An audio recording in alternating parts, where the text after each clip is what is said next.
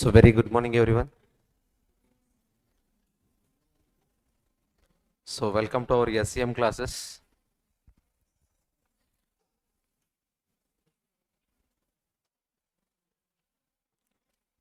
So online students, please respond.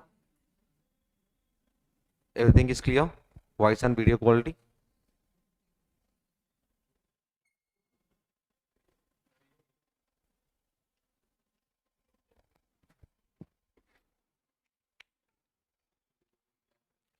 So this notes I already shared in all groups in shikharatutorials. Okay. Please use these notes. You will get a more clarity regarding to the SEM. Okay. Every concept and a problem is clearly drafted. So metal distribute one answer. Okay.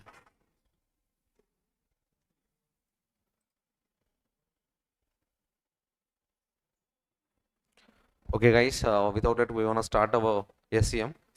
So everyone knows what about our paper number? 16, right? So it consists of 60:40 ratio subjects. When it come to SEM 60% and when it come to the DM 40%. So DM is dealt by Manendra Singh sir. After SEM completion, I will take that classes. Now when it come to myself, GQ Nawin, I'm a qualified cost accountant and practicing ACMA. So I'm deal this SEM paper. Now when it come to as per ICMA, we have a 5 chapters. Chapter 1, Introduction to Strategic Cost Management, and Chapter 2, Quality Cost Management, and Chapter 3, Decision Making Techniques, and Activity Based Costing and Just in Time, and Evaluating Performance Measurements. These are not new chapters, sir. They just changed the names. These are the topics we already covered in our CMA Inter level. Okay. Now when it come to in a CMA Inter or a CA Inter, we are in a costing means there is a two big chains, nothing but marginal costing and standard costing, right? Here also they are playing a key role. So from marginal costing you will get a 21 marks. From standard costing you will get a 14 marks. Are you clear? Now when it come to instead of that word marginal costing, there uses a name called decision making techniques. Instead of the old standard costing, they used a name called evaluating performance measurement. That's it. Hope you guys clear. When it come to ICMA point of view, they provided this weightages, sir. 5% for chapter 1, 5% for chapter 2, 25% for chapter 3, 10% for chapter 4, and 15% for chapter 5. Hope you guys clear. But they will not follow that pattern. Hope you guys clear. So based on trends only, I analyzed what are the pattern they followed, how many marks came from which chapter. Those things I did analysis, don't worry. But that average purpose only they provided that weightage as per ICMA. So as per ICMA, so from here 7 marks from chapter 1, from chapter 2 7 marks, when it comes to the chapter 3 32 marks, chapter 4 13 marks, and chapter 5 19 marks. Guys clear? Now when it come to observe the nature of the chapter. From chapter 1 or chapter 2, we will get a theory question. In a SCM question paper, only one theory question is there, question number 4B, based on past tense. Question number 4B. So that came from either chapter 1 or chapter 2. I can't assure which area it will came. Okay, then fine. So in a recent attempts like June 23, December 23, they asked a problem also from chapter 2. That is nothing but quality cost management related problems, a basic problem. Next, when it come to chapter 3, it's a pure problematic portion, and chapter 4 also pure problematic portion, and chapter 5 also pure problematic portion. So when it come to SEM related question paper questions, so as usual you will know question number 1 MCQs, it came from SEM and DM. But when come to question number 2 and question number 2 to question number 5, only SEM part. In June 23 attempt only, they merged both SEM questions and DM questions parallelly. Hope you guys clear. From December 23 onwards, there are fixed slots from question number 2 to question number 5, SEM related questions, and question number 6 to 8, DM related questions. Are you guys clear? Now when it come to, so this is the trend they followed for question number 2, they will giving chapter 3 question, nothing but marginal costing question. Sir, in every paper there is a question number 2A, 2B now. Why you recorded? Why you used question number 2? So there is a no fixed pattern for questions, sir. Their exam point of view. So question number 2 to 8, out of 2 to 8, you have to write 5 questions, right? Each question carries 14 marks. Each question carries 14 marks. They can ask 2A, 2B, 2A, 2B, 2C. Hope you guys clear. So 7 plus 7 and 7 plus 5 plus 2 are directly 14 marks. When it comes to their following a trend in SCM, 14 mark questions. So directly they will give one question. The direct marks is 14. There is no sub questions for 2A, 2B. Direct one question, question number 2, 14 marks. Next, when it comes to question number 3, it is subclassified into 2 parts. 3A for 7 marks, 3B for 7 marks. And question number 4 also 2, 7 plus 7. When it comes to the question number 5, when it comes to the question number 2, out of all 6 attempts, 5 attempts, they're focused only 14 mark question. But when come to this question number 5 is there, now for this 5, out of 6 attempts, 3 attempts, they're asked 5A, 5B, and 2 attempts, they're asked 14 mark question directly. Clear, sir? So first thing, if we understand that the paper trends, then we can easily crack the questions in exam. So and we will give a importance which question are which chapter is the best to write exam in first. Why? Because when it comes to the question number 2, it's difficult to write. Why? Because question itself it will be 1.5 page or 2 pages of question. Are you guys clear?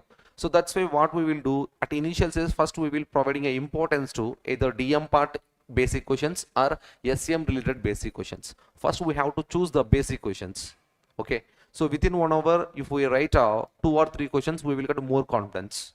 With that confidence, we can crack some other questions. Clear? So that's why my suggestion, don't touch question number 2 at initial phase. Are you guys clear? Okay, then fine. So next, when it come to question, chapter 5, right? Standard costing. So what are the concepts we learned in inter level? Like material variances, labor variances, overhead variances, sales variances. So we stopped up to that only. But when come to, there is a group 2 management accounting, and that management accounting, there is some additional part called reconciliation. Sir, clear, sir? Now the reconciliation topic is focusing area in final area for 14 out of 14 marks.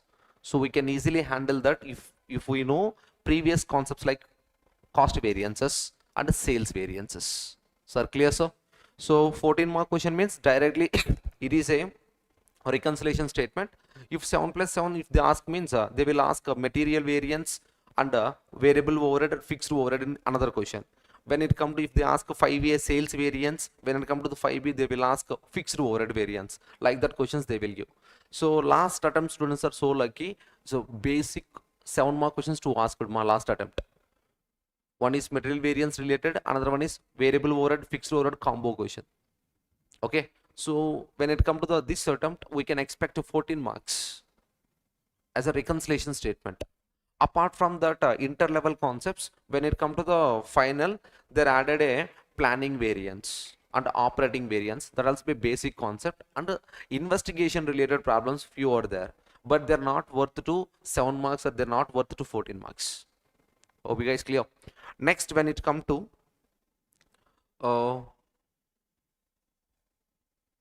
we want to start with the chapter number 4, not chapter number 4, starting with chapter number 5 only.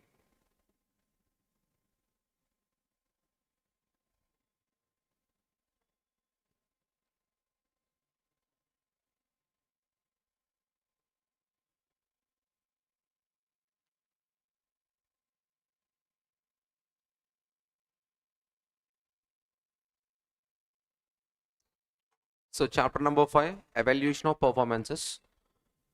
So when it comes to our Shikara material, we provided SCM workbook, and that I splitted all chapters into concepts, like 13 subunits is there.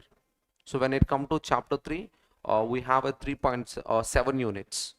When it comes to chapter 4, we have a 4 units. When it comes to the chapter 5, we have a 2 units. So I splitted and named as a different chapter. But when come to in the notes, I presented like a board material chapter names. Hope you guys clear. Now when it come to chapter 5, when it come to the exam point of view, question number 5, either you will get a direct 14 mark question or a 5A 5B combo.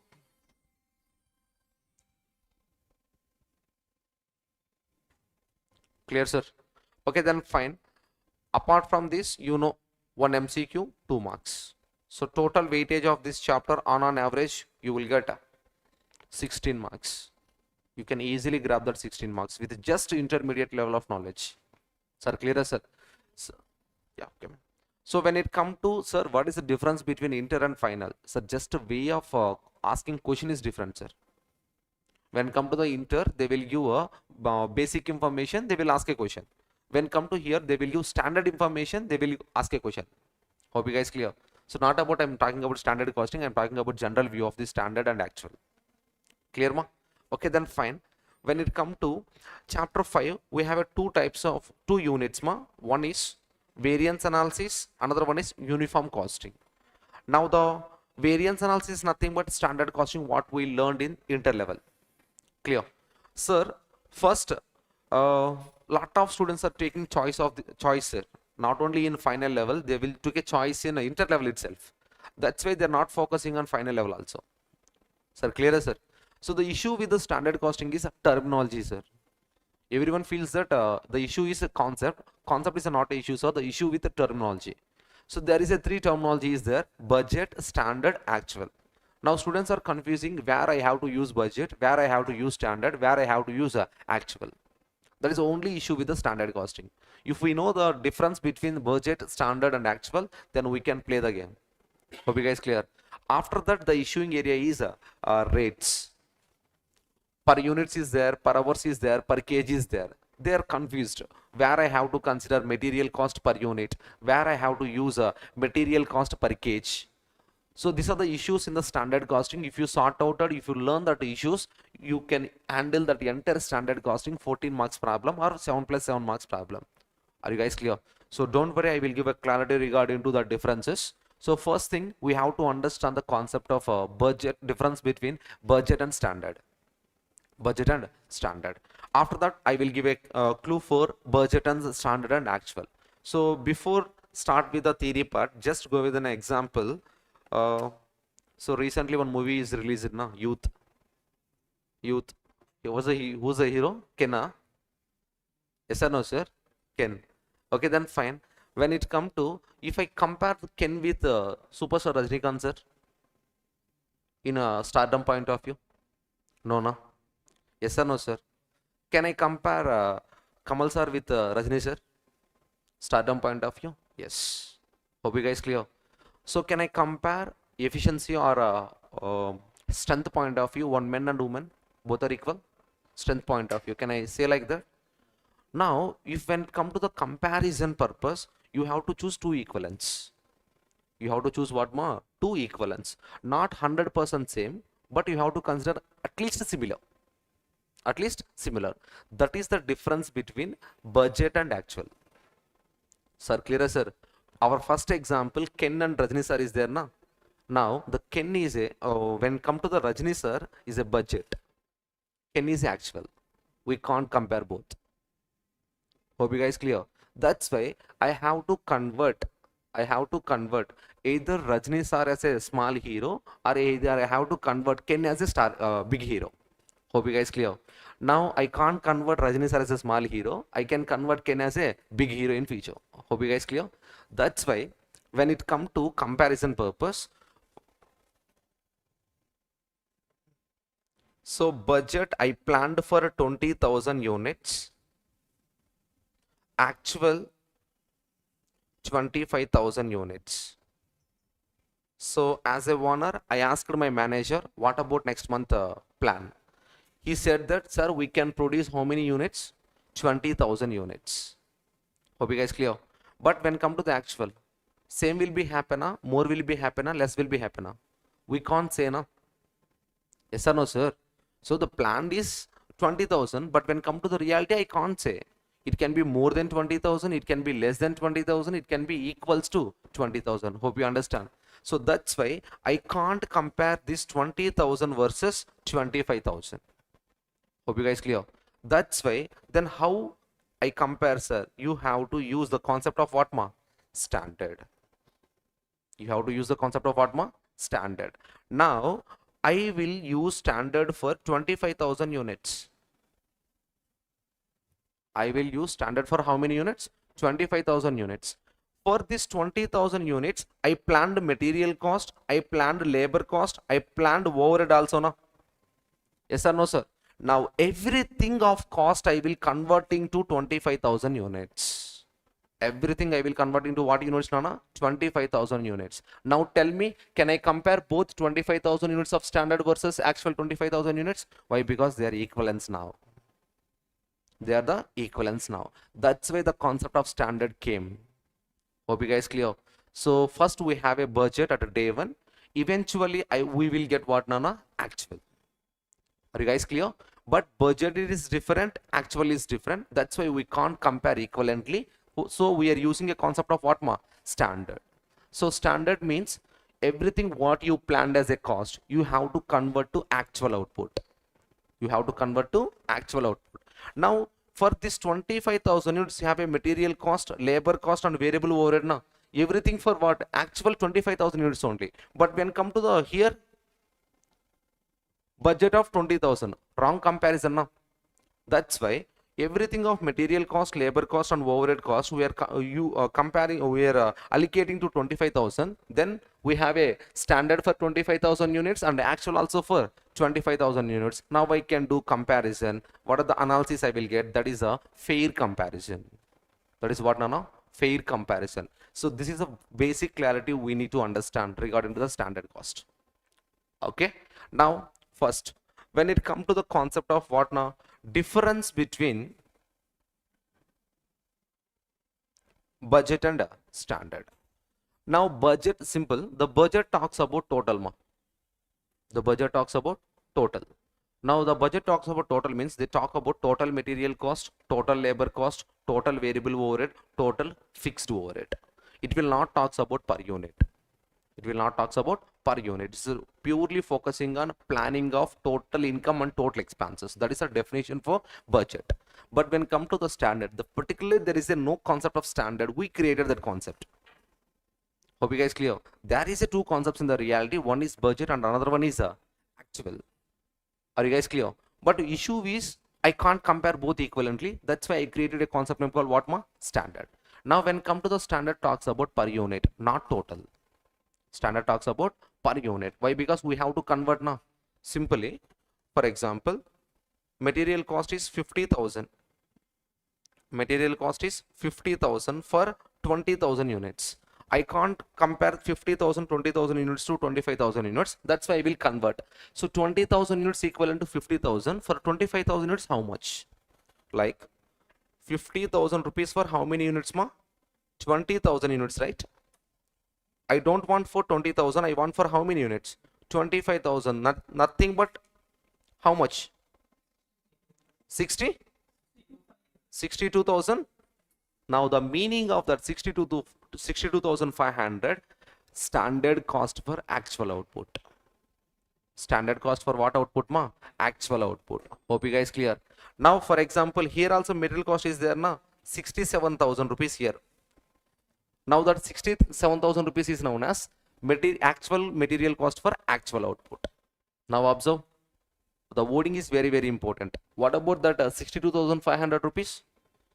Standard cost for actual output. What are the meaning of 67,000? Actual cost for actual output. Now can I, both outputs are same only now?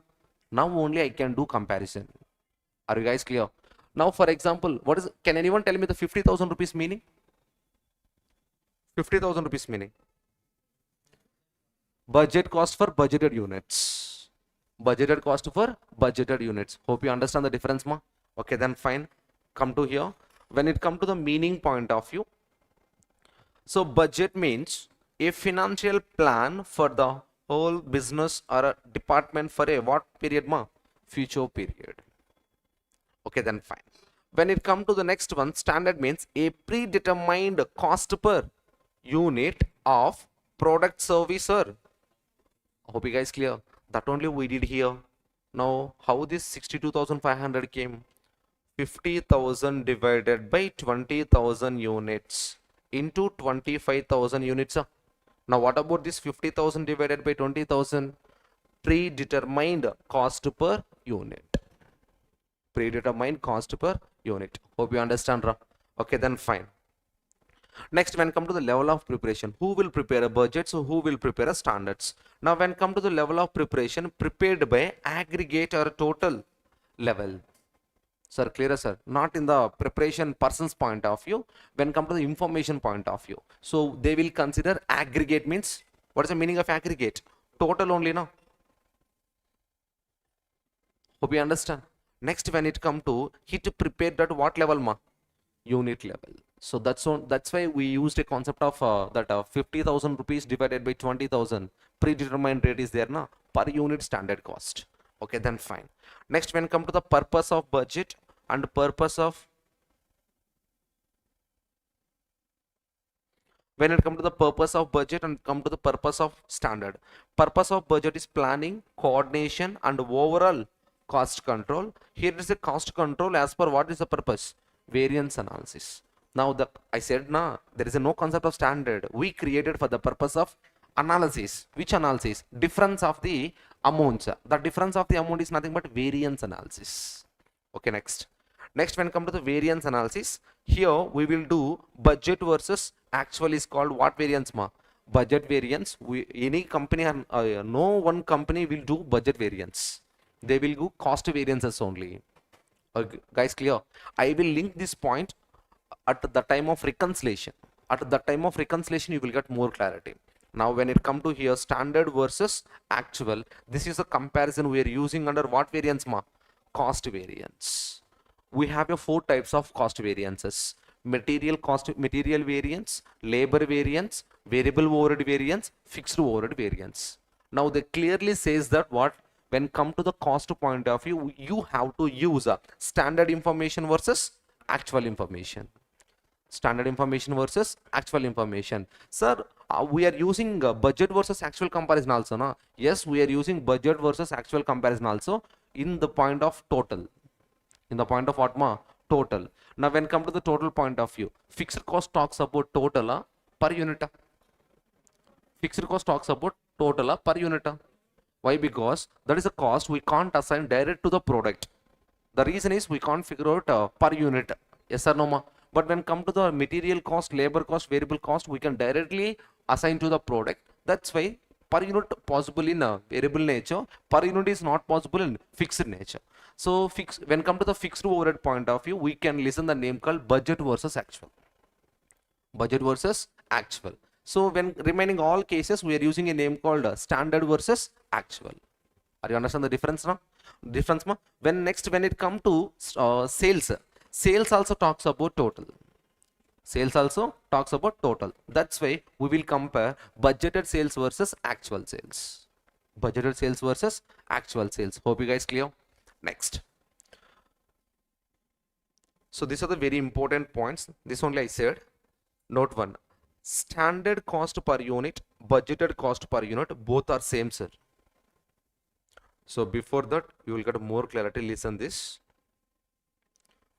Issues with standard costing.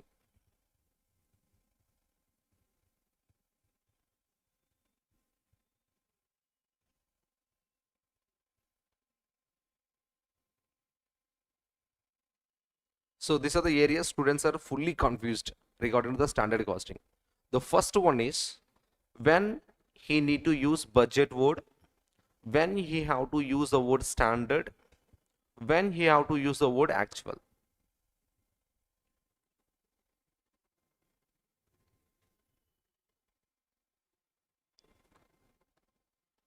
Sir, clear, sir? So for the last difference, I said clearly, when it come to cost analysis, that too material, labor, variable overhead. So we are using standard versus actual. We are using standard versus actual. Sir, what happened in FOH? Sir, FOH have a multiple alternatives to understand. Sir, clearer, sir? Few faculties will tell like a graph, few faculty will tell like a 1 minus 2, 2 minus 3, few faculty will tell like a budget versus actual, few faculty tells like a standard versus actual. So don't worry, I have all information. I will explain each and every alternative. So what you understand, follow that. Are you okay? Now when it comes to FOH point of view, you can use budget versus actual information, or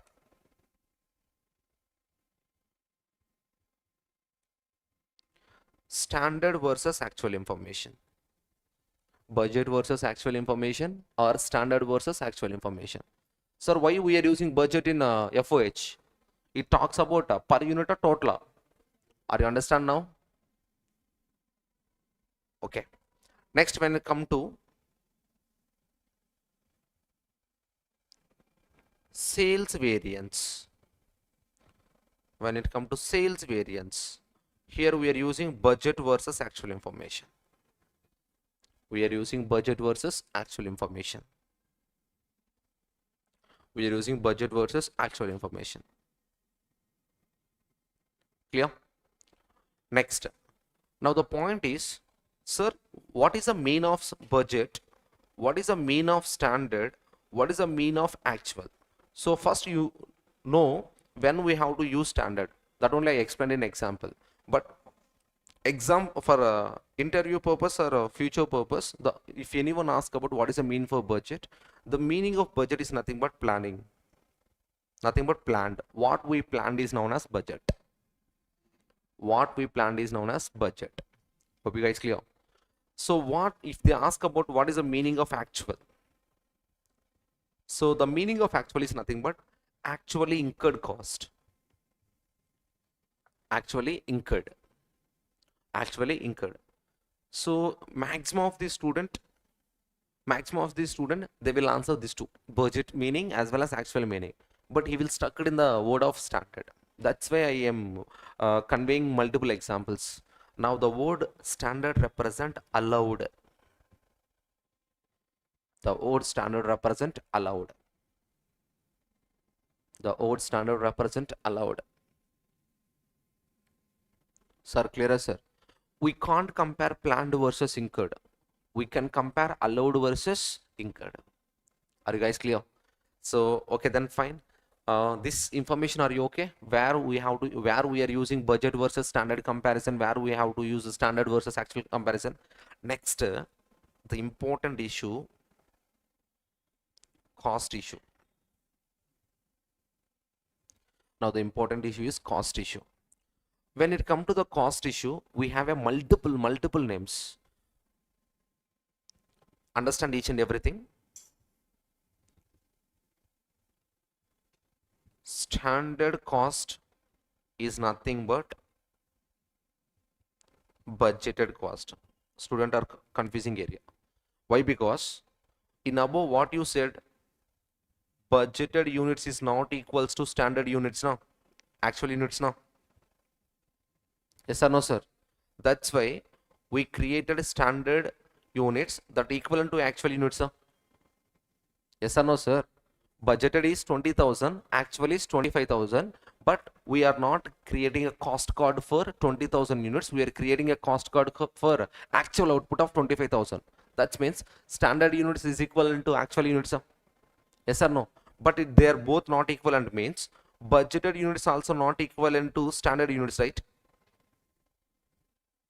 A not equals to B, but B equals to C. Can I say A equal to C or A not equal to C?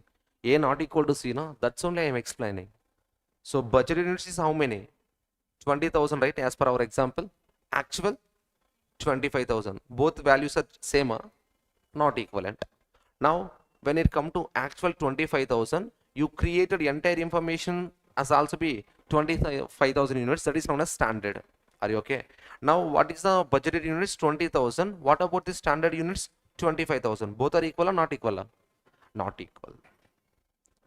So when I'm explaining itself, it's a confusing area. When come to the exam also same happening. Sir, clear, sir? Budgeted units is not equivalent to standard units, but standard cost is equivalent to budgeted cost. Why? Because how we calculated, ma? 50,000 rupees of budgeted cost divided by 20,000 units of what? Budgeted units only, na? So can I name this called budgeted cost per unit? Yes or no? This you have multiplied with what output? Actual output. You saying that that is nothing but what cost? Standard cost. Are you understand? Now the point is budgeted cost per unit is also be known as standard cost per unit. Budgeted cost per unit is also be known as what cost per unit, ma? Standard cost per unit. Very, very confusing area. Are you okay? Okay, then fine. So hope you understand. Budgeted units is not equivalent to standard units, but budgeted cost is nothing but standard cost per unit. Are you okay now? Then fine. Observe, when it comes to standard cost is equivalent to budgeted cost, actual cost is not equivalent. It always simple actual information what we record in our books of accounts. Now when it comes to the standard cost, when it comes to here, standard material cost per unit, they are represented with SMCPU, represent what, ma? Standard cost, standard material cost per unit. Okay. Next, in interlevel, we learned a name called SP in standard costing regarding to the material. SQ into SP minus AQ into AP, those kind of formula only we learned. What is the meaning of SP? So can anyone tell me the full form for this first one? Standard material cost per unit. Exactly. Now can anyone tell me the SV full form in material cost chapter as per your inter knowledge? Standard raw material price per kg. Hope you understand. Now SP represent standard material price per kg. Those difference we don't know. That is the issue with the standard costing. Hope you guys clear, sir? Are you understand? As per your internal knowledge, you are using formula SQ into SP minus AQ into AP, right? Yes or no, ma? Now what is the meaning of SP? That is a problem with us. Even not only you, at the time of learning stage, me also same. I feels that SP represent cost per unit. So SP is not a cost per unit, SP represent per kg. Are you guys clear? Why? Because observe, sometimes one unit require 5 kgs of raw material. One unit require how many kgs of raw material? 5 kgs of raw material. Hope you guys clear. For this, what they will tell means, in a cost sheet, particularly 5 kg into 6 rupees, that is equals to 30 rupees. This kind of sentences they will give. Now decode. What is the meaning of 5 kg? So this is a cost sheet, direct material cost column. They will express calculation like 5 kg into 6, here 30 rupees. Can anyone express the meaning of this 5 kg into 6 and 30? Yeah, per unit require 5 kgs of raw material. Per kg of raw material we will pay 6 rupees. Per unit how many? How much I will pay? 6 rupees or 30 rupees? 30 rupees. Why? Because per unit I am not using 1 kg of raw material. How many kg of raw material I am using? 5 kgs of raw material I am using. So those kind of logic we have to understand. Sir, clear, sir? Now you tells us na, yes, how to calculate material cost variance means SQ into SP. Now this is called SP. Hope you understand. What is the meaning of that 6 rupees? 1 kg of raw material, the price is 6 rupees. Are you understand? Now what is the meaning of 30 rupees? I said here SMCPU. What is the meaning of that? Standard material cost per unit. So we can't prepare 1 unit with help of 1 kg of raw material. I can prepare 1 unit with help of 5 kgs of raw material. Are you understand? For 1 kg 6 rupees, for 5 kgs how much? 30 rupees. That equivalent to 1 unit rate. Are you guys clear? Very, very important logic for final level. Now, a small example for you.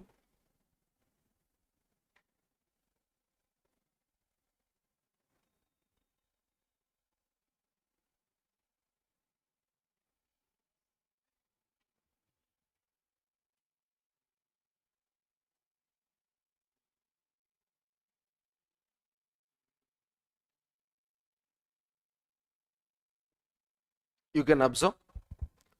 So, December 23, 14 mark reconciliation problem. Now, so this is the information they given in the question paper. Can anyone decode this? Can anyone decode this? Yeah. 1 unit require 5 kgs of raw material. Per kg we will pay 20 rupees. But with help of 1 kg you are not preparing 1 unit. With help of 5 kgs only you are preparing 1 unit of output. That's why 1 unit point of view 100 rupees. Per kg point of view 20 rupees. Are you guys clear? If you know this cracking, that entire reconciliation problem we can crack within 9 to 10 minutes in final level. Are you guys clear? Now, you can observe here also they said, what's the meaning of these 2 units at 20? What about the meaning of 40? Here also students will confuse. Sir, what you told, sir? Raw material kgs, finished good units. That is a wrong notion. When it comes to reality, raw material in the manner of kgs as well as units. Hope you guys clear. Now the meaning of these 2 units are 20 rupees. 1 unit of finished good require how many units of raw material? 2 units of raw material. Hope you understand the difference. 1 unit of finished good required 2 units of raw material. So there is a no mandatory rule for raw material always expresses kgs measurement. Are you okay? So then fine. What about this 20 rupees? 1 unit of raw material price is 20 rupees. But one finished good, are you using 1 unit of raw material or more than 1 unit of raw material? More than 1 unit of raw material means 2 units into 20 rupees, 40 rupees is a unit cost. 20 rupees is the unit of raw material cost, 40 rupees is the finished good per unit regarding to the material. Hope you understand. Okay, then fine. That is the differences. If you learn the meaning of the two, you can easily handle. So raw material cost per unit is there, raw material price per kg is there. So there is not always expresses in kgs. Sometimes you can they can express as in units also. Are you understand, sir? Okay, then fine. Next, when it come to actuals point of view, so they will give actual material cost per unit and they will give AP as per our calculation formula. AQ into AP you said, no? Actual cost of material means AQ into AP you said, no? Yes or no? Now, what is the meaning of AMCPU? Actual material cost per unit. Actual material cost per unit. What is the meaning of AP? Actual price of raw material. Actual price of raw material. Hope you guys clear. The issue is our brain will accept 1 unit require 1 kg of raw material. 1 unit require 1 kg of raw material. So it's not possible in reality. Different product have a different composition. That's why sometimes we are using 1 unit more than more than 1 kg of raw material. Sometimes we will use less than 1 kg of raw material for 1 unit manufacturing. Are you guys clear? Based on that, per units will be differ, prices will be differ. Are you understand? Clear? So that is the cost related issues. Same logic for labor, variable overhead, fixed overhead. Are you okay, sir? Okay, then fine. So if you understand these issue areas with the standard costing, I will start with the concept of material variances. Are you okay now? Then fine.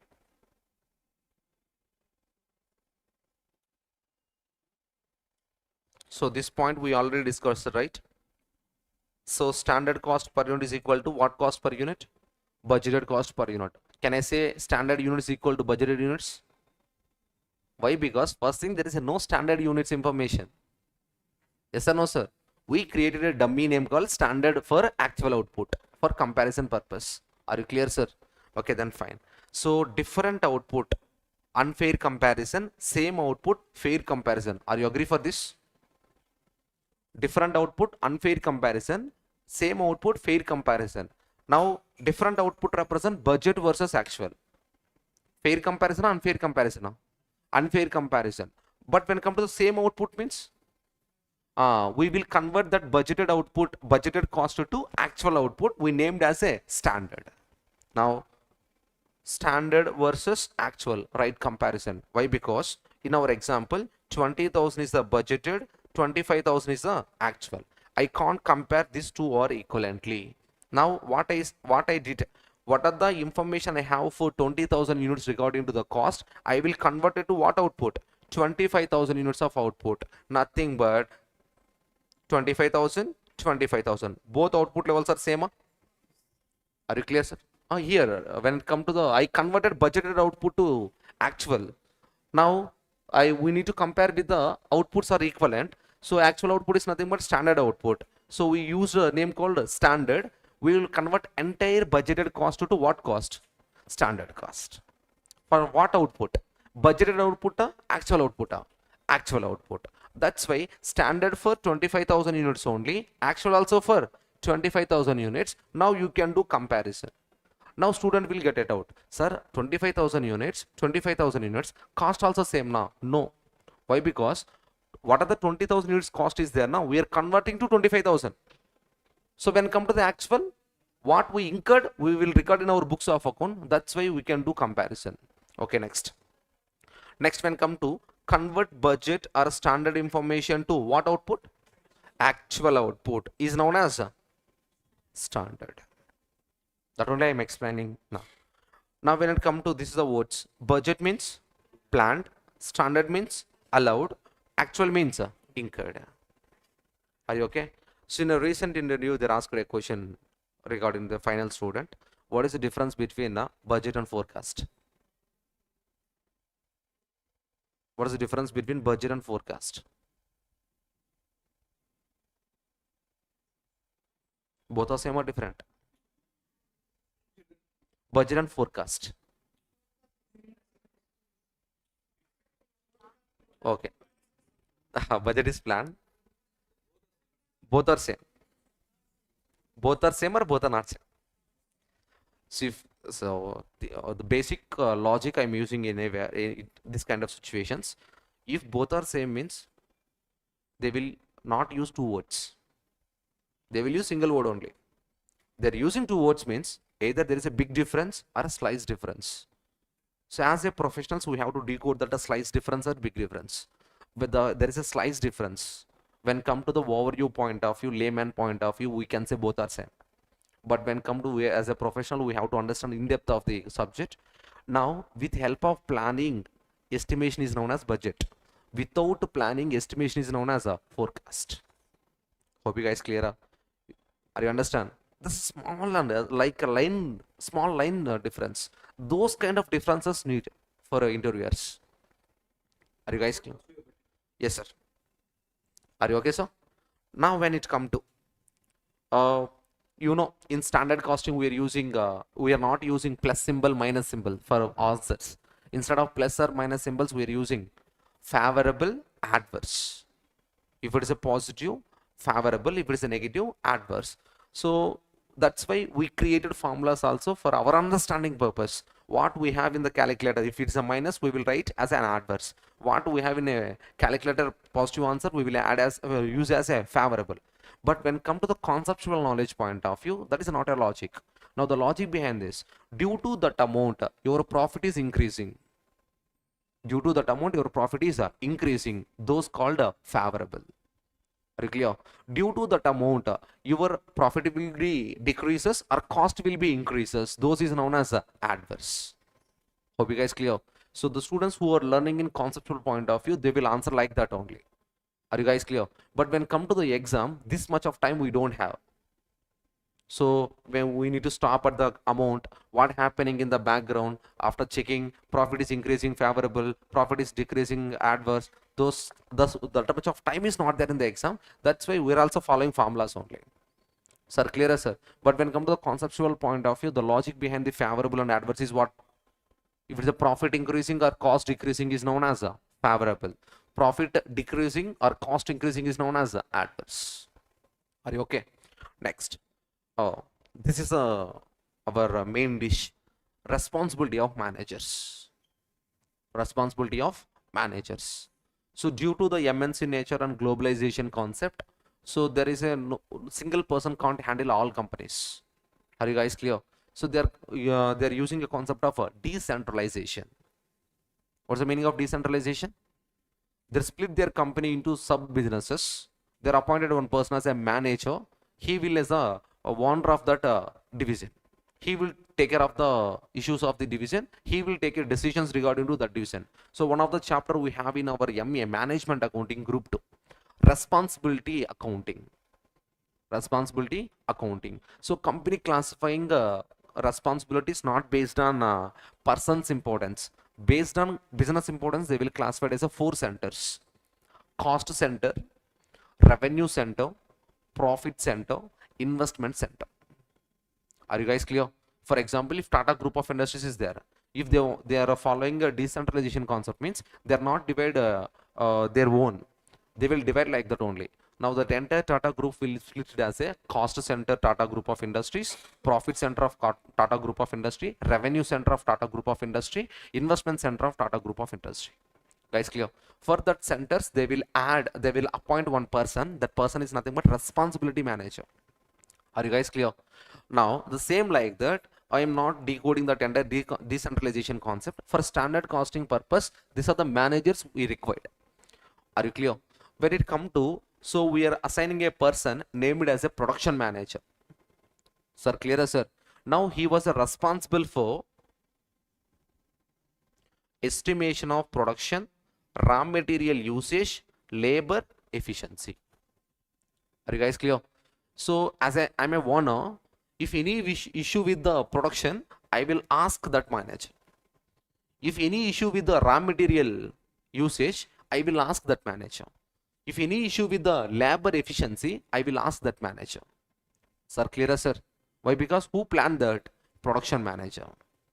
Are you okay? So your company, how many units have to produce for the next feature, or how many raw materials I have to use, and how many labors with the efficiency, we will this will be planned by production manager. Any issue regarding the 3 issues, as a owner, I will ask him only. Sir, clear, sir? Why? Because who is responsible for the 3 issues of estimation of production and raw material usage and labor efficiency? Production manager. Sir, clear, sir? Sir, if it's a big organization, I will assign individual persons. I will assign individual. For a production, one person. For a material purpose, another person. For labor purpose, another person. If it is my organization is little bit, then I will appoint one person for 3 issues. Are you clear, sir? Understand this, you will get more clarity at the time of variance analysis. Okay, then fine. Next, the manager name is called purchase manager. The next manager name is called what more? Purchase manager.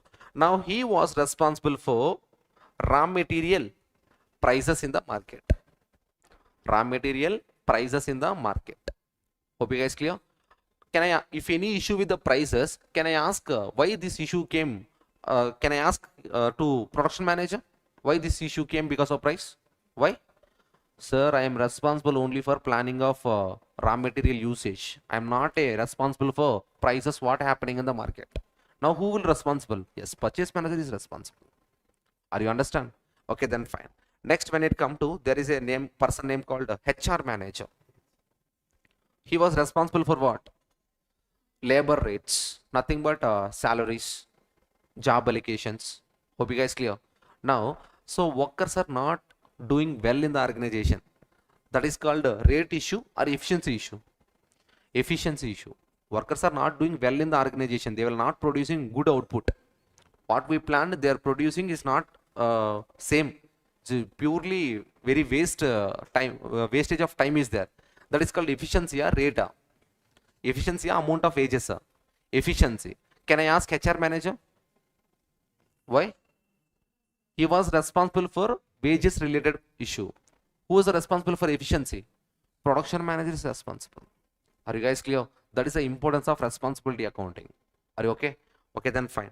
The next people are you only. Cost accountants are CMA, CS and top level management.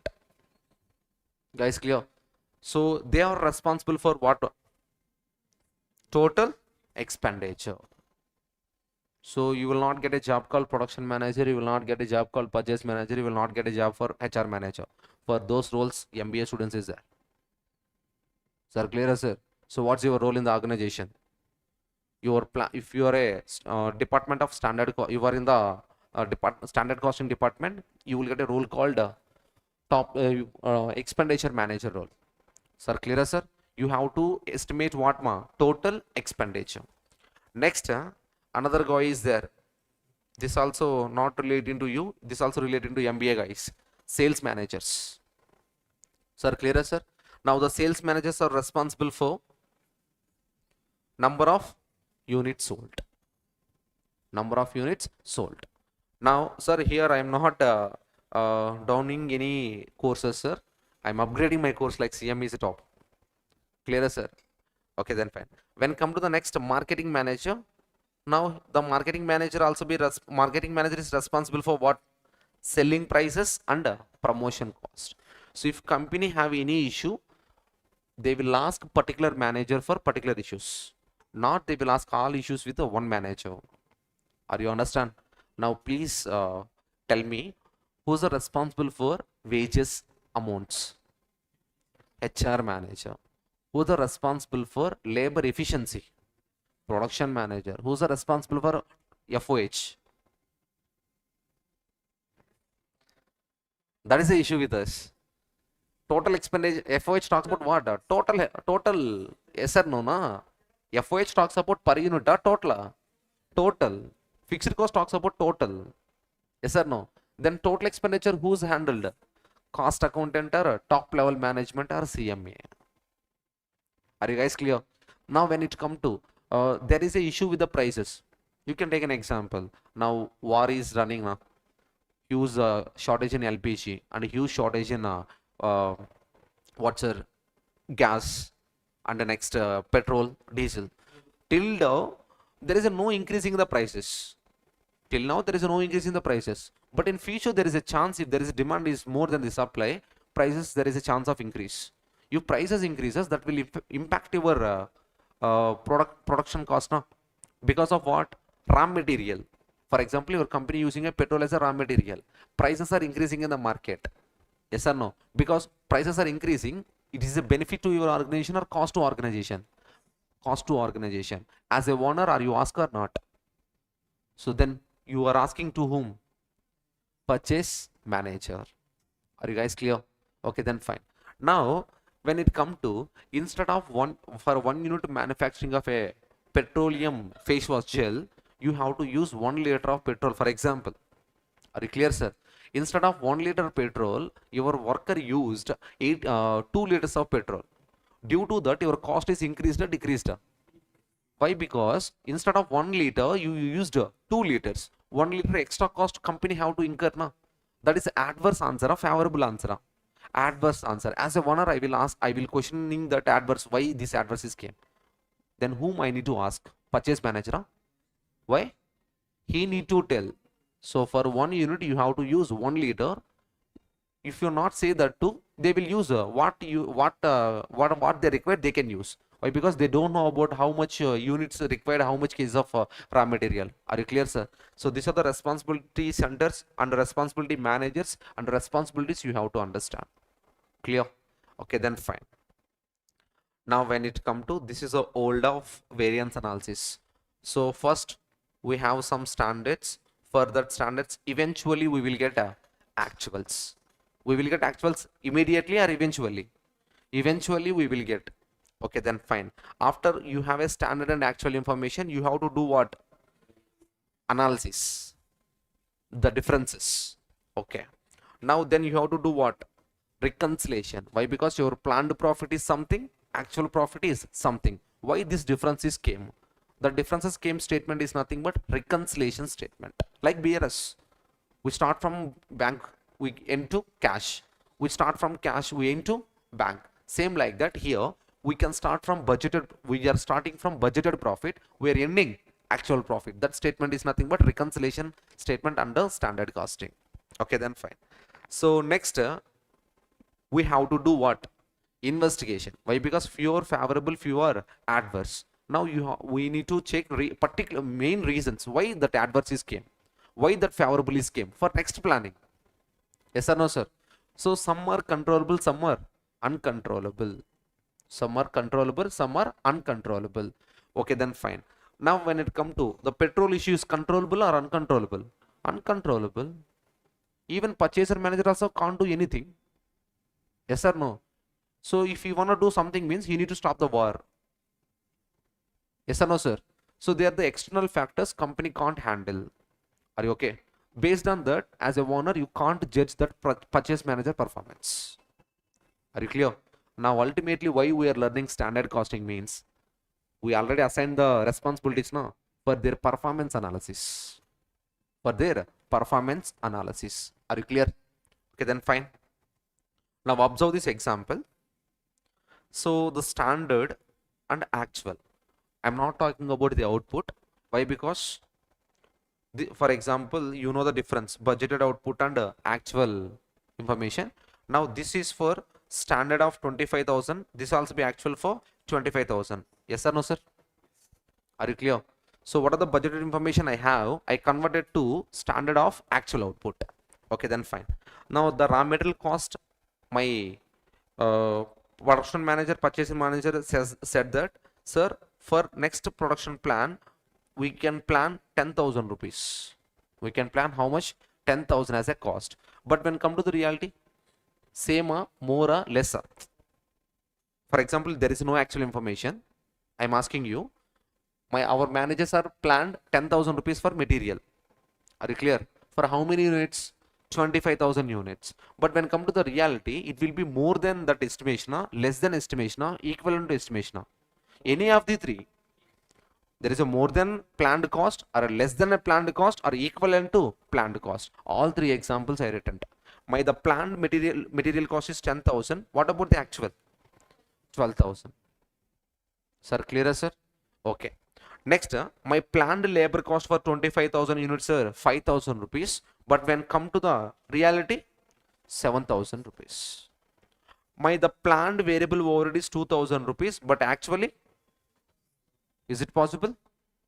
Yes. Is it possible? Yes. Yes, it is possible. Next, my planned FOH is 1,000, but actually is it possible?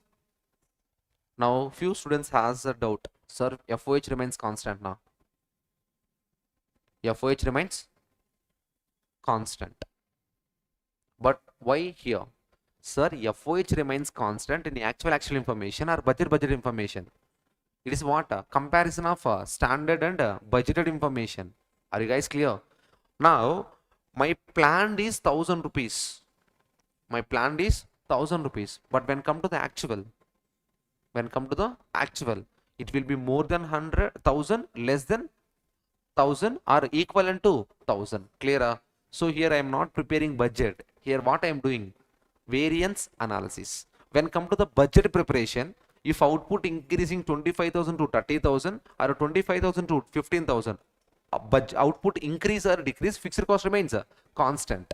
But here not I am preparing budget. What I am doing here? Comparison between standard versus actual. Are you understand the concept? Are you clear? So if you have a doubt regarding to that fixed cost remains constant, you will get a clarity at the time of FOH variances. Are you okay? Okay, then fine. Now, selling price also I decided. What is my selling estimated selling price? 25,000 rupees. But due to high supply, low demand in the market, I reduced my price to 24,000 in actual. Are you agree for that reason?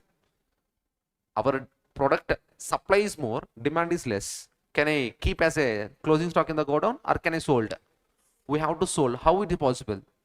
You have to reduce price because supply is greater than demand. Yes or no? Okay, then fine. Now total cost is planned 18,000. The total planned selling price is 25,000. Because 25,000 of planning sales and 18,000 of planning cost. How much is your planned profit? 7,000. So if I do production of 25,000, what is my estimated profit? 7,000. Are you clear, sir? But when come to the reality is different now. Now when come to the reality, what about the total cost? 21,500. For which price you sold? 24,000 rupees. Now what is the difference? Now that is the actual profit. What's your planned profit? 7,000. What is your actual profit? 2,500. Are you achieved your target or not? Are you achieved your target? No. Why you are not achieved your target? Because of two reasons. Because of two reasons. Because of cost. Because of... Sir, clear, sir. Now observe. Now the difference is how much, sir? 4,500. This is known as a profit variance. Now you have to sort out, find out the reasons why that 4,500 profit is decreased. Why that 4,500 profit is decreased. Now that 4,500 profit is decreased or increased? If it is increased, I will not bother about that. Why? Because my planned is 7,000. My actual is more than 7,000. I'm so happy. But why? What is the issue? The planned is 7,000. My actual is 2,500. That is the issue. I have to figure out reasons why my profit is decreased to 2,500 by 4,500 of decreasing. Now, for that 4,500 decreased because of two reasons. What are the two reasons? Cost reasons, sales reasons. Cost reasons and sales reasons. When come to the cost reasons, only one particular cost, multiple cost is there. Multiple cost is there. There is a chance of material, there is a chance of labor, there is a chance of variable overhead, there is a chance of fixed overhead. This is the purpose we have to learn that cost variances. Are you clear? This is next, not only cost variance but also sales variance. Are you clear? Now sales variance is a big concept in a final level. As of now, we are focusing on cost variances first. Are you okay? Next. Now on the first concept is what? Material variance. Material variance. Now as per our example, what is your planned material? 10,000 rupees, huh? What about actual? 12,000. Now tell me, more cost or less cost? Because of more cost, your profitability what happened? Yes or no, sir? How much profitability decreases? How much cost is increased? That much of profitability is decreased. 2,000 cost is increased. 2,000 related profit is decreased. Now the 2,000 is nothing but adverse. The 2,000 is nothing but what, ma? Adverse. Are you guys clear? Now the point is simple. Whom planned the 10,000 rupees? Who are the persons planned that standard 10,000 rupees?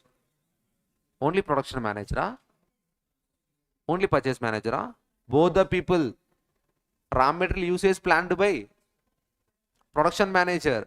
Prices of material is there, na? Purchase manager. How we get a cost? Only units, only prices, units into prices, units into prices, kgs into prices only. You will get the 10,000 rupees of material cost. Hope you understand the logic, sir.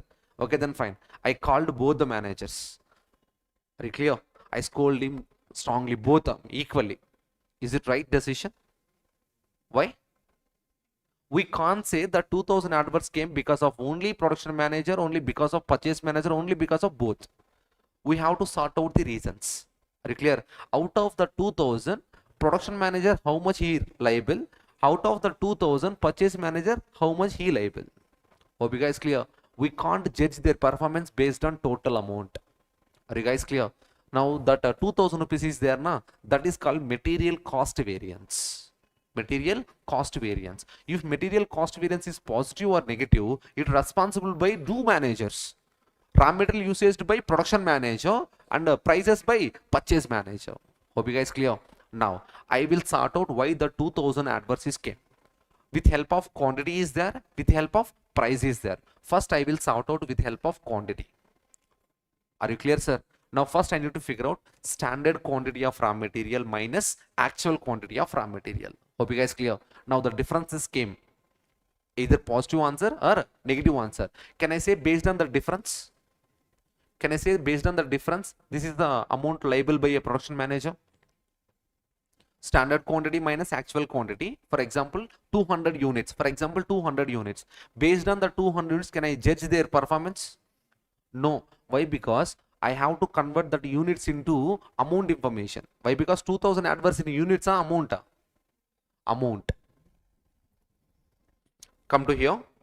So standard cost, actual cost. What about the material cost variance? I planned 10,000, actual 12,000. How much? 2,000 adverse. How this 2,000 adverse is came?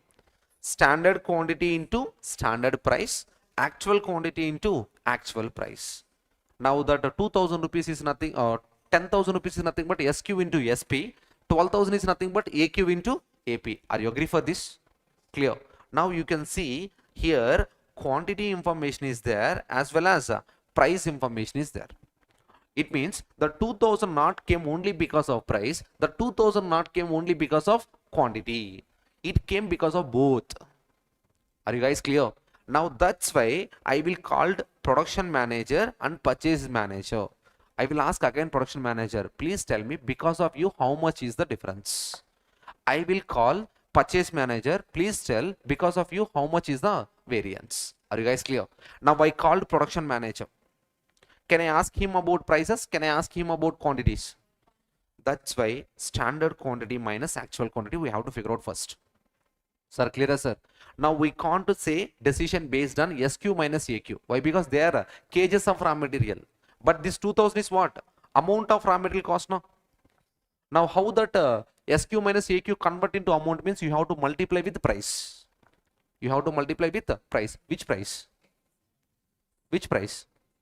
We have two prices, standard price and actual price. Now I have a doubt, which prices I have to consider? Why standard? Why? Because production manager don't know about the actuals. Production manager don't know about the actuals. Why? Because he was an in-house person. Who knows the outside prices? Purchase manager. Are you guys clear, sir? SQ minus AQ into SP. That is the logic behind that calculation. Hope you guys clear? If you want in detailing, you know the basic max, you have to multiply SQ into SP, AQ into AP. Nothing but SQ into SP minus AQ into SP. Guys, clear? Now we have to put a name for this, that is called material price variance. Material usage variance. Are you guys clear? So this is the issue I asked to production manager. Yes, I discussed. Now I need to call whom? Purchase manager regarding to the 2000 rupees of cost variance. Now I called purchase manager, guy, please tell me how much your issue. Now he need to sort out on quantity point of view, he need to sort out on price point of view. That's why we have to figure out first difference of the price. Standard price minus actual price. Can I say decision based on difference of the price? No. Why? Because that price need to convert as an amount. Now price how convert as an amount? Multiply with quantity. Which quantity? Why actual quantity? Purchase manager knows only actuals. Hope you guys clear, sir? Now that is this formula came. Standard price minus actual price into actual quantity. Guys, clear? If you want detailed formula, same. SP into AQ minus AP into AQ. So the variance name is called what, sir? Material price variance. Material price variance. Are you clear? Are you okay? Now understand this. Yes, calculated. Yes, we calculated.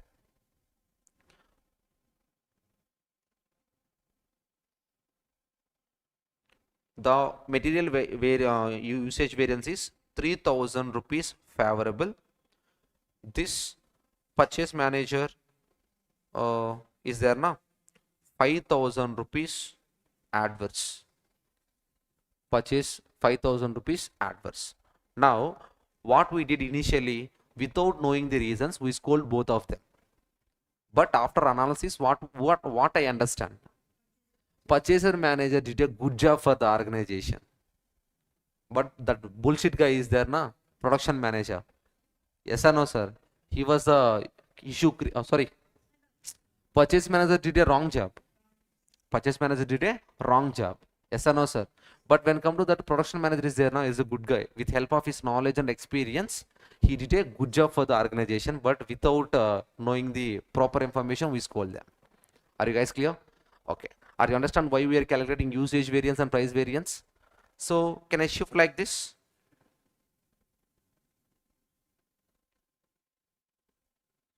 $5,000 adverse, 3,000 favorable. Now the purchasing manager did a good job. He visited a lot of suppliers. He asked a lot of discounts. He worked for the organization only. But who did a wrong? Production manager. Are you understand, sir? Okay, then fine. Can I say like this?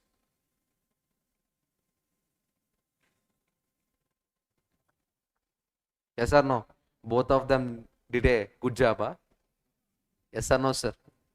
So, are you understand why you are using an analysis? For understand the performance of the persons. Clear, sir? Okay, then fine. Now, forget about the all examples, all scenarios, are you understand? Now, for example, here is a scenario. Material usage variance is how much? 3000 adverse.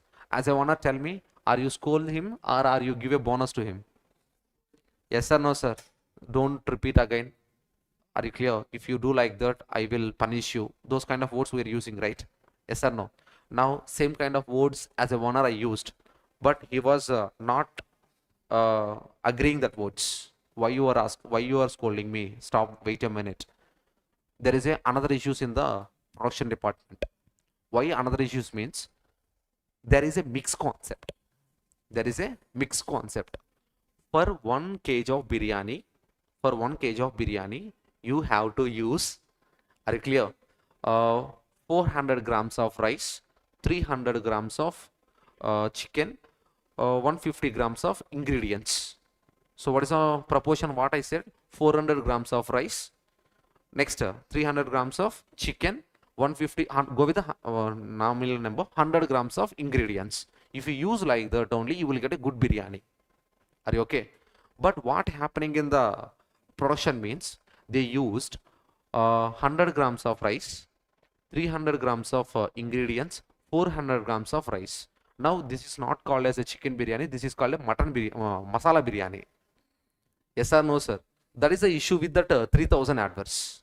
Are you clear? What is the proportion I said? You have to follow. If you are not follows, automatically your output will not get a good quality and a good quantity. Are you guys clear, sir? Now that is the issue name called a mix issue. It happen if there is a single material, more than one material, more than one material.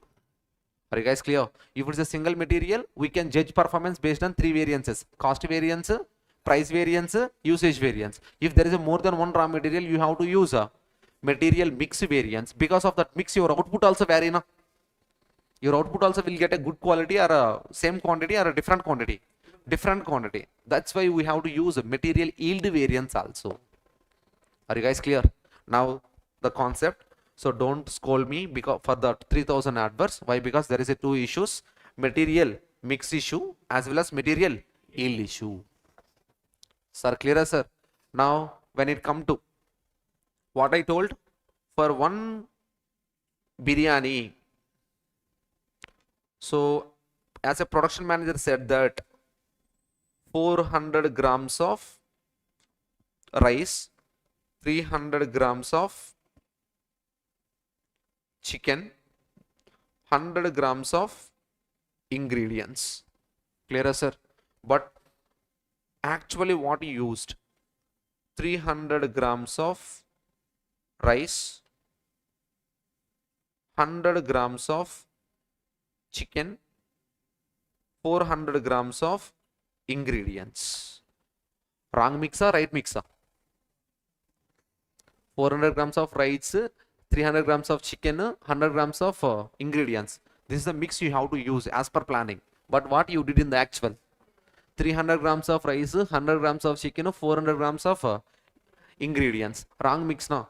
Now you have to write that. You have to do write that. Now the write that concept is nothing but RSQ. Are you clear, sir? RSQ represents revised standard quantity. Revised standard quantity. Now, what is the input you used here? 300 plus 100 into 400. How much? 800 grams is there now. Now, this 800 grams you have to apportion in this ratio. 4 is to 3 is to 1. 4 is to 3 is to 1. Then that 800 grams converted into what? 400, 300, 100. Sir, clear, sir? That is the difference between standard quantity and revised standard quantity. You have to follow standard mix, but you wrongly followed actual mix. Because of the 2 issues are came. What are the 2 issues, sir? What are the 2 issues? Material mix variance, material yield variance. Are you clear? Now, the mix or yield regarding to quantities only now. Yes or no? When come to the quantity, as per usage, what we recorded SG minus SQ minus AQ usage. When it come to here, instead of SQ, what we have to use, sir? RSQ, revised standard quantity minus actual quantity. The gap is says that mix issue. Are you clear? Now can I take a decision based on RSQ minus AQ? Why? Because they are quantities, na? I want amount. How that quantity convert into amount? Multiply with price. Which price? Why standard price? Mix also part under production manager. Mix also part under production manager. Next, when it comes to the yield variance, what is the meaning? What is the word of yield? Output. What's the meaning of yield, sir? Output. Now SQ minus RSQ, again you have to multiply with which price? Why standard price? Again that yield also show of usage only, na? Usage is the part under production manager. So this is the variances scheme. Are you okay, sir? So you need not to by heart, you need not to follow 1 minus 2, 2 minus 2 rules. You need to just understand the concept. That is sufficient. Are you okay? Now the concept you need to know. SQ. What's the meaning of SQ? Standard quantity for actual output. Why? Because they will give standard information or budgeted information. For what output? Budgeted output. I don't want that. What I want?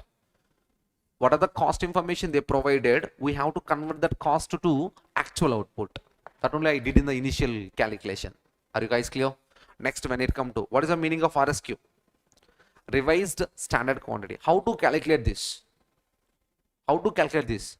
Actual input in standard mix. Actual input in a standard mix. So nothing but, so just we will post what are the inputs we used. Nothing but AQ. We have to do total, AQ total. Nothing but actual input we used, 800 grams. Same like that, we will post SQ related information. So we will get total SQ. Are you clear, sir? Now, total AQ is nothing but into individual SQ divided by total SQ. What about the total AQ? 800 grams, sir. What is the individual SQ? First one, 400 divided by, what about the total SQ? 800. That is nothing but 4:3:1. Are you clear? Instead of that, sometimes they will give percentages. 60%, 30%, or 10%. At the time you have to multiply 800 into 60%, 800 into 30%, 800 into 10%. These are the three scenarios we have. Are you clear? You can go with the ratio or you can go with the percentages if they given. If they not give ratios and percentages, you have to use this formula. Total SQ under individual SQ is a proportion. Multiply with what input? Actual input. So actual input in what mix, sir? Standard mix. How you get a standard mix? Individual SQ divided by total SQ is nothing but mix. Individual SQ divided by total SQ. Now, can anyone tell me AQ? Actual cost for actual output. Every time you need not to express that. Why? Because it always shows actual output only. But for and come to the SQ, you have to express each and every time. SQ means actual standard cost for actual output. Are you understand my point, sir? So nee repeat pannada need illa idukku AQ. It's always expresses actual output only. But when come to the SQ, you have to express each and every time. What? SQ represent standard cost for actual output. If it is not there for actual output, you have to convert. That is the concept.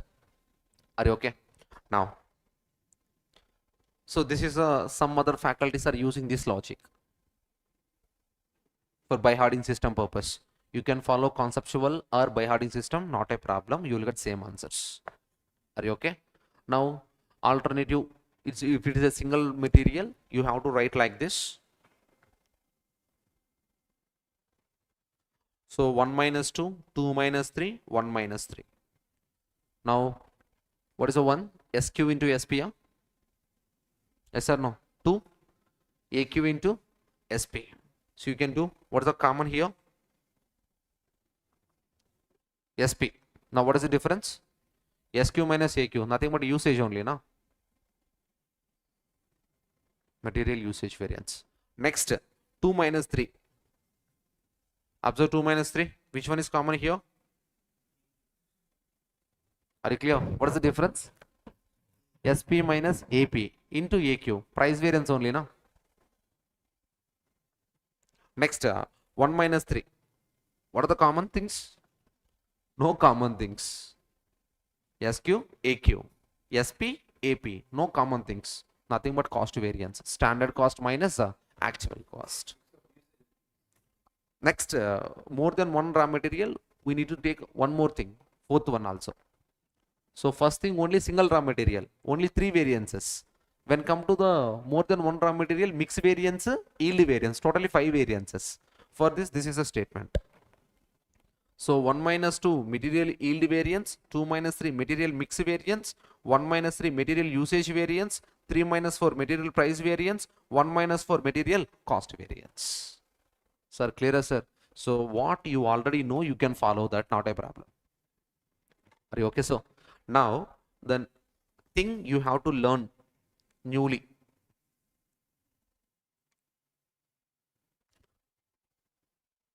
So can anyone decode and tell me what is the meaning of this?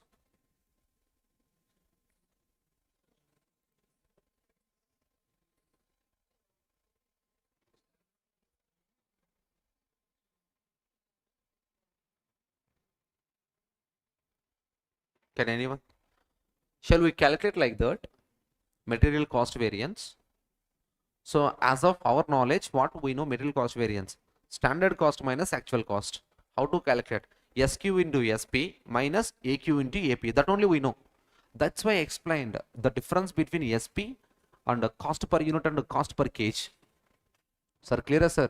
Now SQ into SP. What is the meaning of SQ?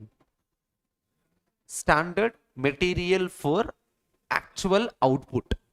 Standard quantity of material for actual output. It means you are expressing output material. You are expressing SQ means material output material. Sir, clearer, sir? Now see, 5 kg into 2, that is equals to 10 rupees. This logic you already know, na? Okay, then fine. So 5 kg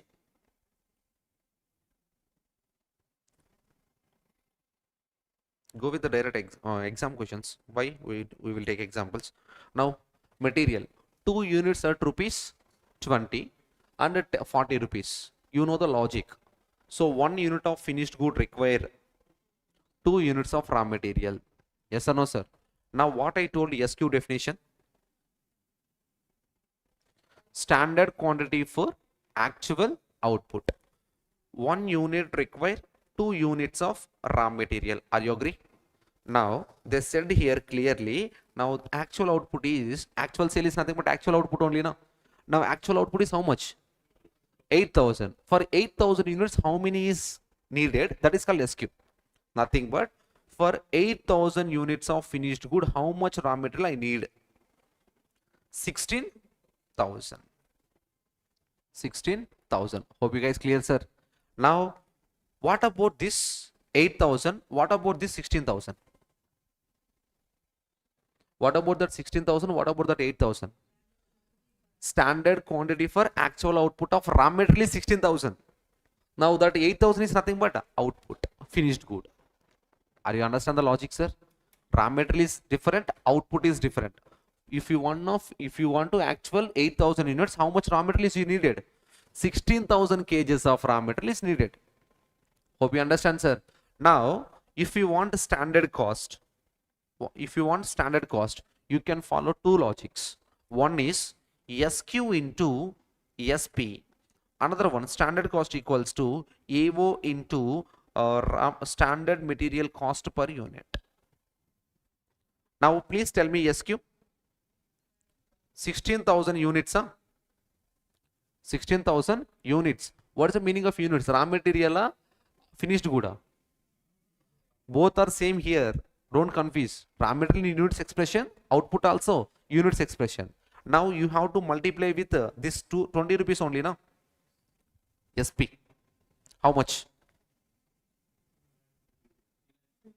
3,20,000. Hope you understand how we calculated standard cost for actual output. Now come to the second scenario. What's the second scenario? Actual output. How much is the actual output? Now I have to multiply with 20 rupees or 40 rupees. Why 40? Per unit finished good. Now multiply with 40, answer. Are you clear, sir? So student knows only SQ into SP. Now we can also calculate based on what? Output point of view also. Sir, clear, sir? Are you clear? Are you understand? Now the point is SQ represents standard quantity of raw material for actual output. Now that all here also what I consider? Actual output only. Are you clear, sir? If you considering finished goods, then you have to multiply with per unit. If you are considering raw material, you have to multiply with per kg of raw material price.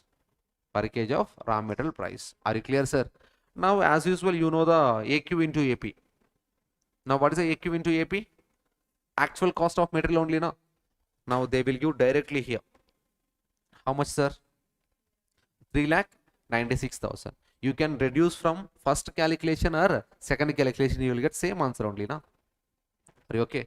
That is the second alternative formula we have, sir. So you can calculate directly cost variance, actual output into SPPU means what, sir? Standard material cost per unit. Now this is nothing but what? Actual material cost. Actual material cost. Sir, if you use this formula, you can't calculate usage and price variance. You can say directly cost variance. Are you guys clear? If company needed direct information, we can use this direct formula. Actual output into material cost per unit minus actual material cost. Are you guys clear? But if you want to evaluate your manager's performance, you have to split into price variance and usage variance. At that time, this logic is not suitable. Are you clear, sir? At that time, you have to consider output, finished good output, material only. That's why SQ into SP, AQ into AP. Hope you understand. So this is the issues and detailed discussion regarding to material. Hope you understand. Clear? Okay, then fine. So these formulas we are using at a time of reconciliation. Are you clear, sir? Don't worry, you are not learning new thing. What are the formula you can use? You will get same answers only, but concept is different. That's it. Next, open material problem number 1. Materials there self. So after one problem completion, we will take a break. Now come to first problem. Observe here. The only issue is you have to convert standard information or budgeted information to what output? Actual output. That's it. Remaining everything they will give. Are you okay? Now observe. SV Limited manufactured BXC by mixing 3 raw materials. For every batch of 100 kg of BXC, 120 kgs of raw material are used. Important is you have to sort out which one is the finished good, which one is the raw material. That is the issue. Sir, clear, sir? So here BXC is a what? Output. BXC is a finished good. For that finished good, you need to use raw materials. Hope you guys clear. Generally, what we discussed in a previous concepts means 1 unit require 5 kgs or 2 kgs or 3 kgs. Those kind of information we observed, right? But instead of those kind of information, what they said means for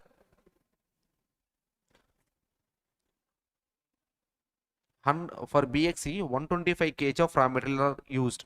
100 kgs of finished good, they need 125 kgs of raw material.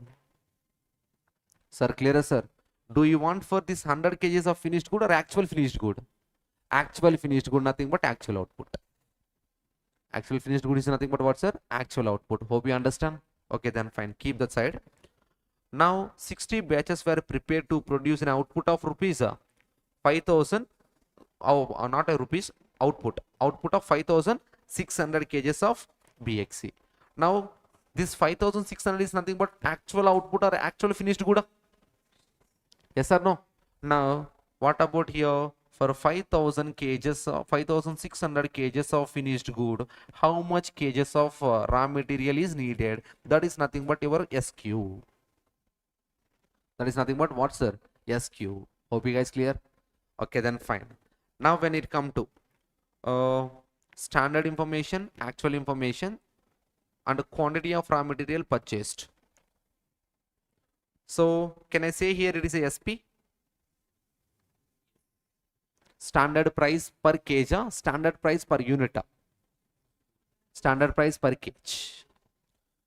Can I say it is called AP? What's the meaning of AP? Actual price per kg. Actual price per kg per unit per kg. Hey, they expresses ma. Are you okay? Can I say it is a AQ? Quantity of material purchased. Actual only now. Yes or no, sir? Can I say it is a AQ? Yes or no? What we want now? What we want now? SQ. If SQ is there, we can play the game. Now, student will do mistake here. It is not a AQ.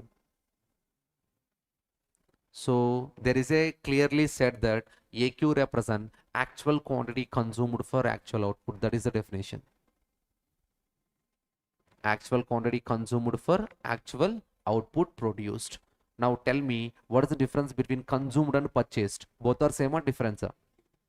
If there is a no opening raw material stock, closing raw material stock, purchase is nothing but consumption. If there is a opening stock and a closing stock, purchase is different, consumption is different. Purchase is different and consumption is different. Hope you guys clear. Now you can observe they provided a mix. They provided what, sir? Mix. Mix means this is the way they consumed. This is the way they consumed. Hope you understand, sir. Are you clear? Okay, then fine. Now observe. So this is a material cost code preparation style. Raw material type SQ, SP, AQ, AP. And you have to check. If it is a single material, there is a no RSQ. If it is a more than one raw material, there is a RSQ. Are you okay, sir? Okay, then fine.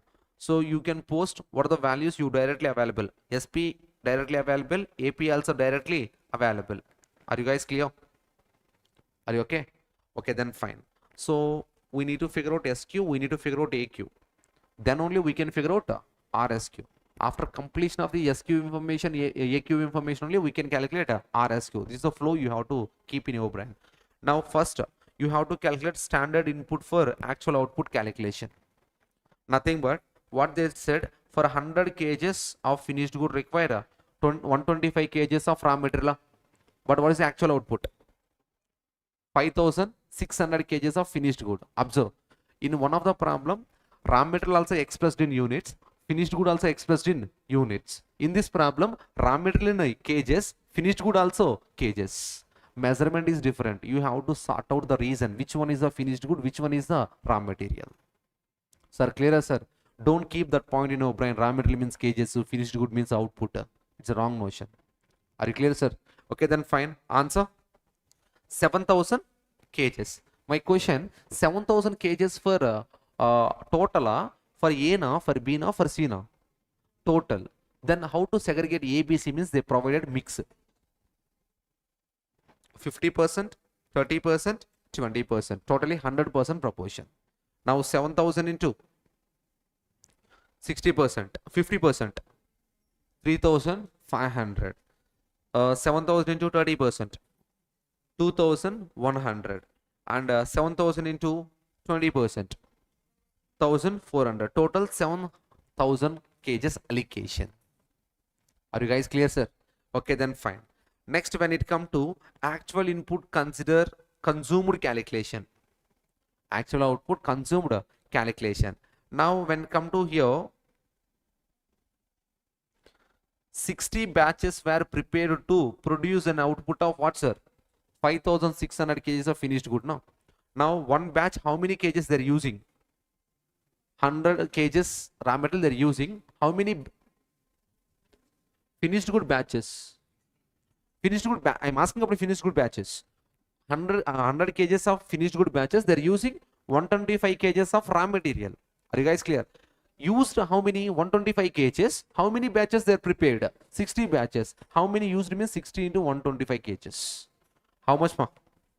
7,500 kgs they're consumed. You can calculate the total of the material purchased. 5,000 plus 2,000 plus 1,000.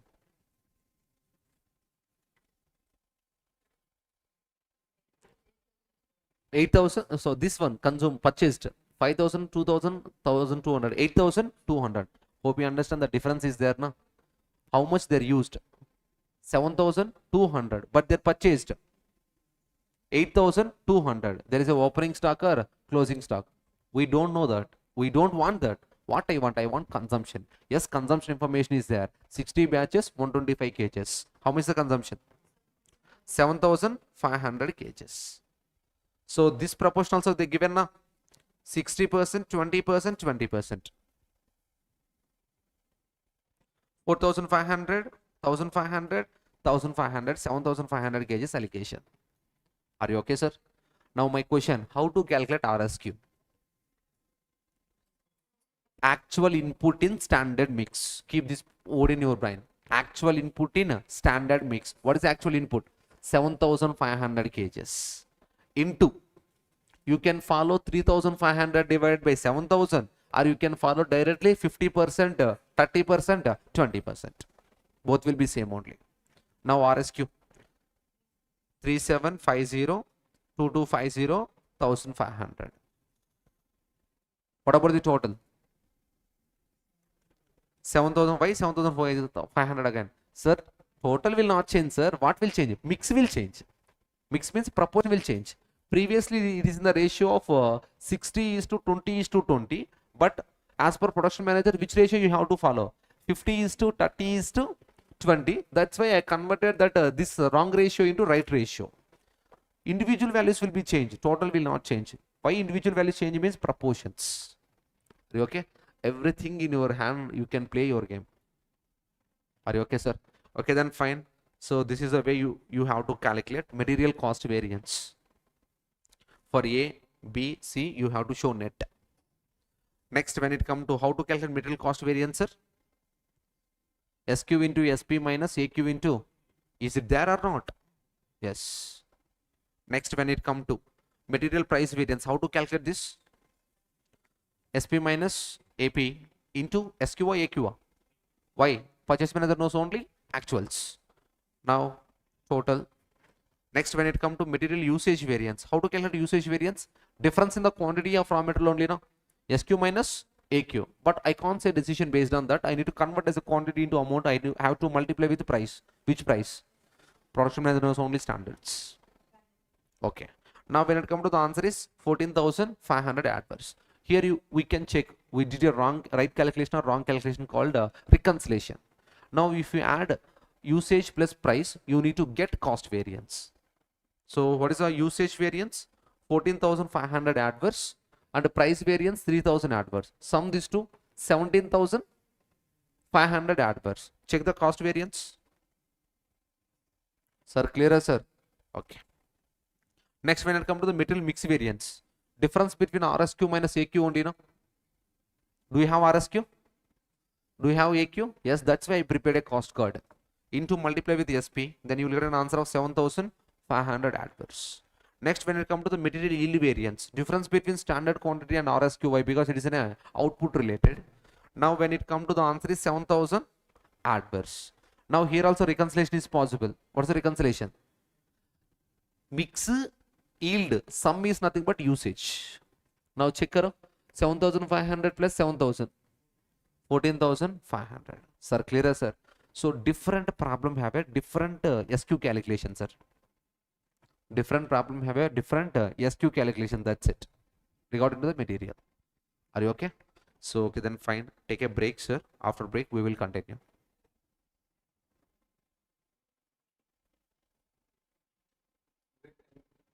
Half an hour. Up to 11:30.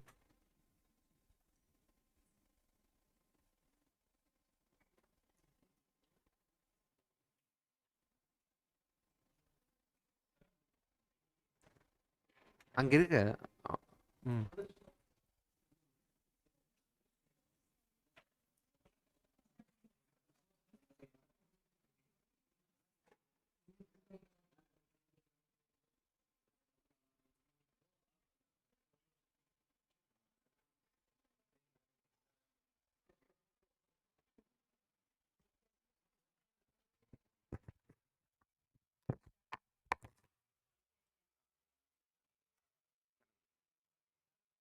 இந்த problem இருக்குல்ல just இதான் mix result 60%, 30%. Okay. If they not give the 60%, 30%, 10%. So for example, we have a 400, we have a 300, we have a 100. This total is nothing but a standard input. Total standard input, how much? 800. When it comes to the actual quantity is there now. Actual quantity 300, 550. 150 total 3 6 7 1000. Okay, you have to follow 4:3:1, but they are followed 3:5.5:1.5. That if I can do it, I can. Ah. That I understand. Okay. This kind of. Yeah. So this 1000 is there now. 1000 into. So I want this percentage. So out of 800, 400 is how much percentage? That is nothing but 400 divided by 800. That only this 4:2. Or that only the 60% they given now. That is. Or 1000 into 300 individual divided by total 800. You will get a second proportion, 30%. Next 1000 into third one, 100 divided by out of total. Why I confused now? This one is actual. Actual. This one is standard. Cross is standard and actual. No. So this is called mix. This is called standard mix. This is called standard mix. This is called standard mix. So if rupees comes, opposite rupees will also come. Like that I confuse. This is a proportion purpose I am considering. So actual input in standard mix purpose. Purchase manager and production manager.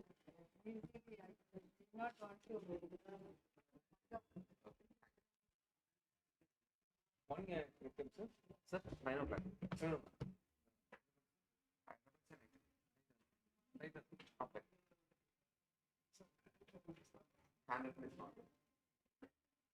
You can buy now, sir. Sorry.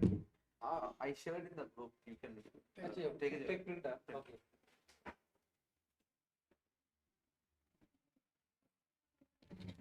Sir, they're not giving me name in the group. Okay. No.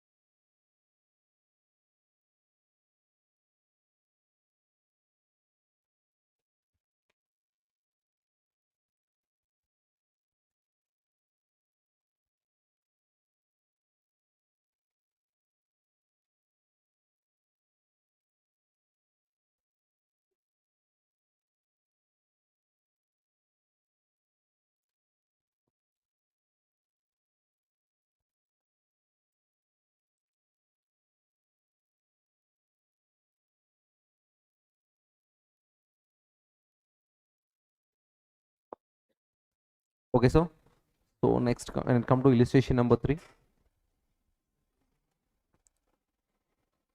179, chapter number 5. Hmm.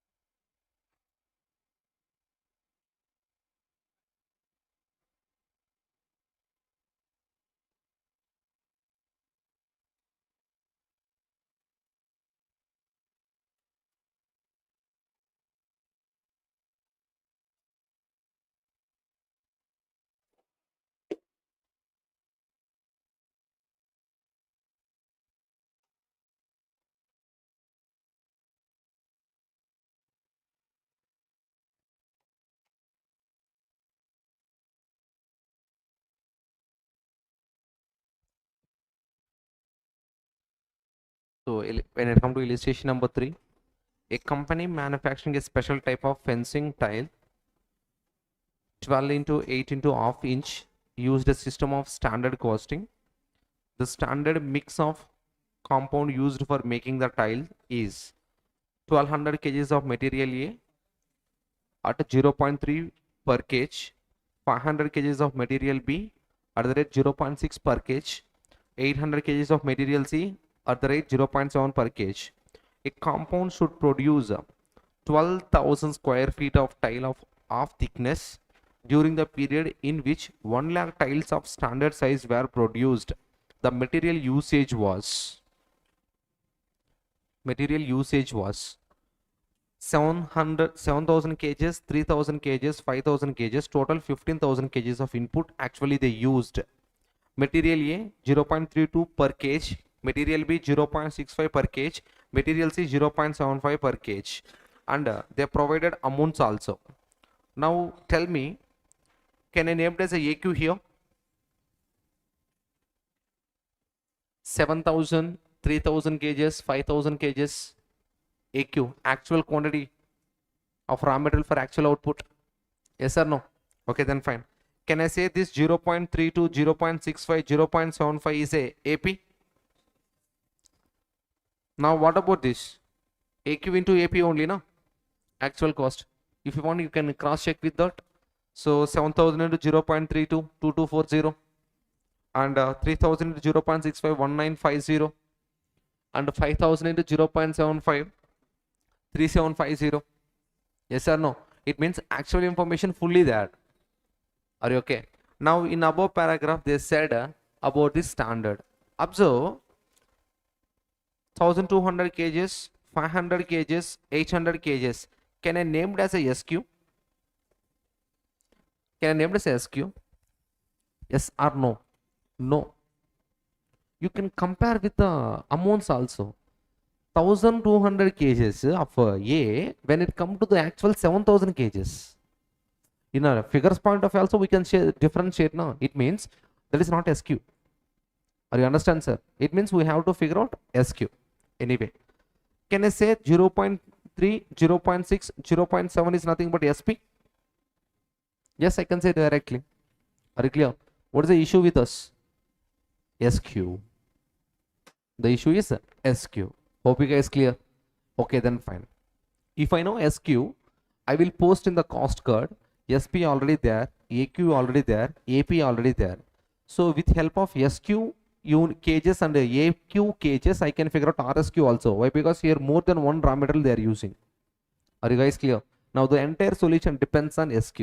That's it. Now the point is, what is the clue they given for SQ? What is the clue they given for SQ? So what are the 1200 kgs, 500 kgs, 800 kgs? Is a compound should be produced at how many square feet? 12,000 square feet. Hope you guys clear. And during the period in which actual tiles means 1000 tiles.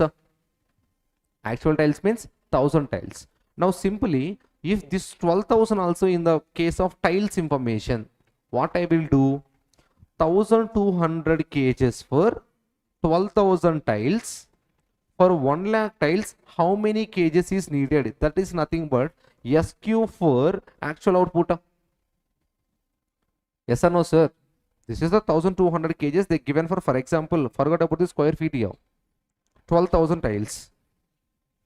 Like that. What this saying means 1.2 kgs of raw material is required for 12 kgs of finished good. Are you okay? But that actual output is how much? Not 1200 kgs, nothing but 1 lakh point of view. Are you clear, sir? But the issue is this 12,000 is not a tile, sir. This 12,000 is a what? Square feet. Now first you have to convert the 12,000 square feet as a tiles. That is the issue with this question. Clear, sir? Okay, then fine. Now this 12 into 8 is there, na? Length, width. Length, width. If you want 1 square feet, you have to divide it with 12. 12 divided by 12 into 8 divided by 12.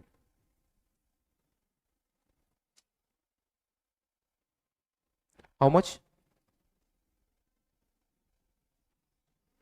12 divided by 12 into 8 divided by 12.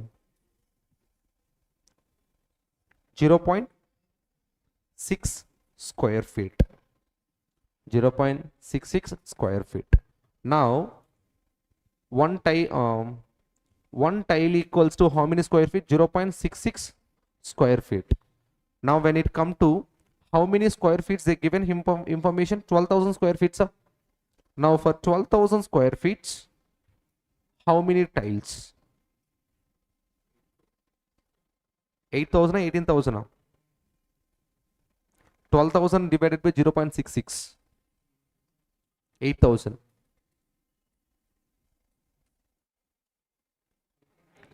18,000 ma. 12,000. Observe, one tile equal to how many square feet? 0.66 square feet, na? How many square feet they given?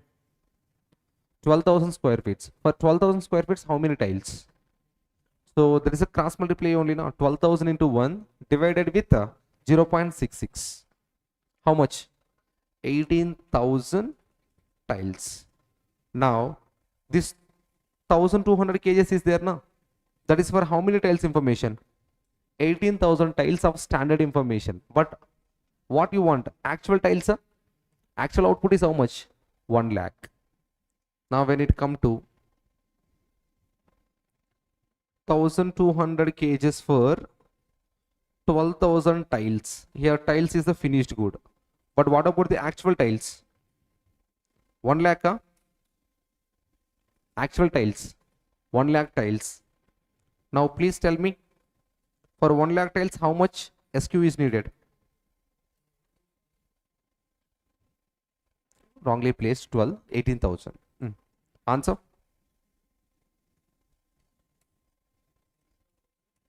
$6,666 bar.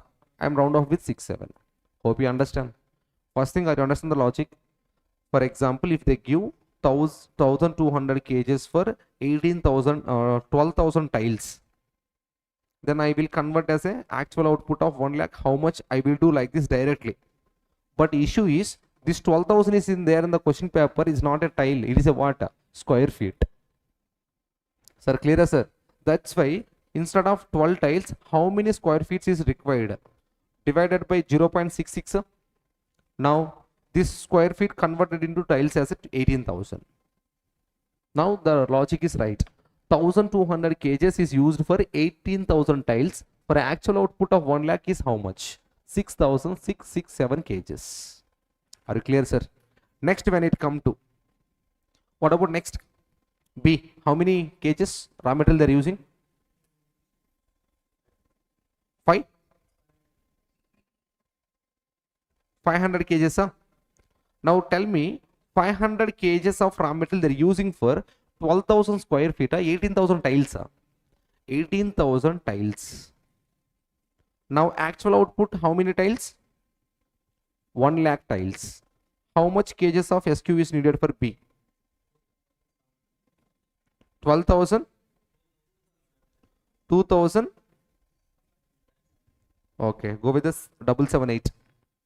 Round of value. Okay. Next, what about C? How many kgs? Now my question, 800 kgs of raw material used for 12,000 tiles, 12,000 square feet, 12,000 square feet. But output in square feet, tiles. That's why you have to convert the 12,000 square feet into tiles. Hope you understand why I am converted. Okay. Now for 12,000 square feet, how many square tiles is needed? 18,000 tiles is needed. Output also tiles form only 1 lakh. Now for actual output is how much? 1 lakh tons, 1 lakh tiles. For SQ for actual output, 4,044.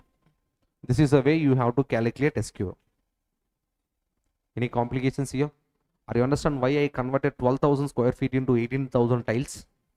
Why? Because I need to convert that into actual output information. Actual output in square feet form, tiles form, square tiles form, actual output 1 lakh tiles. That's why I have to convert the 12,000 square feet information to tiles first. Then 1,200 kgs using for 18,000 tiles. For actual output 1 lakh, how many kgs we have to use? Are you clear, sir? Now check it here. Converting inches into square feet first. 12 inches equals to how many square feet? 1 square feet. Now 8 inches equals to more than or less than? Less than only, na? That only we converted. Nothing but 12 divided by 12 into 8 divided by 12. So 0.66 square feet. Sir, clearer, sir? Sir, is it necessary, sir, converting that calculating square feet information?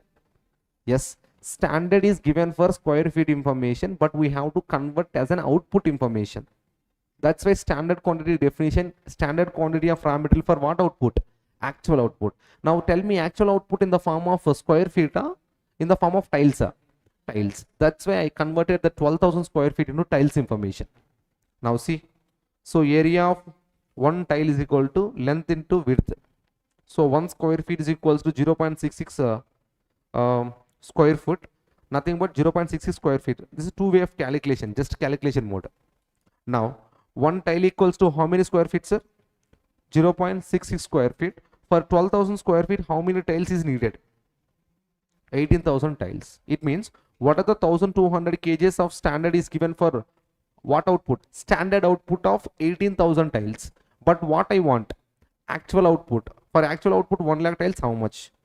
That is a conversion of standard information to actual. Now 6,667, 2,778, 4,444. SQ is there. Now please prepare a cost card. Raw material, SQ, SP, AQ, AP. RSQ is needed. RSQ is needed. Why? More than one raw material. Okay, then fine. Now post the working note in SQ. Total is needed. Total is needed. Total input is needed. Yes or no? Why? If you want RSQ, you have to show the proportion. Okay, then fine. SP, any calculation? No, they given in the question paper, dump it. AQ, any calculation? No, they given for 7,000 kgs of raw material for 1 lakh tiles, actual output only. Now dump it. So total of AQ is needed. Yes, that total only you have to segregate as a RSQ. Sir, clearer, sir? Okay, then fine. Now AP, there is no calculation given in the question paper, dump it. Now observe clearly how to calculate RSQ. I said 3 ways to calculate. Total actual input in percentages, total actual input in ratio, nothing but 4:3:1, total actual input in standard individual quantity divided by total standard quantity. Sir, clearer, sir? Nothing but I want this percentage, sir. I want this percentage. I want this percentage. How I calculate? Amount of individual divided by total only, no? Nothing but what? 667 divided by 13,889. How much?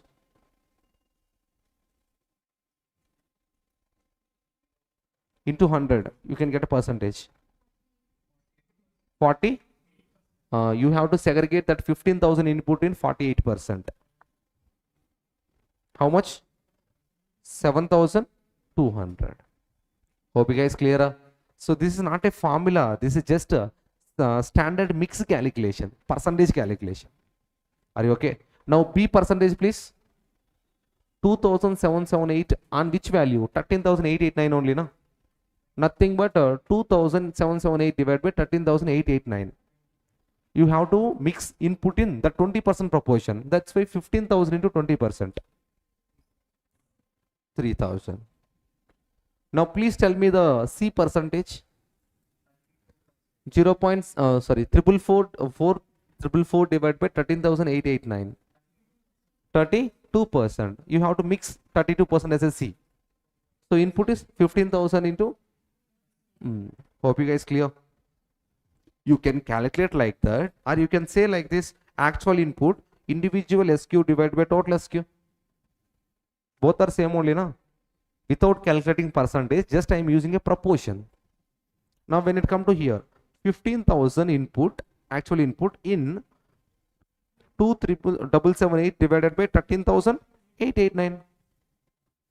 Next, actual input 15,000 in 4,444 divided by 13,889. Sir, clear, sir? Are you understand the concept of RSQ calculation? Yes, everything is there. I said again, I'm telling again, total will not change. AQ total is nothing but RSQ total. But what will change? Proportion change. Are you guys clear? The right proportion, they actually use 7,200 kgs, but they wrongly used 7,000. Yes or no, sir?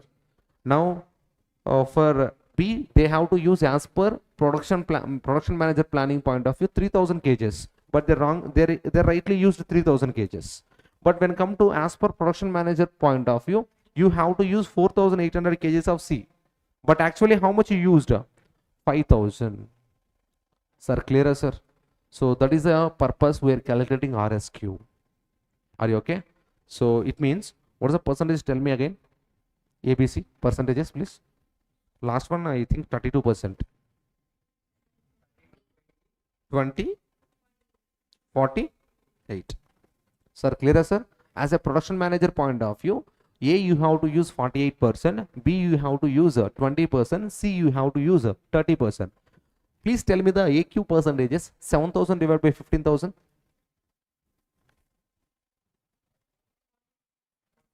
46.6%, 67%. What about that B? 3,000, 20%. What about C? 33%. Up so. Now what is the right mix? 48 is to 20 is to 30, no? But actually what they did actually, 46.67 is to 20 is to 33.33. Actually they did good, same as production planner, not as per production planner, not as per. That's where the concept of RSQ came. Sir, clear, sir?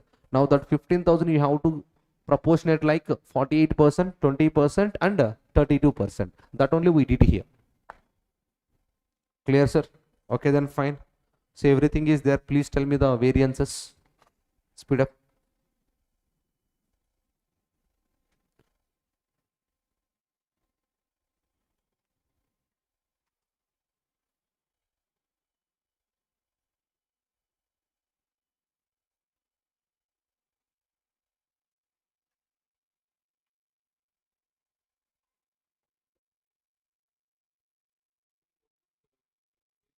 Yeah, same.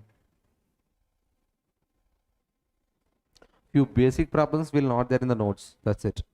All exam models and question paper models, each and everything is covered in that material. That is sufficient.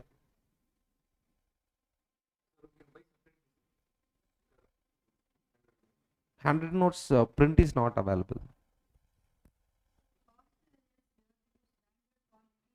Actual output. Yeah. It's always for actual output only. You used for actual output only, no?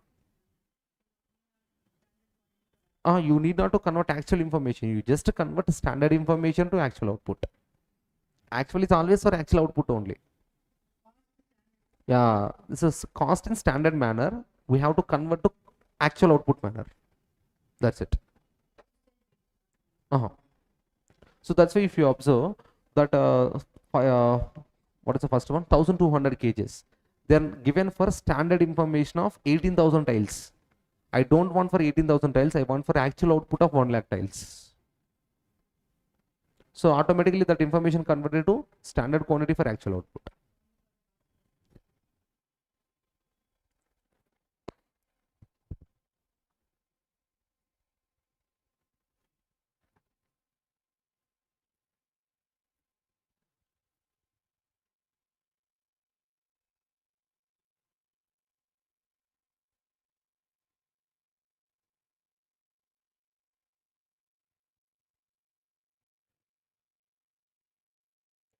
Hope you understand how to create a cost card. If your prepares a cost card, 90% of problem is complete. Just a calculation will be pending. Clear? Plan to understand how to create a cost cards.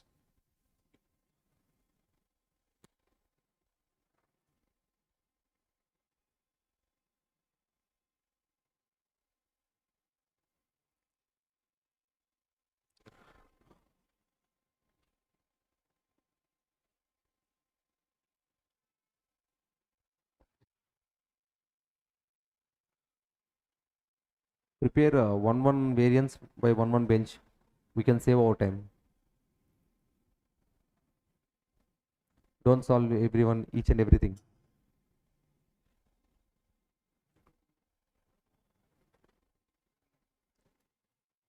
Cost variance one person, price variance another person, usage variance another person, mix variance another person. If you do like that, we can save our time. We can discuss more problems. So I hope anyone completed cost variance. 1162.3 adverse. Anyone completed price variance? 540 adverse. Usage variance also completed. 62.3 adverse. Sir, clear, sir? Check that material variance, material mix variance and material yield variance also. So I think calculation is not difficult. Why? Because everything is there in the cost card. Are you understand how to calculate SQ? That is the only understandable point in this question. Clear, sir?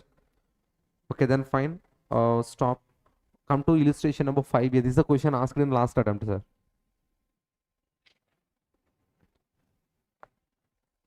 This kind of problem is not there in our board book. Sales related question is there same like this. Under this question printer without values changing, it is there in cmainter management accounting, cmainter level. Even values also not changed. Clear, sir? So everyone feels that final is difficult than inter, but when come to the particular MA subject point of view, even standard questions are not standard questions. Final questions also easy compared to the that MA question paper. So based on MA question paper, they are asking questions in final standard costing from last to 2 attempts. Okay, then fine. Come to illustration number 5A. Delimited manufacturing a company operating the budgetary control under standard costing system. The furnished the following information. Standard price per unit is given. Can I name it as a SP? Standard price per unit information. SP only now. Okay, then fine. Actual price per unit is given. Can I name it as AP? Yes. Standard input is given. For P 50. For R I don't know. We have to figure out that question mark. Okay. Now actual input is given. 40, 70. 2 products is there. Product P, product R. Okay. Can I name it as a AQ here? Yes or no, sir? Can I name it as a SQ here? I can't say yes. Why? Because if it is an actual if there is an output, I have to convert the information to output information, right? That's why I will wait up to end. Okay, then fine. Now material price variance, we have to figure out. Material usage variance, P is not there, R is there. And material cost variance, P is there, P is not there, R also not there. Okay. Material mix variance for the both the product together. What is the meaning of together? In previous calculation, what you calculated? Only A, only B, only C, all three, all three. Like that, product E, P plus R is equals to 90 adverse. Sir, clear, sir? Okay, then fine. You are required to calculate material mix variance for product P and R, material usage variance for product P, material price variance for product P and R, material cost variance for product P and R. Observe, they're nothing asking about question marks. Nothing asking about what ma? Question marks. Go and check what are the question marks. Material mix variance, both will not there, na? Both will not there. And material usage variance, R is there, P is not there, I think. Next, material price variance, both are not there. Material cost variance, both are not there. Yes or no? Now the point is, everything is there. SP for both is there. AP for both is there. AQ for both is there. Which one is missing? SQ for only we have for P. If we know R, we can play entire game. Sir, clearer, sir? Now in entire cost variances, the only issue creating part is SQ or SH. Labor point of view, we are not using SQ, we are using SH. Standard hours for actual output. Hope you guys clear? Okay, then fine. Any output, actual output information is there? Any actual output information is there? In the entire question paper, any actual output information is there? That means you need not to convert standard quantity for actual output. Why? Because what they given is nothing but what? Standard quantity for actual output. But when come to the previous question, they given 1200 kgs for 18,000 tiles of standard. Do you want standard information or standard information for actual output? That's why you converted to 1 lakh tiles. How much? Hope you understand, sir. But when come to here, there is no actual output information. That's why can I take an assumption? What are the standard quantity given in the question is nothing but standard quantity for actual output? Simple. If you observe or not in question paper, top of the box, the second point is where you want necessary assumptions, you can take. Yes or no, sir? Here is the time to take an assumption.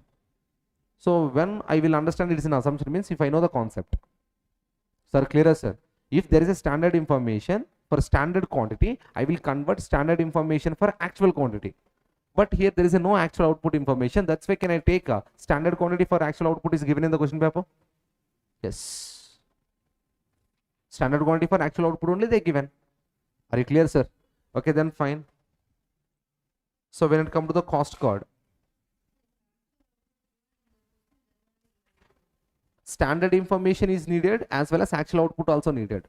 You can observe in the previous problem, standard information is there, actual output information is there. That's why I converted standard information to actual output. But here both is not there. That's why you have to take a stand. The stand is nothing but what the standard quantity they given, that is nothing for what output? Actual output. Are you clear? In a previous problem also, first problem what we discussed. In a previous first problem what they given? Yeah, observe. 100 kgs for 125 kgs of finished good. That is called what information? Standard information. We need to convert to actual output. That's why I am taking 5600 kgs in down. Are you clear, sir? But when come to this exam question, there is a no actual output and standard information differences. That's why I am taking a stand. What the given is nothing but SQ for actual output. Okay. Now when it comes to the material cost card, raw material P R PR. Now when it come to SQ, both SQs is there, only one SQ is there. Only one SQ. What SQ? P50. Now R is not there, I have to figure out as a X. Next when it come to SP, both will there. How much? SP 24 30. Now AQ, both there I think 40 70. AP also both there I think. How much? 30. RSQ is needed. RSQ column is needed. Yes, more than one raw material. Now can I figure out RSQ? How? I want SQ total, I want AQ total. SQ total is not possible, no? SQ total is not possible, no? Why? Because what is the SQ total? 50 plus X. AQ is possible, no? Yes, how much? 110. If I know SQ, then only I can figure out RSQ. Are you okay, sir? Now you go and check the question paper. They used usage variance for R. Usage price. Usage. Now that usage variance only for particularly R raw material, both the raw materials. Usage variance. This 600 adverse for what? Only for R. A column loans. Which column it presented, sir? R column. If it is R column means which related? Raw material R related. Now what about this 90 adverse? Both. They mentioned also. Clear? Okay, then fine. Now when it come to how to calculate material usage variance, sir? Difference of the quantities, huh? Difference of quantities into SPM. Are you okay? Now this entire thing is related to which product? R. Now I think they given material usage variance answer directly. How much? 600 adverse means minus 600. Why? Because we are calculating mathematically. That's why we have to present symbols here. Minus 600. Now, do you know SQ for R? That's why I am assumed as X now. I have to figure out X now. Now, SQ is nothing but X. Do you know AQ? How much? 70 gauges. Do you know SP of R? 30. Now minus 600, that is equals to 30x minus 70 into 70 into 30, 2100. Now shuffle the values. What happened? 2100 minus 600, that is equal to 30x. Now x equals to, this is the way we have to figure out SQ for R.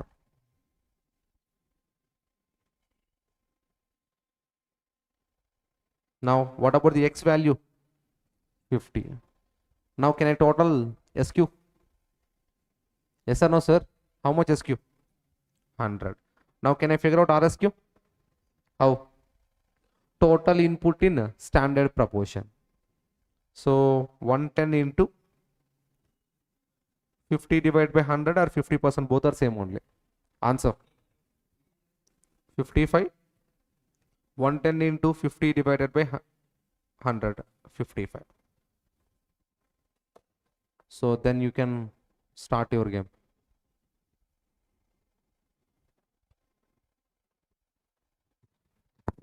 I want all variances.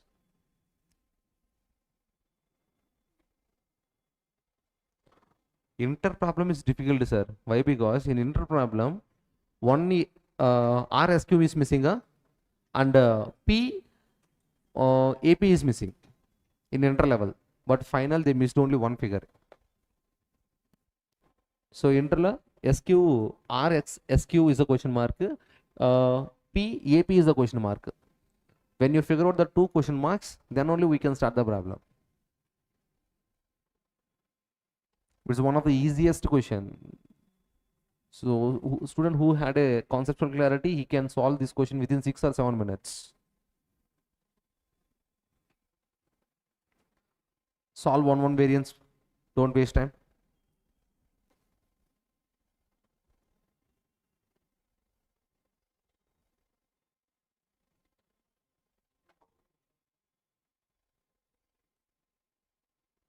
Don't cross check. Just go with the flow.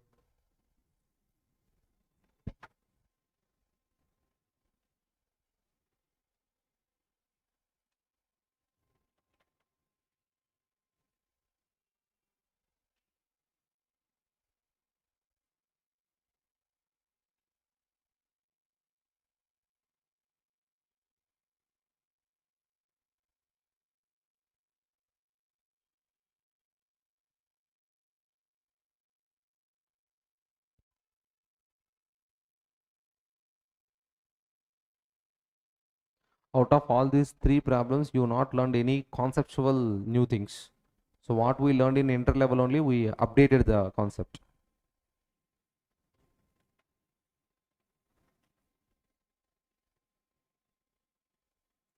Material price, material cost variance, anyone? Material cost variance, 1300 adverse.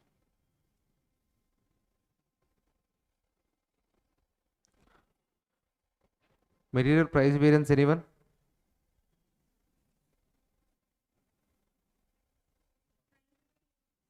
Nine. Check here. Same. I calculated individually. I am not totaled. Now you said total. That's it. Tell me the individual. 240 adverse, 700 adverse. Price variance. Clear, sir? When it comes to usage variance, sir, don't do both. One usage variance they already given. You have to calculate usage variance for P. How much?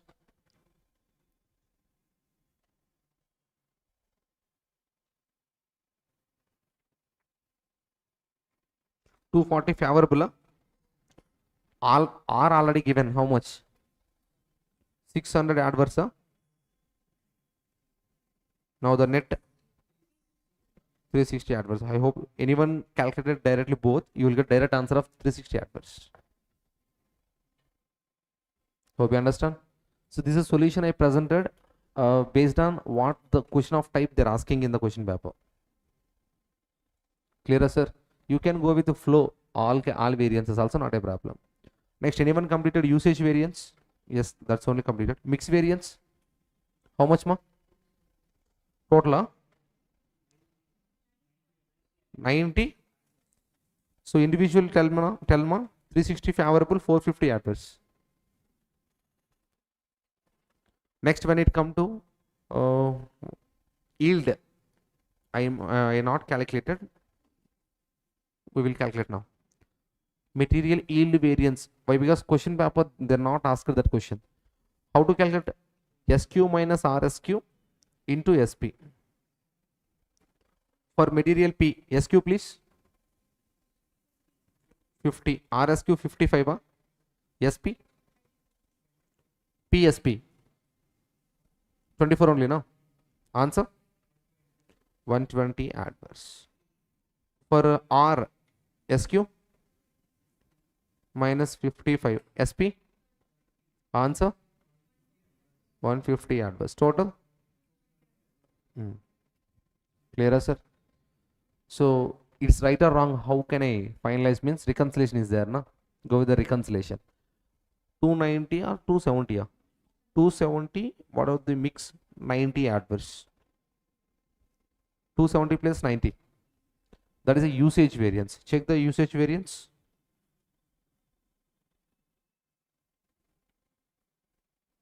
$360 adverse. Are you clear? Now usage variance plus price variance equal to cost variance. 360 adverse, price is how much? 940 adverse. Total 1000 as a cost variance. Sir, clear, sir? So hardly it will not take 5 to 6, 7 to 8 minutes, sir, in exam also. Just only the thing is what, sir? SQ calculation with help of given information. Are you okay? Then fine. So this is a new point we have to learn in the final stage. Interstage also problems is there, but not relevant, relevant for exam point of view. But when it comes to the final, it is relevant. Are you clear? So now the point is, observe.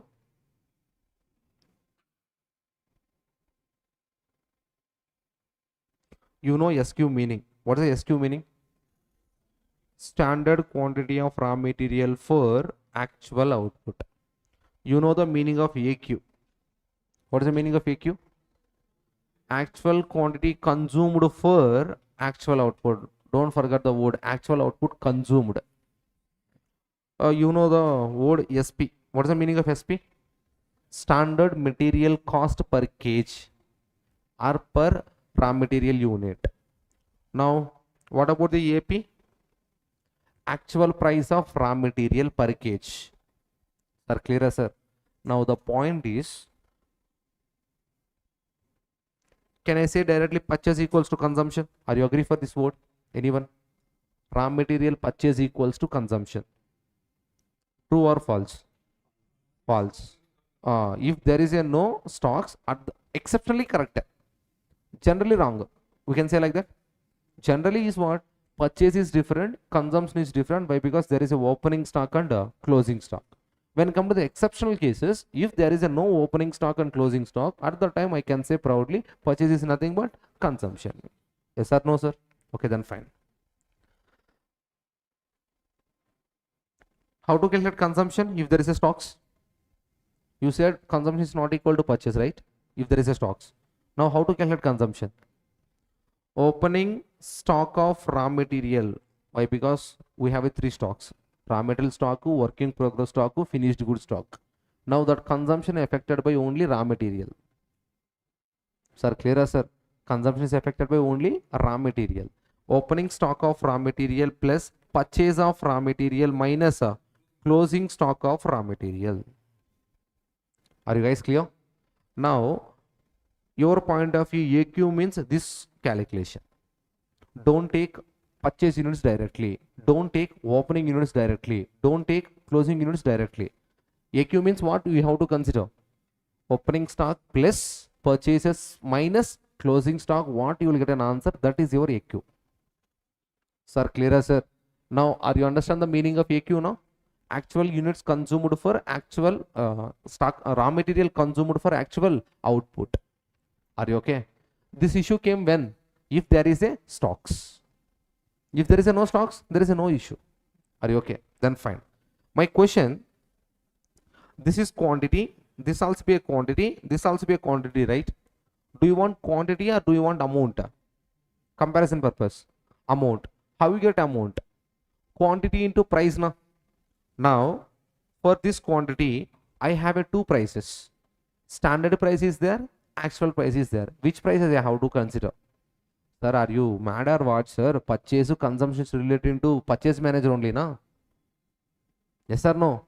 Then I will consider what price? Actual price. Exactly. Now, multiply with actual price, multiply with actual price, multiply with actual price. Sir, are you understand? Any doubt on this point? Okay, then fine. Sir, if question paper says FIFO concept, if question paper says FIFO concept, generally this is the logic we used. Opening quantity into actual price plus purchases into actual price minus closing into purchase price. Can I say directly consumption quantity into actual price? Directly the answer vastadu kada. We will get same answer only, no? What we are doing, opening stock plus purchase minus closing, we will get consumption quantity. You are multiplying same prices only, no? You take a common AP. Yes or no? But here is the issue. Question paper says company are following FIFO basis. Company following FIFO basis. This is a specification given in the question paper. We will follow specification. Are you clear? If question paper gives us FIFO, what we have to do? What we have to do means, first we are using opening stocks. Then we are using purchases. If any pending is there, that is closing. Yes or no, sir? That is a concept. Now tell me, opening stock means this year, last year. Can I say last year actual information for this year standard information? Last year actual information is planning for next year, na? Hope you understand my logic. Last year actual information, where comparison purpose we have, that only we are used for next year planning. Are you clear? It means that opening stock all last year they're valued at what price? Actual price, as per your line, as per your knowledge. But when come to this year, that is what information? Standard information. That's why if you follow FIFO basis, opening stock is valued at what price? Standard price. Sir, last year 200 kgs of closing stock, sir. Last year 200 kgs of closing stock. So what we will do? We will use for next year, na? Because of that next year, that is a opening stock. Now closing stock are valued at which value in last year? Actual price. You only said. Now when come to the current year means, how you plan? Without information you are planning, with information only you are planning. With information. What information? So I have standard information for day 1 of the month. I have actual information day end of the month. I will do comparison for this month. For next month, what I will do? I will plan na. Which information is the base for planning? Actual information. Sir, clearer, sir? It means last year actual information is a planning for this. For this means standard only now. That's why opening stock you have to value at what price, ma? Standard price.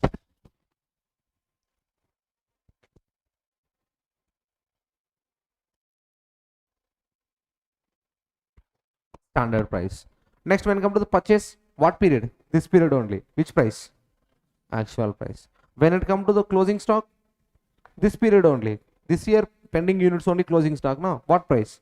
Actual price. Are you understand the new thing? If you are following a FIFO basis, opening stock is valued at what price? Standard price. General, everything is valued at actual price only. But if you are following a FIFO basis, you have to multiply, you have to consider standard price. Clear, sir? As per accounting rules and as per costing norms, there is a no concept of LIFO. So practicality also what we are using? FIFO only. So if you are following a LIFO basis, last in first out, it means what you are using? Closing stock. That's why closing stock and opening stock both are valued at what price, ma? Standard price. Purchase only the current period information. You have to multiply with what price? Actual price. This is unnecessary information. Are you clear? Don't keep in your brain. Just forget about this LIFO basis. Just understand the FIFO basis. I understand FIFO basis. Just how to calculate consumption. Opening raw material quantity plus purchase raw material quantity minus closing raw material quantity. Now I want consumption cost. Can anyone tell me consumption cost? How to calculate consumption cost? Opening stock of raw material quantity into AP, general. Purchase raw material into AP and closing stock into AP. Specification.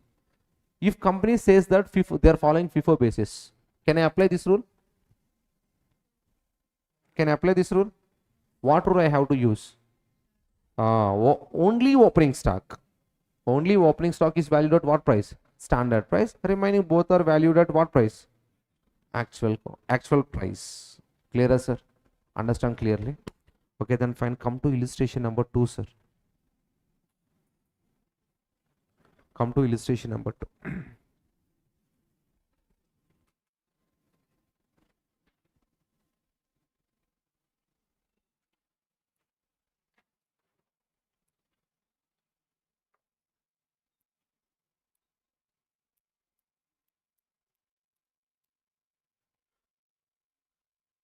A brass foundry making castings which are transferred to the mission shop of the company at a standards in regarding to the material stocks which are kept in the standard price as per follows. Standard mixture. In which proportion you have to use, sir? 70% of material C, 30% of material Z. Now standard price material C. Can I say SP, sir? 2400 is SP of C and 650 is a SP of Z. Okay, then fine. Standard loss in melting 5% of input. Figure in the respect of costing period are as follows. Commencing cost means opening stock. Commencing stock means what? Opening stocks. What about the meaning of finished stocks? Closing stocks. Now purchase information is there. Next, material melted, costing produced. Material melted and costing produced. Out of these two, this 400 is a input they used. 375 actual output they get. Understand clearly? So melted, how many metals are melted? 400 tons they melted, but they're not getted 400 tons of output. They are produced how many costings? 375. Now out of these two, which one is output? 375 is output. Sir, clear, sir? Okay, then fine. Now observe, 600, 100, 60, 110, 50, 300, 100. So when it come to here, can I say here AQ into AP here? What about that 7,32,500? What are the tons of material C they purchased? The worth is 7,32,500. Sir, can I figure out AP? AP of C. How to calculate AP of C? Cost divided by quantity purchased only, no? Yes or no, sir? How much the cost? 7,32,500 divided by 300 tons. 2. Okay, keep it as. Next, when I come to the AP of Z, 62,500 divided by 100. 620, yeah? 62, no? 625. Sir, clearer, sir? Okay. Now, come to here. First,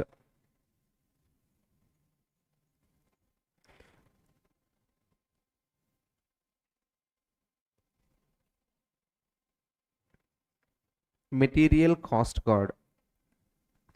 When it comes to the material cost card, raw material, SQ, SP, AQ, AP, RSQ. Now when it comes to, we can dump SP information. We can dump SP information. 2,400. 6. Can I dump AQ? How? Wrong answer. We have to do working note. That is a purchase. We need to calculate consumption. Sir, clearer, sir? So here also we have to do working note. Can I say AP? We can't say AP. Why? Because opening stocks we valued at standard price. Purchase we valued at actual price. Closing stock we valued at actual price. Sir, clearer, sir? If we are multiply with actual price, you can go with the actual price directly. But you are doing opening at SP, purchase closing at AP. Clear, sir? Okay, then fine.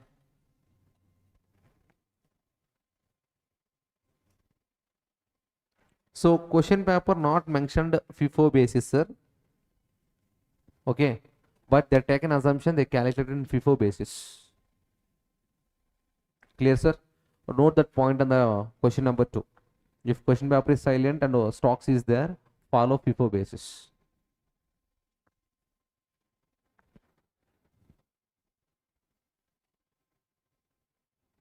Follow FIFO basis. This is a workable problem we have in the material chapter in final. Everything we have to figure out as a working note. If question paper is silent and stocks will be there, you have to follow assumption FIFO basis. Sir, clear, sir? Okay, then fine. Sir, if you taught, what is the name of raw materials? CZ. Sir, you are doing a total of SQ, total of AQ, na? Generally, for RSQ purpose. What is the name of the total, sir? You are doing a total of SQs, total of AQs. What is the name of the totals? The name of the total is known as input, sir. The name of the total is what, sir? Input. Are you guys clear? So what are the input used? You will get same output, different output. The reason is normal loss, sir. The reason is what, sir? Normal loss minus normal loss. If you remove normal loss, what you will get, sir? Output. What you will get? Output. Now tell me, standard quantity for standard output, actual quantity for actual output, both for actual output. Standard quantity for actual output only, actual quantity also actual output only. Yes or no? That only we want. SQ full form is what? Standard quantity for actual output. It means, can I say directly 375 tons and 375 tons? Why? Because actual output given in the question paper 375 tons. Simple, ma.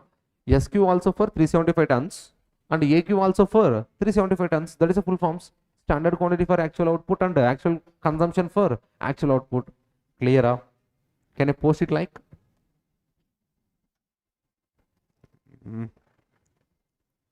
5,200 kgs for 18,000 tiles.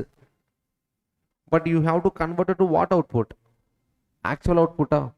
Because standard also for actual output, actual also for what output? Actual output. Clear, sir? Now this is a clue we have, sir.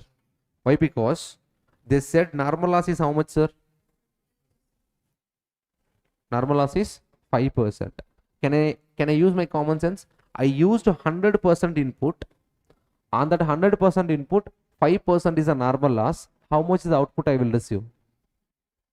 What, sir? 95%.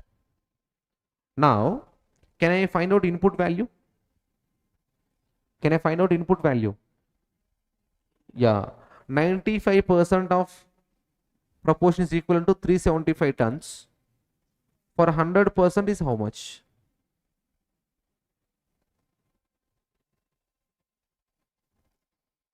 (375) into 100 divided by 95. 394.74. Now the gap is nothing but normal loss.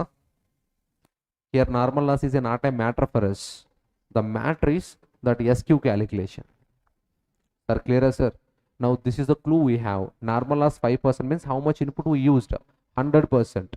Now automatically we are using a common sense. Output always for what output? Actual output. Now that actual output is how much percentage equivalent? 95% equivalent. Based on that logic, can I figure out 100% of input how much? How much, sir? 394.74. Clear? I think mix percentage is given. For see how much percentage? 70% on standard quantity input, standard quantity output. Standard quantity input. That's why I calculated input. 394.74 into 70% and 394.74 into 30%. How much more? 276.3. Why 5 is came? 376 point. Okay. We round off it with 95, I think. So do again. 375 into 100 divided by 95. How much? 375 into 100 divided by 95. Exactly how much I want? 390. Yeah. I round off input is 395. Clear, sir? Now 395 into 70%, 395 into 30%. This is a new way to calculate SQ. Sir, clear, sir? Okay, then fine. When it come to, we want AQ, no? How to calculate AQ? AQ is nothing but consumption. That is nothing but opening stock plus purchase minus closing stock. For C, opening stock, please. For C, stock, I want quantity calculation. 100 plus purchase, 300 closing, 110. Consumption, calculation please. 100 plus 300 minus 110. 290 tons. This is your AQ. Next, Z please. Opening stock 60 tons, purchase 100 tons, closing 50 tons. What about consumption? 110 tons. Can I calculate total input of AQ? How much, sir? 400 tons. Here I round off with 395 tons.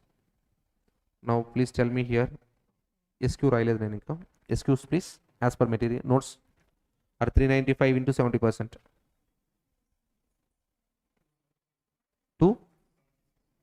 276.5. What about pending? Minus 395. 118.5 tons. How to calculate RSQ? You can use individual calculation, you can use direct percentages also. Now what is the percentages? Input into percentages, output into percentages. That is the question again. Actual input into standard mix, actual output into standard mix. That is the definition I said. RSQ means actual input in standard mix. It will not change. Actual input in standard mix. That's why you have to consider what? 400 tons into 70%, 400 tons into 30%. How much? 280, 120. Nothing but 400 tons. Clear? Sir, why you are not recorded AP, sir? Why you are not recorded AP?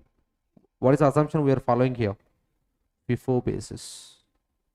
FIFO basis. Clear, sir? Okay, then fine. When it come to actual quantity into actual price is equals to actual cost. Yes or no, sir? Yes or no?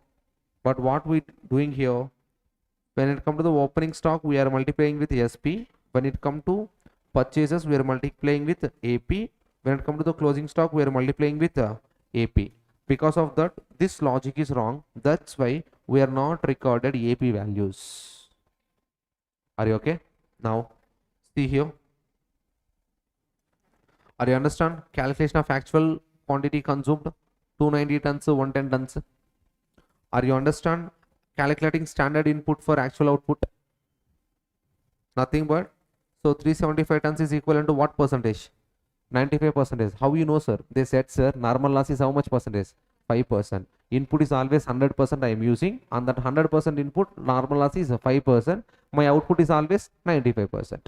What output? Standard output or actual output? Always actual output. Standard for actual output. Based on that only I calculated this. Next, calculating actual cost of both materials. Observe, this is the only important thing. Now here actual cost equals to opening stock into which price? Plus purchase value minus closing stock into what price, sir? Actual price only.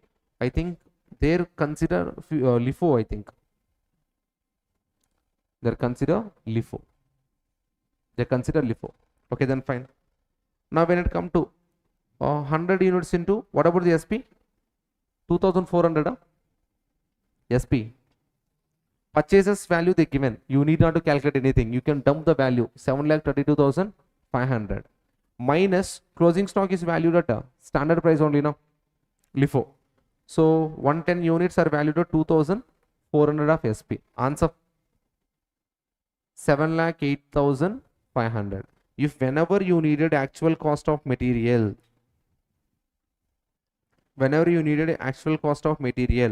what value you have to do? 7,32,500 given in the question paper, 7,08,500 in the calculation. Sir, how to calculate material cost variance, sir? Standard cost minus actual cost. Yes or no? This I can easily calculate SQ into SP. Why? Because information properly there.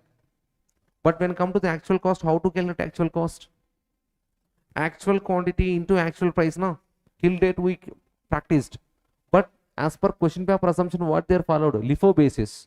If it is a LIFO basis means actual quantity into actual price is the wrong answer. What is the right answer?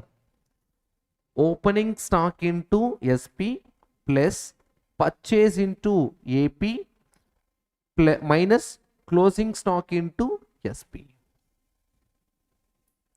Are you guys clear? Because of that logic, you need to consider 7,08,500 instead of 7,32,500. This expresses only what cost? Purchase cost. What about this expresses? What cost? Consumption cost. What do you want? Consumption cost or purchase cost? Consumption cost. Sir, clear, sir? Are you okay? Then fine. So, if you consider this, you will get a variances. There is answers they given here.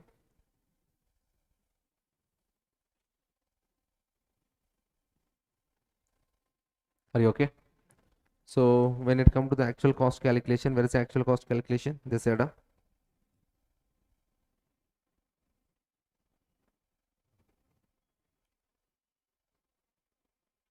So what is our actual calculations?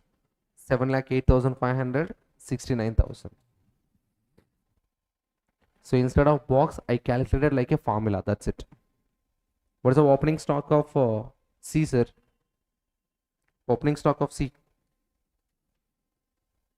Opening stock of C. 100 tons. Multiply with API, SPI. SP. SP is how much for C? 2,400. How to calculate purchase cost? Purchased units into purchase price. Instead of that, they given directly. How much the purchase cost? 7,32,500 minus closing stock. What about C closing stock? C closing stock 110 tons. 110 tons multiplied with actual price or standard price. If it is a FIFO, which price? Actual price only. If it is a LIFO, standard price. Sir, clear, sir? That's only data here. So you can do calculations, not a problem. That about material, sir. Any problem is there?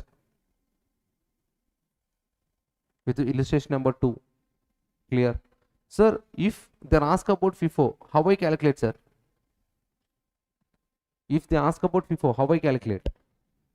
Opening stock into standard price plus purchase cost minus closing stock into, do you know actual price?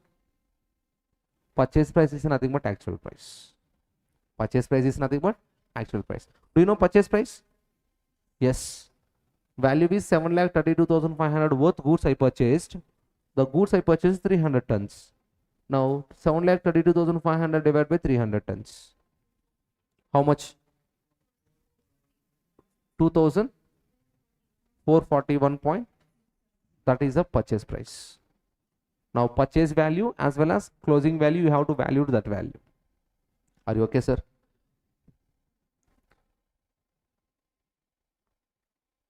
So the next concept is labor variance. Any doubt in a previous class SQ calculation? 3 things we learned. First problem, 100 kgs for 125 kgs of raw material. We converted to actual output. Second case, they provided fencing related information, square feet. We converted into tiles. Again, we converted it into actual output. When it comes to the third case, we used a logic called 5% normal loss. Input is always 100%. The gap is known as output. Now output is always what output we will consider? Actual output. Third type calculation. Are you clear? Next, when come to the AQ point of view, always feels that AQ they will give. But when come to the final student, you have to understand AQ, they will give, not a problem. If they not give, the AQ full form is actual quantity consumed. If there is a no opening stocks and closing stock, purchase is nothing but consumed. If there is a opening stock and closing stock, you have to calculate AQ as a working note. That only we did in the previous problem. Everything covered in the previous problem. Okay, then fine. Next, when come to the concept number 2, listen carefully. So what next? Labor variance. As per our example, 7,000, 5,000 is a value, sir.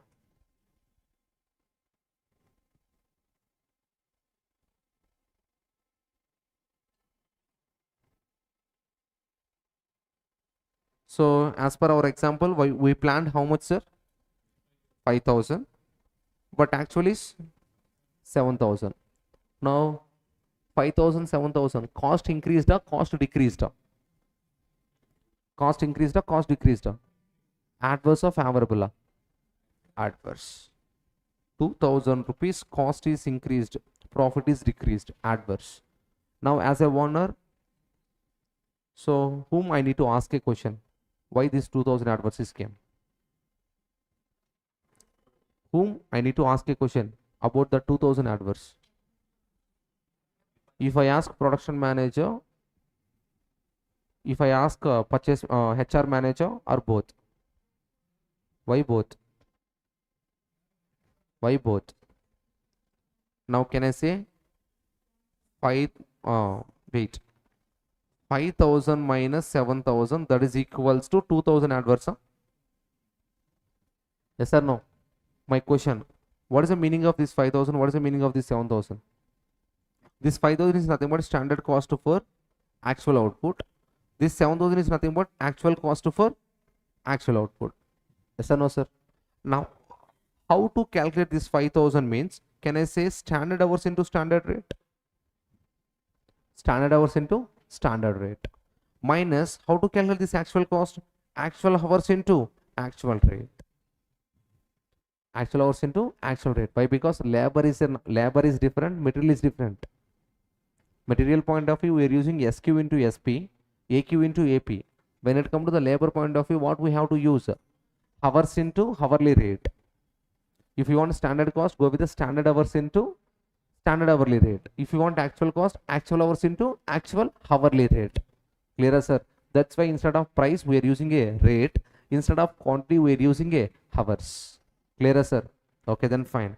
So here, hours is there and rates also there. That's why production manager and HR manager both are liable for the 2000 adverse. HR manager and whom? Production manager. Sir, why production manager? Why? Because hours. Why? Because hours. Why HR manager? Because of rates. Because of rates. At introduction class, I said production manager is responsible for labor efficiency. HR manager is responsible for wages. Nothing but rates. Clear, sir? So without knowing a proper reason, I can't scold individual person. I need to figure out HR manager how much responsible, production manager how much responsible. Now if I need to know the performance of production manager, what I have to check? Wage rates, wage hours. Wage hours. Wage hours. If I need to know the HR manager performance, what I have to check? Rates, hours. Rates. Clear, sir? Okay, then fine. When it comes to the hours point of view, I have to check standard hours minus what hours? Actual hours. Can I take a decision based on hours gap? Can I take a decision based on hours gap? Why? Because hours expresses not amount. It is a requirement of hours. But I need to say decision based on amount.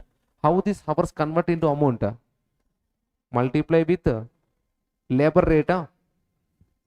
Now hours into labor rate, you will get amount. Now question is, we have a two labor rates. Actual rate, standard rate. Which rate I have to consider? Why standard rate? Production manager. Sir, clear, sir? Now when it come to HR manager performance check, based on what? Hours or prices? Rates. Price is nothing but rate here. Now can I say standard rate minus actual rate? He was liable. Can I say based on this gap, can I say decision as a owner? No. I have to convert the rate into amount. How that rate convert into amount? Rate into hours only, no? Now into labor hours. Now I have 2 hours, actual hours, standard hours. What hours I have to consider? Why actual hours? HR manager is liable for actuals, not for standards. Sir, clear, sir? Same like material only. Just names are changed. So instead of standard quantity, what we are using? Standard hours. Instead of actual quantity, what we are using? Actual hours. Instead of standard price, we are using standard rate, labor rate. Instead of actual price, we are using actual hourly rate. Clear, sir? Up to this easy only, sir. Now the main concept came into the picture. For example, if you joined in the company, don't think seriously, just example point of view. If you joined in the company, the working hours are 9 to 5. The working hours are 9 to 5. Now 9 to 5 means how many hours? 8 hours, huh? Okay. Now tell me, in these 8 hours, are you working efficiently? Are you working efficiently? No. Just now like our class, 9 to 6. On that 9 to 6, half an hour break, 11 to 11:30.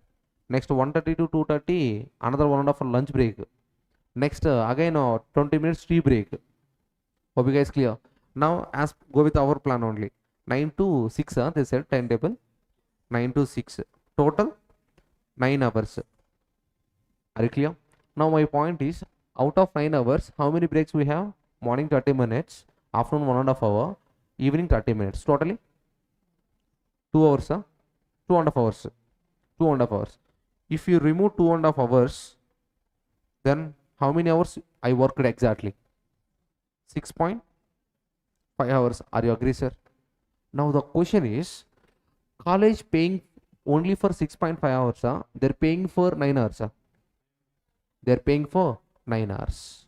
But if college need to check my efficiency, they will consider 9 hours, they will consider my working hours, 6.5 hours. Are you understand? Now this 2.5 hours is there now. This is called abnormal loss. This is called what, sir? Abnormal loss. Hope you understand. Abnormal loss. So loss means we know two things: normal loss, abnormal loss.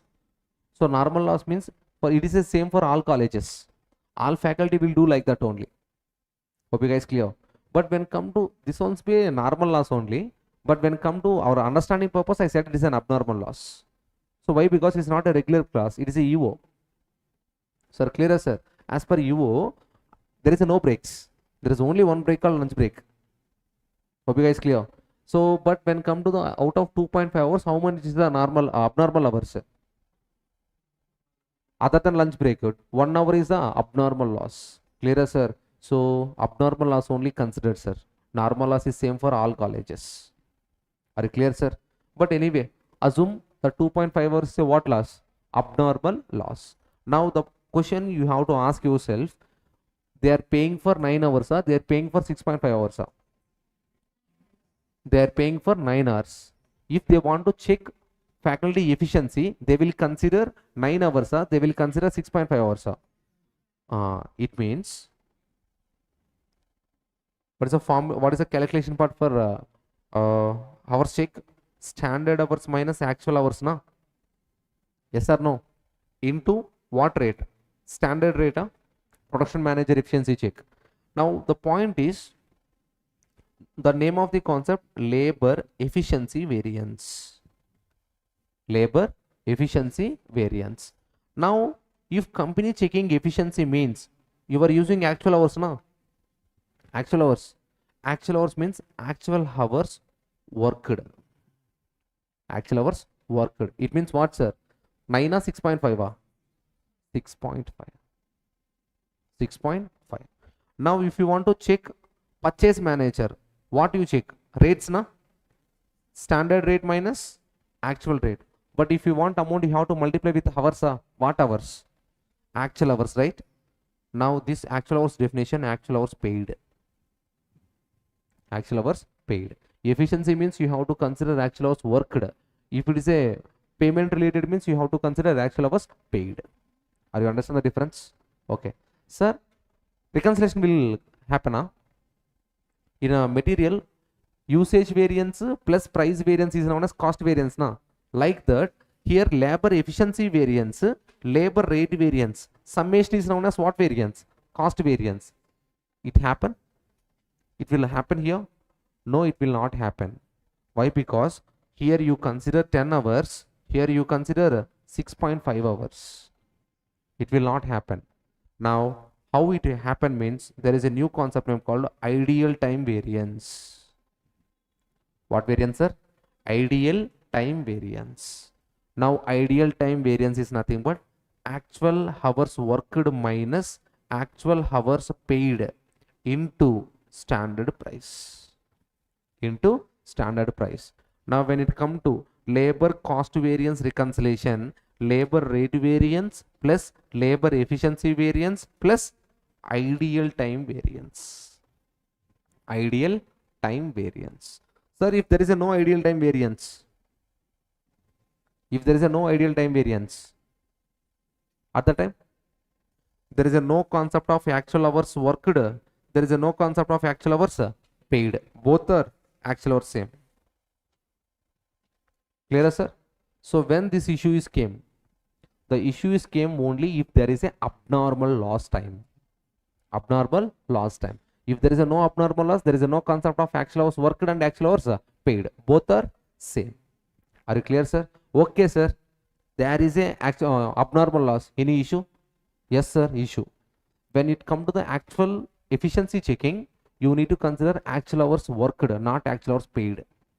When you are checking purchase manager responsibility, you have to consider actual hours paid, not actual hours worked. Clear, sir? Everything is good, sir. When it comes to labor cost variance, what you said? Standard hours into standard rate minus actual hours into actual rate. This only splitted into labor efficiency variance, labor rate variance. Now I know clarity. Here actual hours worked I need to consider. Here I need to consider actual hours paid. Clear? Sir, what about this? In cost variance, which hours I have to consider? In cost variance, what hours I have to consider? Worked hours, paid hours. So it always actual hours paid, sir. Why? Because it's talking about what cost? Total cost. You're talking about total cost. Clear, sir? Then these two will not reconcile, na? Why? Because these are the 10 hours. These are the 6.5 hours. They're not reconcile, na? Why? Because in top, how many hours you taken? 10 hours you taken. This will not reconcile, na? Then only there is a new concept is what, sir? Ideal time variance. How to calculate ideal time variance? Actual hours worked minus actual hours paid. That is nothing but how many hours? 2.5 hours. Now check karo. 2.5, 6.5, 10. Total 10. Sir, total 10 illa, sir. 10 plus 6.5, 2.5.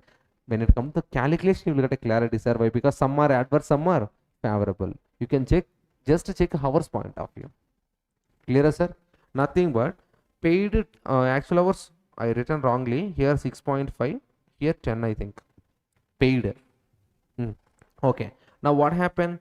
This efficiency 6.5 hours plus ideal time 6.5 hours. Combinedly known as how many hours?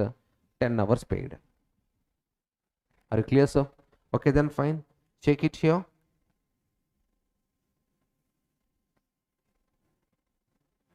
How to calculate labor cost variance? Standard labor cost minus actual labor cost. How to calculate standard labor cost, sir? Standard hours into standard rate minus actual hours into actual labor rate. Okay, then fine. For example, this is 2000 adverse. Who are the responsible for this 2000? Two managers are responsible. What are the two managers? Production manager, HR manager. Production manager is responsible for efficiency, rates. Efficiency can be figured out with help of rates, with help of hours, with help of hours. First, to find out the hours gap. Hours gap is nothing but what, sir? Standard hours minus actual hours. Now I can't take a decision based on hours. I need to convert that hours into amount. How it convert hours into amount? Multiply with rate, labor rate. I have a two rates. I need to consider what rate? Standard rate. Next, when it comes to HR manager, he was responsible for hours, rates, rates. Then figure out the rates gap. Standard rate minus actual rate.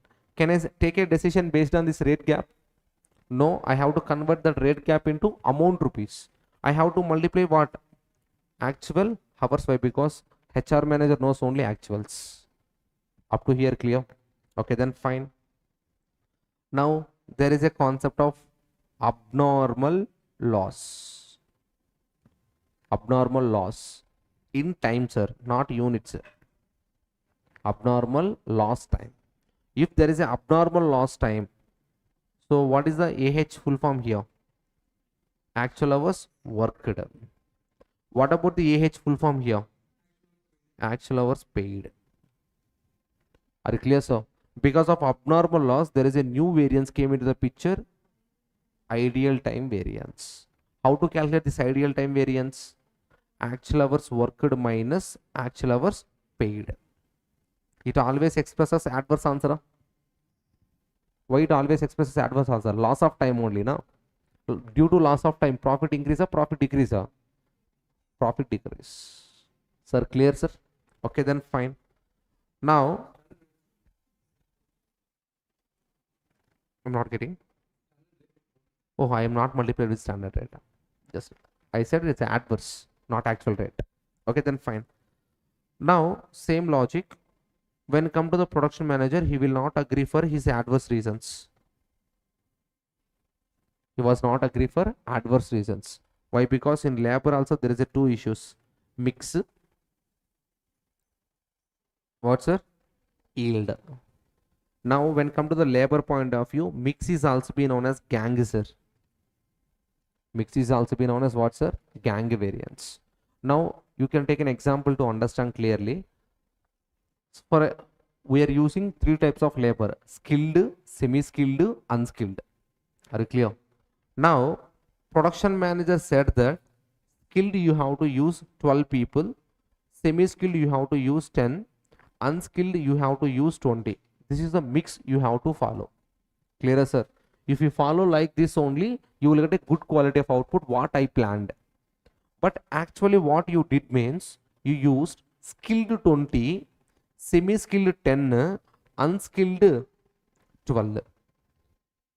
Unskilled 12. Are you expecting same output what you planned? Do you expect same output what you planned? Why? Why? Because skilled you have to use how many people? 12 people. But used how many people? 20 people. They are consuming their time also, no? They are consuming their time also. They work more effectively. Skilled people means more effective people. Now when it comes to unskilled people, how many you have to use? 20 as per plan. But how many people you are using? 12. Now because of this mix issue, your output will differ. You will get same. Output will differ. This is called mixer gang variance. Mixer gang variance. Okay, then fine. When come to the material mix variance, how you calculated material mix variance? Cap of the RSQ minus SQ. Material mix variance. Same logic. RSH minus AH. RSH minus AH. So multiply with which rate? Standard rate. How you calculated material yield variance? SQ minus RSQ. Here SH minus RSH. Into which rate? Standard rate. This is about the labor variances. This is regarding to the labor variances. Let us decode. What is the meaning of SH? What is the meaning of SH? Standard hours for what output? Actual output. Standard hours for actual output. What is the meaning of AH? Actual hours for actual output. But when come to here, two types is there: actual hours worked, actual hours paid. You know when actual hours worked is considered and when actual hours paid is considered. Clear, sir? This issue only came if there is a what loss? Abnormal loss. If there is a normal loss, there is a no issue. It is common for all organizations. If there is an abnormal loss, at the time only ideal time variance will come. Next, when it come to what is the meaning of SR? Standard labor rate per hour. Standard labor rate per hour. Now, AR means actual labor rate per hour. Why? Because what gaps you are considering? Output gaps or hours gaps? Hours gaps. That's why you have to multiply with hourly rates. Are you clear, sir? Okay. So this is the calculation part. Now, the point alternative 1, material cost variance alternative 1 I explained. Directly you can calculate like actual output minus actual output into material cost per unit, standard material cost per unit minus actual material cost. Clear, sir? Same like that, labor cost variance also you can directly calculate with help of output. Previously you learned like what? Hours output. Everything in hours format. Now you can calculate directly like what, sir? Actual output into standard labor cost per unit minus actual labor cost. You will get direct answer. But with help of direct answer, you can't find out issues with the managers. You can't figure out issues with the manager. With help of hours only, we can segregate each and every concept. So because of hours, how much is the effect? Because of rate, how much is the effect? Because of mix, how much is the effect? Because of yield, how much is the effect? Are clear, sir? Okay, then fine.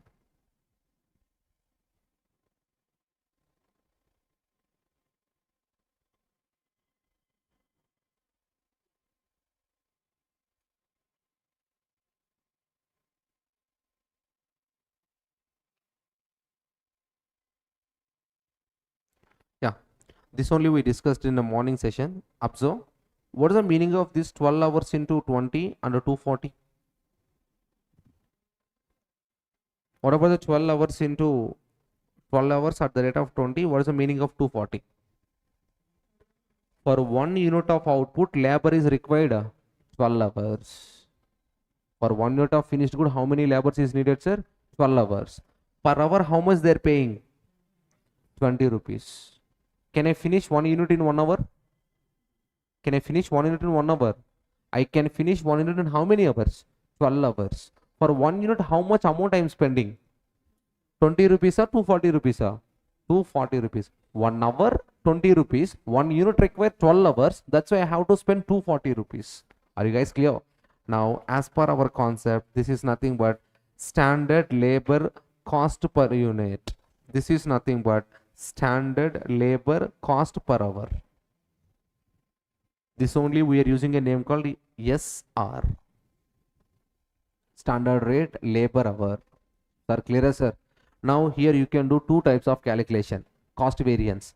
Standard hours into standard rate minus actual cost, or our actual output into standard labor cost per unit minus actual. Now what is the first calculation? Standard cost equals to standard hours into standard rate per hour.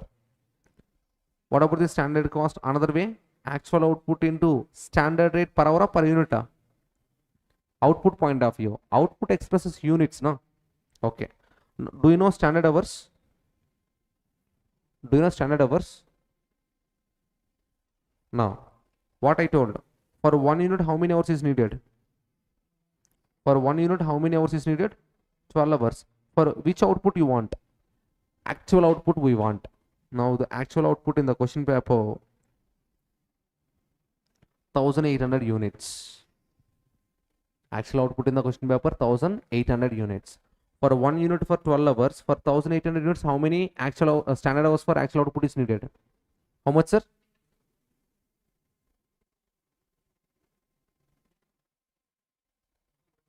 21,000. Now 21,600 hours output. Hours. I converted hours to output now. Now I have to multiply with hourly rate, unit rate. I have to multiply with hourly rate, unit rate. Hourly rate. Now what is the hourly rate? 20 rupees. Answer? 4,32,000. Are you guys clear? This only we are using in like material also.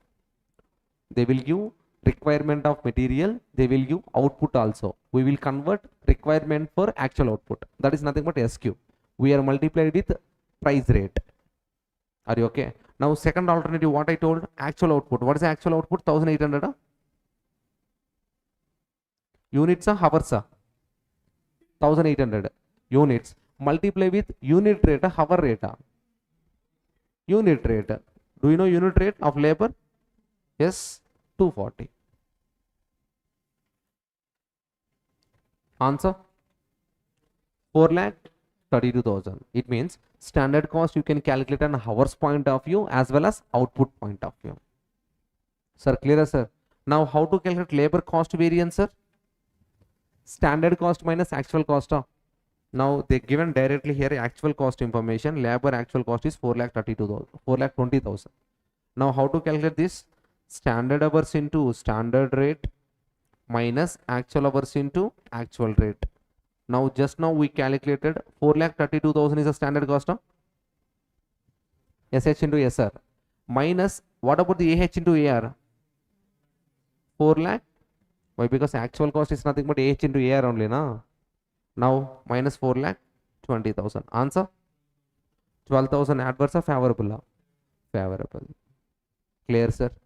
Now my point is cost variance we can calculate on hourly basis as well as output basis.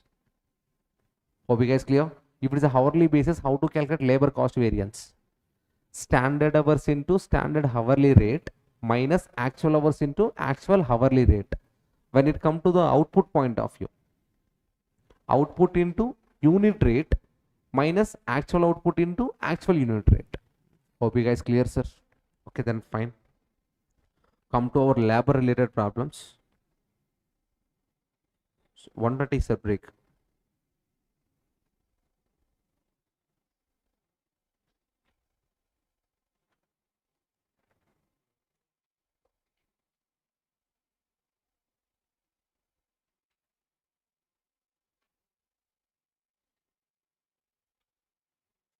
Illustration number 5.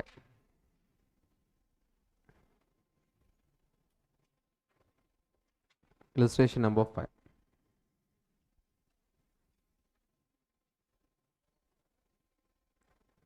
The standard labor component and actual labor engaged in a week for a job are as under. 181.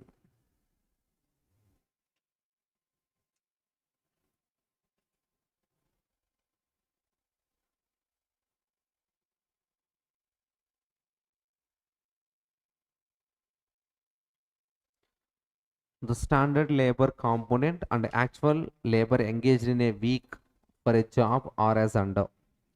Standard number of workers in a gang. Skilled people 32, semi-skilled 12, unskilled people 6.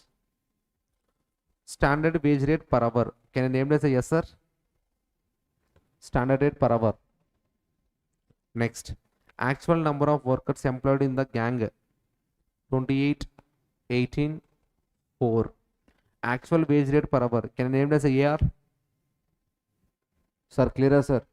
If I know SH, if I know AH, I can solve the problem. Okay. Sir, this 32, 12, 6, 28, 18, 4, they are people, not hours. People into they worked multiplies, you will get hours. Do you understand clearly? Okay. During a 40 hours a working week, the gang is produced 1800 standard labor hours of work. Calculate labor efficiency variance, mix variance, wage rate variance and labor cost variance. Sir, weekly how many hours they are working, sir? How many hours they are working? 40 hours. Yes or no? No. Now 32 into 40.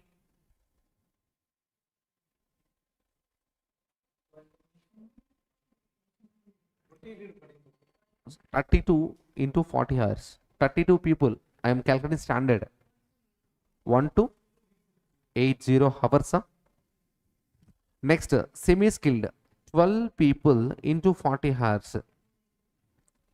For 80 hours. Next, 6 people into 40 hours. 240 hours. Total hours they worked, sir? 2000 hours. Are you understand or not, sir? 2000 hours their work. Sir, can I name it as a this SH, sir? 1280 hours, so 480 hours, so 240 hours is nothing but SH. Standard hours only, no? Wrong answer. They are for 2000 hours related information. But when come to you have to create how many hours related information? Can anyone tell me what is the SH? Standard hours for actual output. Standard hours for actual output. Now, what is the meaning of this? 1280 hours for standard mix of 2000 hours. I don't want for 2000 hours. I want for actual of how many hours? 1800 hours. Hope you guys clear. Any doubt on this conversion? Clearer, sir? Out of flow students are doing mistakes here. They will consider directly 1280, 480, 260 as a standard hours. They are the standard hours for input of 2000 hours. But what is the actual input? 1800. Because of there is a no normal loss or abnormal loss information, input is nothing but output. Now output also how many hours? 1800 hours. Clear, sir? Okay, then fine. How to calculate actual hours? How to calculate actual hours? People into 40 hours, nothing is there. People into 40 hours, they're actually worked. Nothing but what, sir? 28 into 40, 18 into 40, 4 into 40. Now that only student will fix in the mind. Standard into 40, actual into 40, we will get answer. But that is the wrong answer. Why? Because that standard for 2000 hours. We don't want for 2000 hours, we want for 1800 hours of input or output information. Actually. Now see.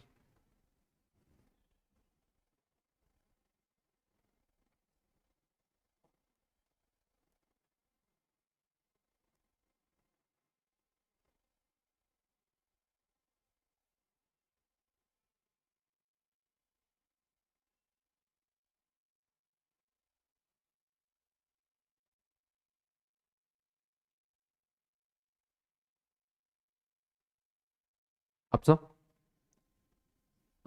Standard rates is given in the question paper itself. Hourly rates are unit rates. Hourly rates. If hourly rate, you have to multiply with hours. Unit rate, you have to multiply with units. Common sense point. Now, when it comes to actual rates, also given in the question paper 432. Actual hours can I figure out? Why? Because actually they paid. Actually they worked for 1 week. 40. How many people? 28, 18, 4. So 1120, 720, 160. Totally how many hours? 2000 hours. But what about the actual output? Actual output purpose, how many hours they worked? 1800 hours they worked. Now what is the gap of 200 hours? Loss. The gap of 200 hours is what, sir? Loss. But loss is not important for us. It is the only clue for conversion like previous one of the problem. Loss 5%, input 100%, output pending percent. That purpose only we are using normal loss, not for calculation purpose. Okay, then fine. How to calculate standard hours? Can I multiply like same as actual hours? Number of people into 40? Yes, first we have to do that only. Now see, if you calculate like that, it will get how many hours related information? 2000 hours related information. Are you guys clear? But actual hours is related to how many hours? 1800 hours. Now convert 1280 hours for 2000 hours. For actual hours of 1800, how many hours is needed? 1152, no? 1152. Next, when come to semi-skilled, 480 hours for actual hours, standard hours. Standard hours of 2000. But what you want? Actual hours related 1800. Next, unskilled, 240 hours for. We want actuals. We want standard information actual, but they given standard information standard. Convert it. So 240 hours for 2000 hours. I want for 1800 hours. Sir, clear, sir? Okay, then fine. Post it here. Now my question: how to calculate revised standard hours? Input in standard mix. Input in standard mix. What about the input? 2000 hours. Input hours, sir. 2000 hours. In which proportion? Standard hours proportion. Now nothing but 2000 into 1152 divided by 1800. Answer? 1280. Sir, if you follow before conversion also, you will get same answer. What is it before conversion? 1280 is there now. This. You can follow this mix also, same answer. Why? Because this mix only we are converting into actual hours of 1800. It will not change. Okay, then fine. So when it comes to the semi-skilled, actual 2000 hours, the mix is 432 divided by 1800. When it comes to the unskilled, input 2000, the mix proportion 216 divided by 1800. So you will get a revised standard quantity 1280, 480, 240. Sir, clear, sir? Okay, then fine. Please figure out labor cost variance, labor rate variance, labor efficiency or usage. In material point of view, we have to use a name called usage. When come to the labor point of view, we have to use efficiency, labor efficiency variance. Material gang variance or mix variance. You can use what are the name you want. Next, material yield variance. Now, please tell me one answer.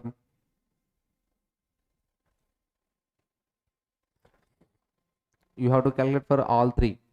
Summation is nothing but net answers.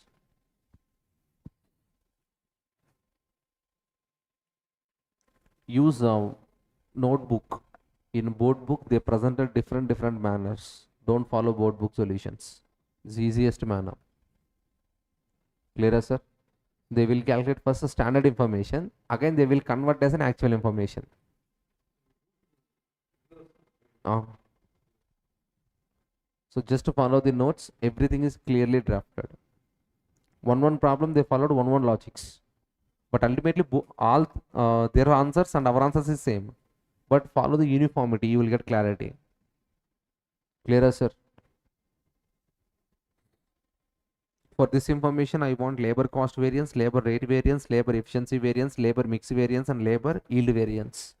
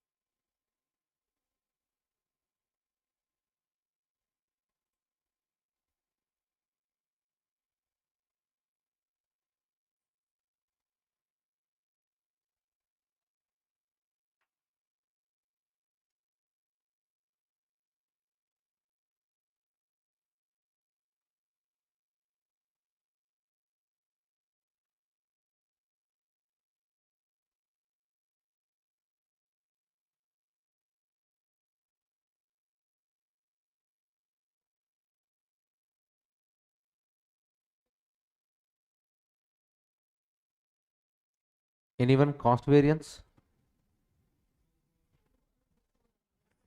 2424 adverse. Anyone rate variance?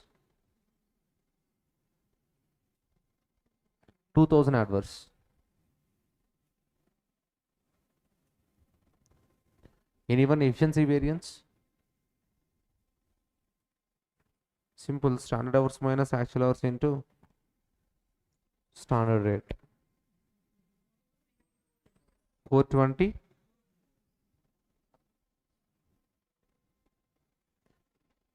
Labor mix variance, please.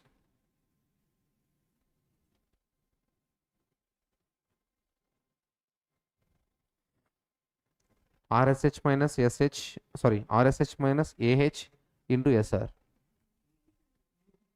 80 favorable.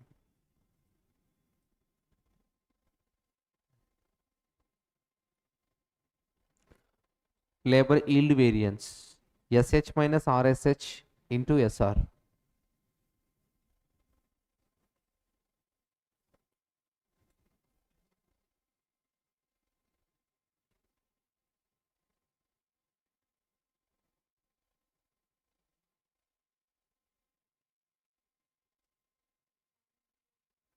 Why not?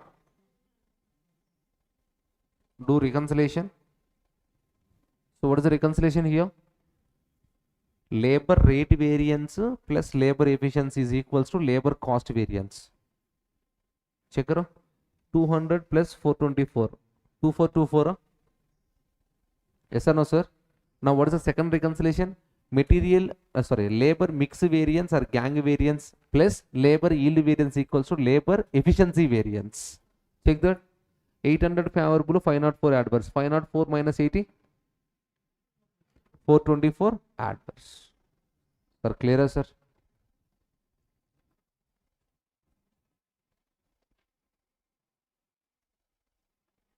Check with the notes also, you will get same answers.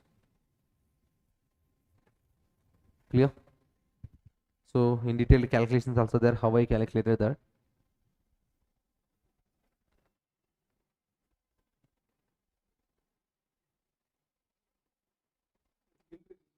Sir?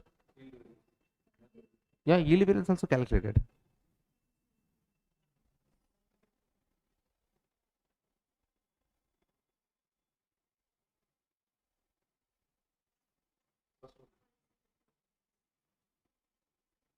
Yeah, labor yield variance missed, I think. Oh, sorry. They mentioned questions, what they required in the question paper. Based on that, I answered. Yeah, okay. What do you want? I need to calculate yield variance. Yeah, 424 adverse. Yeah, mix yield. Yeah. So when it, if you want, go with the labor yield variance. So standard hours minus revised standard hours into standard rate. Please tell me skilled standard hours. 1152 minus 1280 rate, please. 3 answer 384 adverse. Skilled semi skilled 432 minus 482 9 96 adverse. Unskilled 260 216 216 240 into 1 answer 24 adverse. Net please 504 adverse. Now check karo. So yield plus mix is equals to efficiency. What about the mix? 80 favorable. What about the yield? 504 adverse. Now 504 minus 80, you will get efficiency variance of rupees 424 adverse. Sir, clearer, sir? You can go with the 1 minus 2 logic also. That's why I written it clearly alternative. So if you take a Xerox, you will get clarity. This is a alternative 2. 1 minus 2, 2 minus 2, this logics. Clearer, sir? So apart from the logics, we have a conceptual clarity also. First, we will calculate standard cost of labor minus actual cost of labor. We will get a cost variance. That came because of two reasons: hour issue, price issue. Hour issue means standard hours minus actual hours worked. Multiply with what rate? Standard rate per hour. When come to the rate issue, standard rate minus actual rate into hours na. Which hours? Actual hours. Actual hours paid. If there is a ideal time variance, if there is a no ideal time, in every case hours will be same. Clearer, sir? So take a break, sir. Lunch break. After lunch break, we will solve exam problem.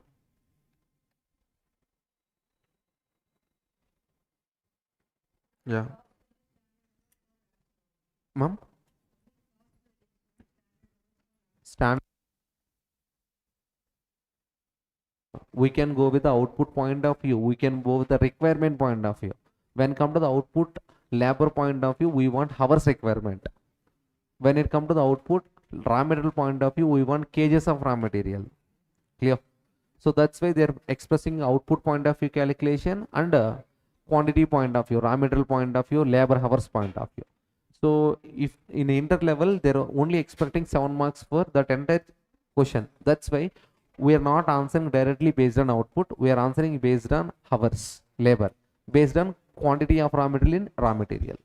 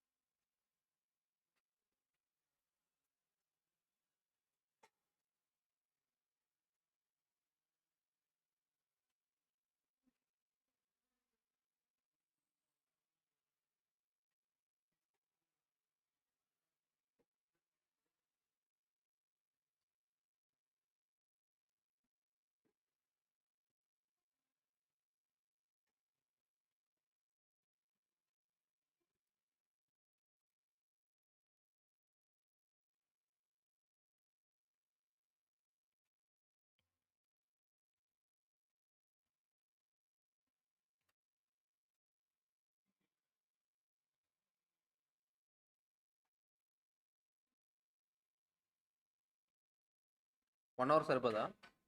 1 hour పోదుమా?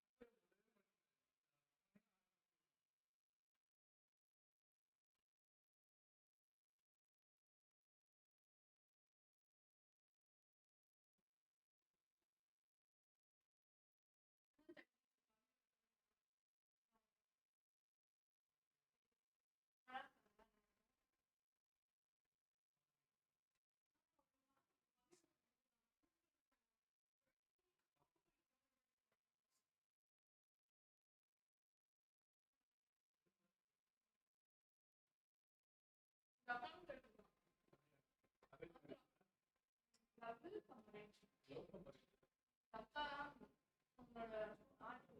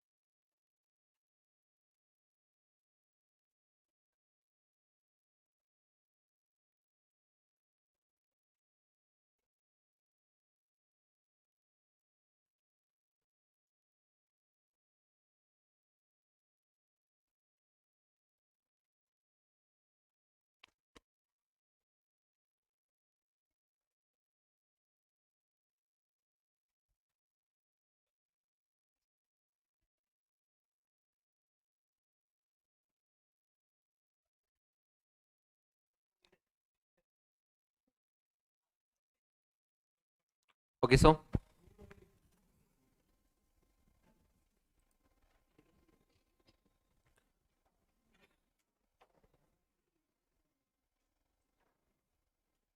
illustration number 6.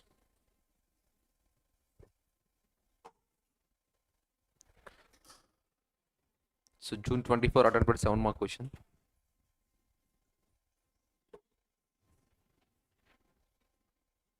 Page number 182.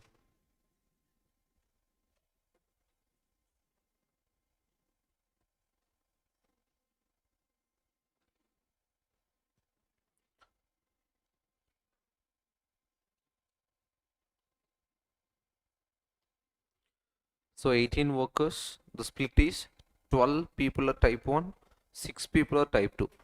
So like previous problem, we'll observe as skilled, semi-skilled, unskilled, right?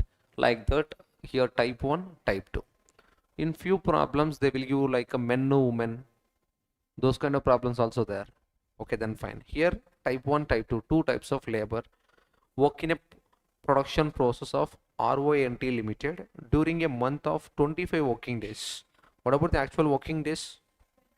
25 days. Each type of worker is expected to produce 1 unit per day. Highlight this, 8 units per day. And type 2 workers is expected to produce 10 units per day.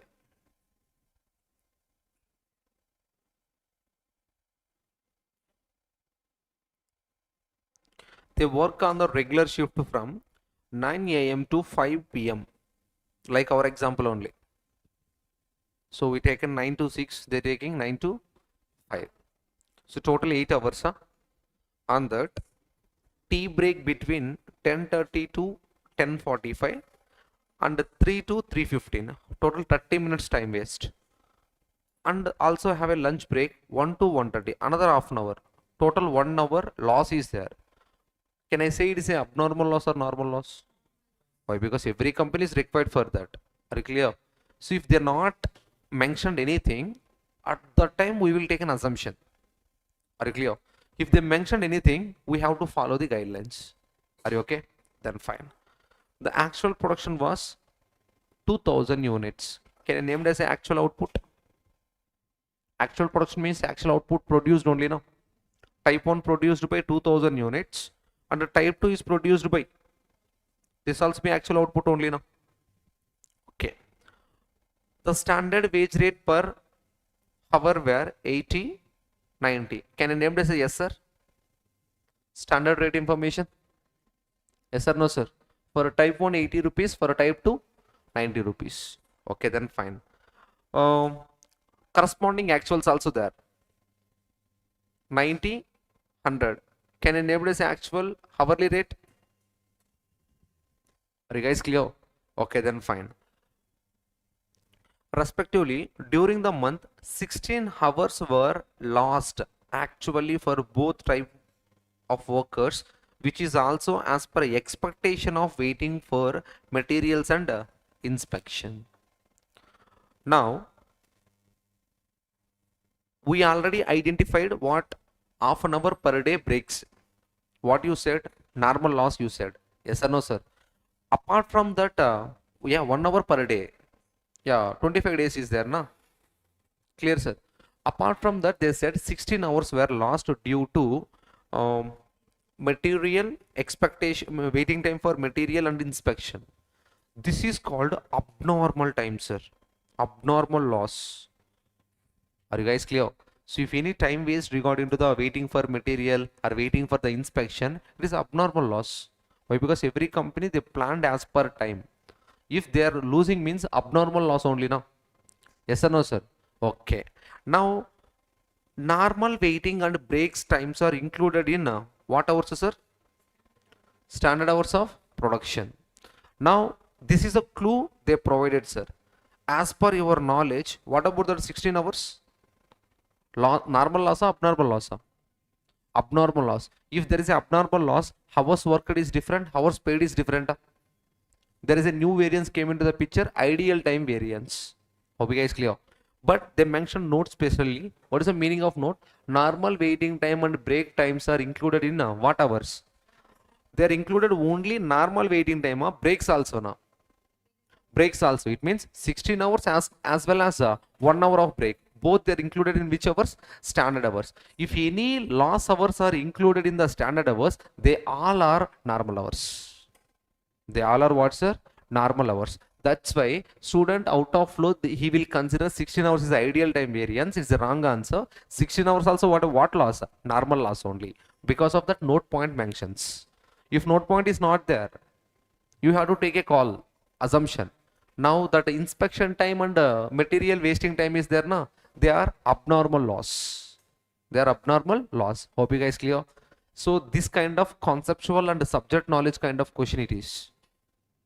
Clear, sir? So if any hours are included, any loss hours are included in the standard hours, they all are what hours? Normal hours.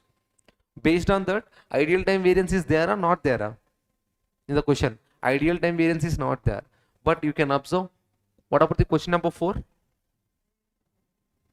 What about the question number 4? Just for your confusing purpose only, they asked that question. What our brain will accept? If they're asking a ideal time variance, means that 16 hours is a what? Ideal time variance only. Check the suggested answer. Ideal time variance is how much? 16 hours into standard time, huh? No. Why 16 hours? Why not ideal time? Why? Because they said clearly breaks and normal time losses are included in which hours? Standard hours. If any loss hours are included in the standard hours, they all are treated as a what hours, sir? Normal loss hours. Because of normal loss, there is no ideal time variance. It is a common for all companies. Subject check, sir. It's just a subject check. Now observe what they mentioned. Since normal waiting and break are included in what hours, sir? Standard of hours. Are you okay now? Okay, then fine. So what are the things they're asking, sir? First question.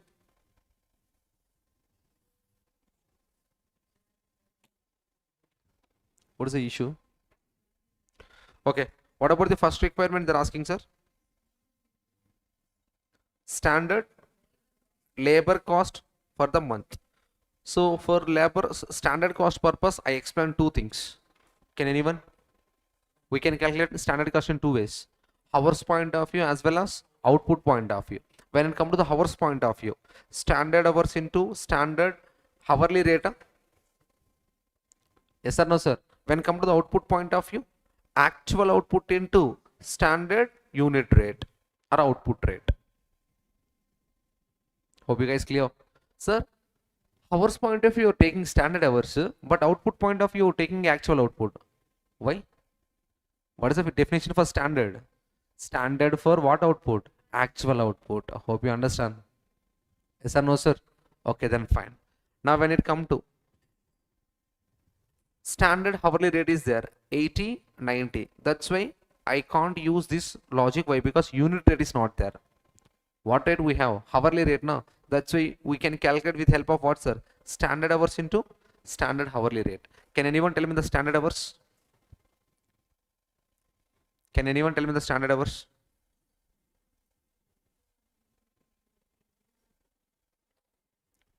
$200 hours, sir. Okay. What about type 2?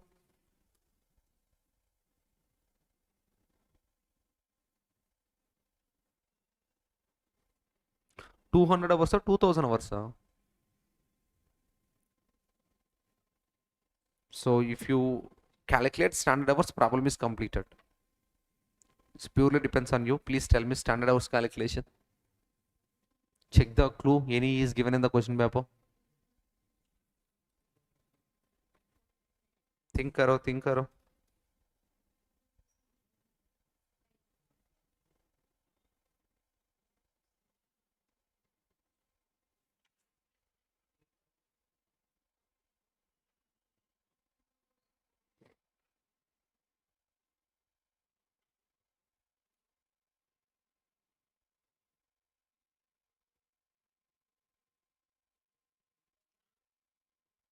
The clue is here is there 8 units per day, 10 units per day. Sir, clear, sir? How they standardly working for when it come to per day, 8 units they are producing by type 1, 10 units produced by type 2. Observe clearly. For one day, how many hours they are working? 8 hours they are working. For 8 hours, they are producing 8 units by a type 1 people. For 8 hours, they are producing 8 units. Per 1 hour, how many units they can produce? How much, sir? Can I name it as a 1 unit per hour? 1 unit per hour. Now, how many actual units they are produced? It means 1 unit require 1 hour. For 2000 units, how many hours is required?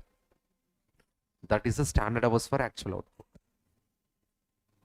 That is the standard hours for actual output. How you get a 200? Okay, that is the actual information, no? So 8 hours into 25 days is regarding to what? Actual information. What we want? They will use standard information. We have to convert that standard information to actual output. Are you guys clear, sir? Now, they said clearly 8 units per day. Yes or no, sir? 8 units per day.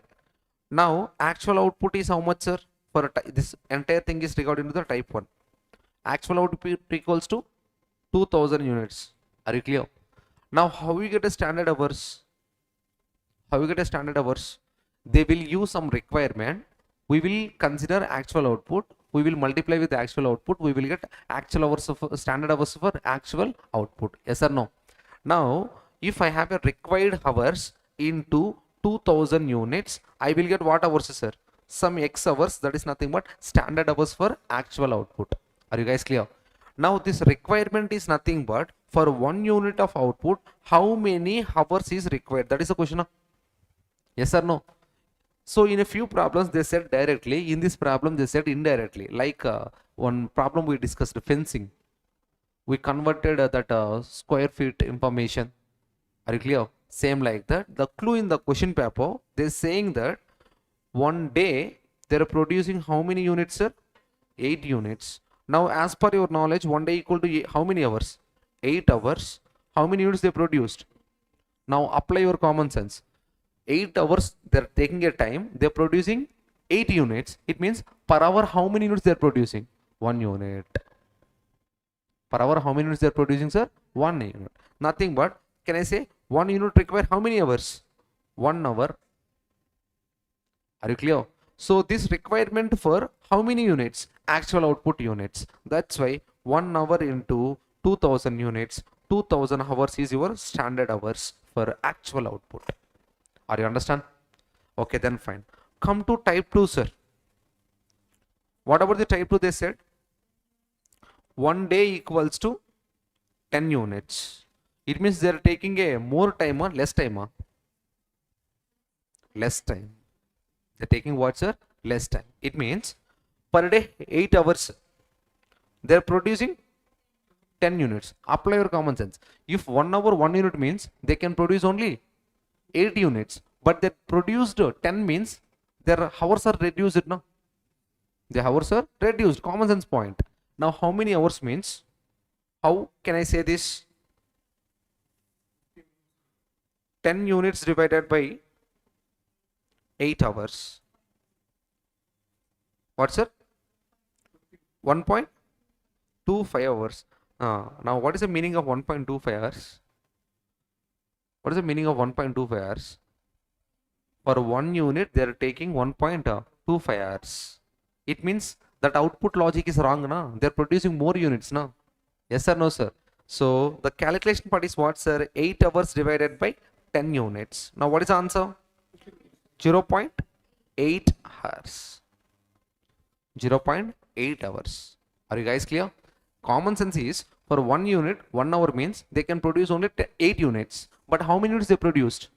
10 units means less time only, na? Per unit they will take 1 hour or less than 1 hour? Less than 1 hour. It means 1.25 or 0.8? 0.8. Sir, clear, sir? Now what is the meaning of this 0.18? 1 unit require 0.8 hours of type 2. But actual output is how much? Type 2? 12? output.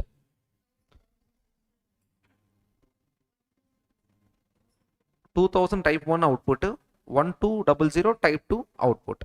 1200.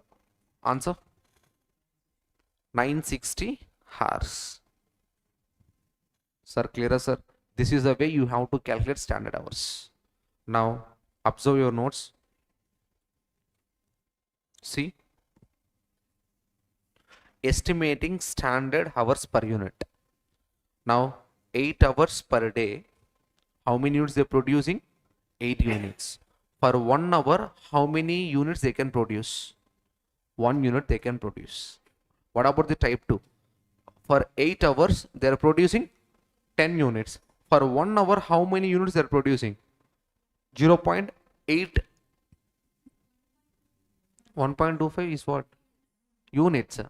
1.2, I want hours, na? 0.8 hours, that only I am explaining.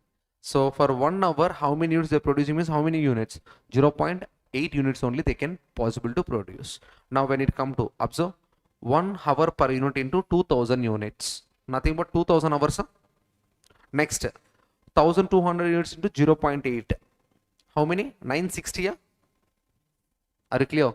These are the standard hours. You have to multiply with the standard rates given in the question paper. Then you will get first question answer. What is the first question answer? Standard cost for both type of labor. Nothing but standard hours into standard rate. Hope you guys clear. Next, what about the second question? Labor cost variance. Nothing but standard hours into standard rate minus actual hours into actual rate. Now just now we calculated standard hours. Yes or no, sir? How many standard hours? Type 1, 1200 and 960. Standard rates given in the question paper and actual rate also given in the question paper. They provided actual hours information, no? Or actual hours given? No? Actual hours is not given, they provided. What is the provided information? Workers into number of days into per day hours. Clear, sir? What about the type 1 workers? 12 people, they worked 8 hours per day. How many days? Now see, 25 days, 8 hours per day, 12 members. You will get actual hours worked. Now what about the actual hours worked, sir? 2400 hours. 2400 hours. Now type 2, same. They are also working 25 days per day. How many hours? 8 hours. How many members? Why? Because they said 18 people. The split is 12 people are type 1, 6 people are type 2. Sir, clear, sir?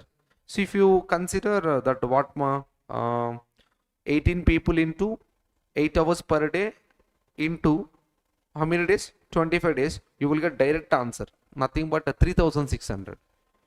3600. Are you guys clear? If you want to differentiate, go with the individual calculation. If you want total, go with the total people. Now when it comes to actual rates given in the question paper, how much more? Actual rates 90, 100. If you multiply with AH into AR, what you will get, sir? What cost? What cost? Actual labor cost. Actual labor cost. Hope you guys clear. Okay, then fine. Now you already have a standard cost information. Now we adjusted working note called actual hours and actual rate information. The difference is nothing but what variance, ma?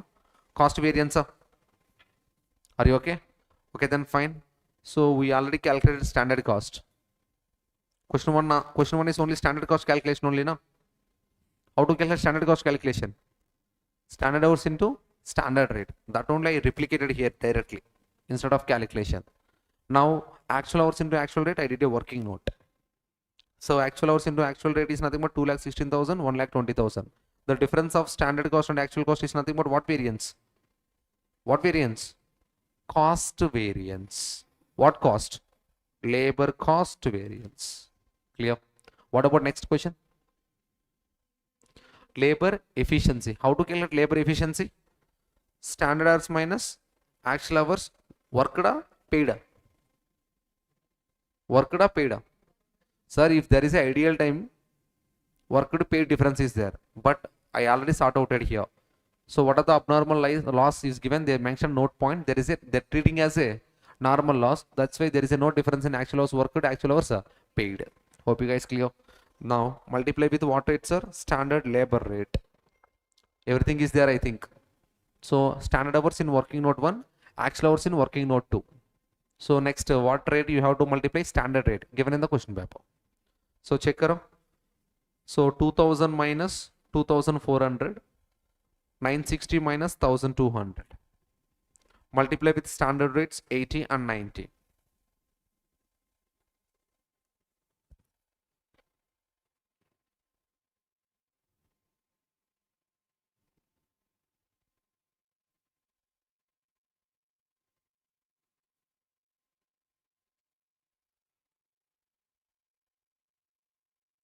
Clearer, sir? Are you okay? Now when it come to what about the case 4, sir? Ideal time variance.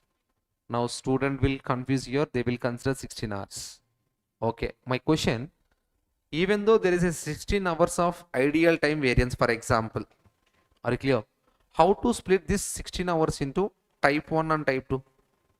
Well, because 2 ideal time variance is known as total net now. So how to split this? We are split based on people. We are split based on people. When come to the type 1, how many people? 12.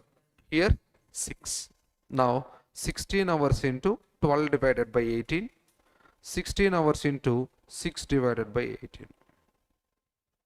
Sir, clearer, sir? This is the way we have to split. Okay. Now, but in this question there is a no abnormal loss clearly mentioned in the note point. If there is a no note point, we will take an assumption. What are the 16 hours is there? That is called abnormal loss. What are the 1 hour is there? That is a normal loss. 1 hour is nothing but tea break, lunch break. Clearer, sir? Next, come to this example. Just inter problem for exam purpose. I taken as an example. So few more questions. There is some questions like this information. They will give material information, labor information. They will ask both material variance calculation and labor variance calculation. Clearer, sir? So you can expect for 7-mark question like this. This pattern is not, this model is not there in your material. Just as an example, there in the notes. There is a question. Observe. Standard data is given. Notes. There is no page numbers for notes. Chapter 5. Chapter 5. So if you scroll, you will get clarity. This example after labor. Clear? Okay, then fine. Observe. Standard data they will give and actual data they will give, sir. Sorry, here. Actual data they will give. This entire question only up to that. Up to orange completion, entire information is a question only. Now see standard data. Material 450 kgs and 360 kgs. What about this 810 kgs? What about that 810 kgs? Standard input. Standard input. Now on that standard input, they removed normal loss. You will get what, sir? Standard output. Are you guys clear? Okay, then fine. Now labor information also standard is given. What about the standard mix of labor? 2400 skilled people, 1200 unskilled people. Okay. Now when come to the actual data, when it come to actual data, 450 kgs, 360 kgs are individual inputs. Now what about this 810 kgs? Actual input. And that actual input 50 kgs negative is there. If 50 kgs negative means what is that? Loss only now. If you remove what you will get? Actual output. Actual output. My question, standard also for actual output as well as actual also for actual output. Check the outputs. Standard for what kgs? 720 kgs. Actual for 760 kgs. Are you guys clear? Now tell me, can I say this 2 is known as SQ? Material point of view, can I say this 2 is nothing but SQ? No. They are for 720 kgs of output. They are for what kgs of output? 720 kgs of standard output. What we want? Standard in actual output mix. What about the actual output? 760 kgs. Hope you guys clear. I'm saying na, that only the mistake we are doing. That only the mistake we're doing. Sir, clear, sir? So we have to check what are the standard information they given for standard mix of output or actual mix of output. If it is an actual mix of output, outrightly consider that. If it is not like that, you need to convert standard in actual output manner. Guys, clear? Now, 450 kgs for equivalent to standard output of what, sir? 720 kgs. But I want for what, sir? 450 kgs of material is equivalent to 720 kg of output. I don't want for given output. I want for actual output. What is the actual output? 760 kgs. How much raw material is needed?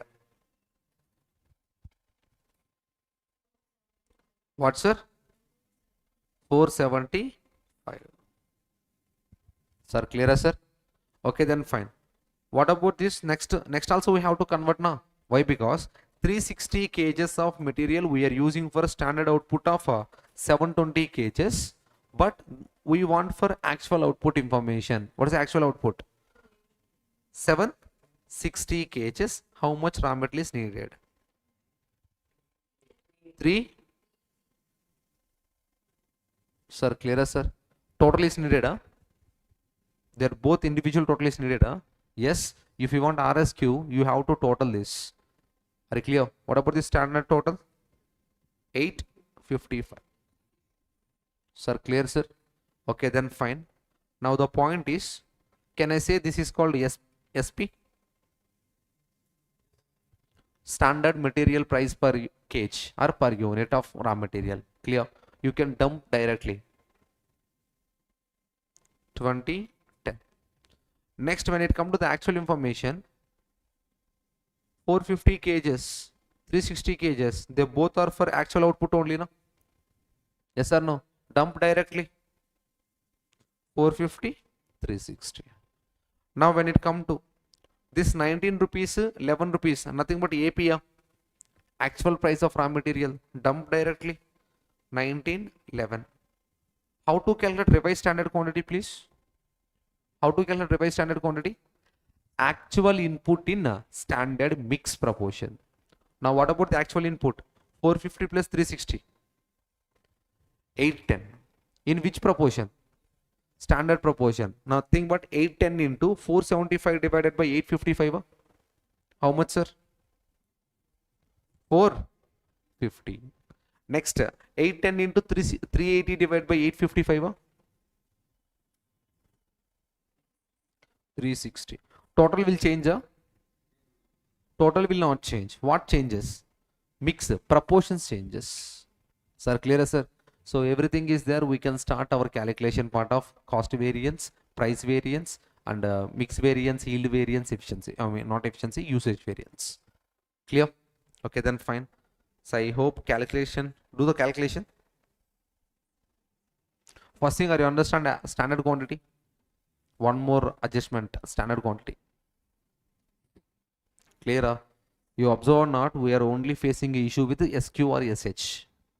There is no issue with AQ. There is no issue with SP, AP, AH. There is only issue with what, sir? SQ or SH.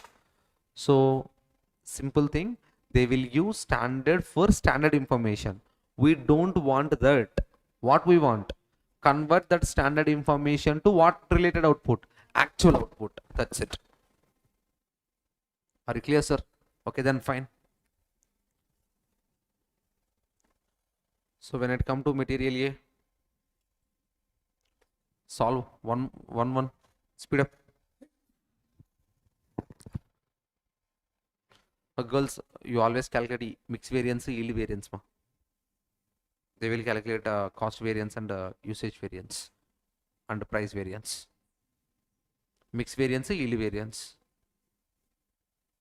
Sir, you guys calculate please cost variance and price variance. Sorry, usage variance and price variance. Sum is nothing but cost, no?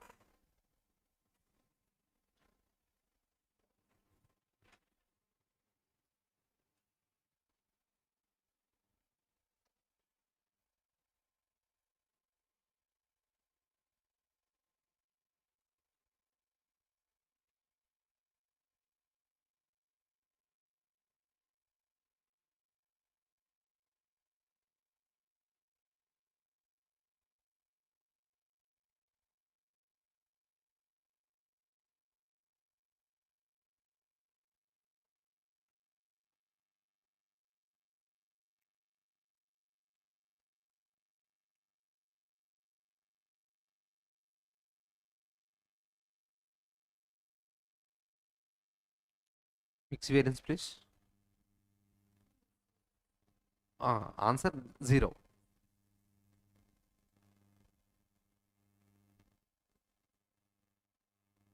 Anyone yield ma? 700 favorable, adverse? Favorable. Boys, what about price variance? Price variance 90 favorable. Usage variance, speed up. Usage variance,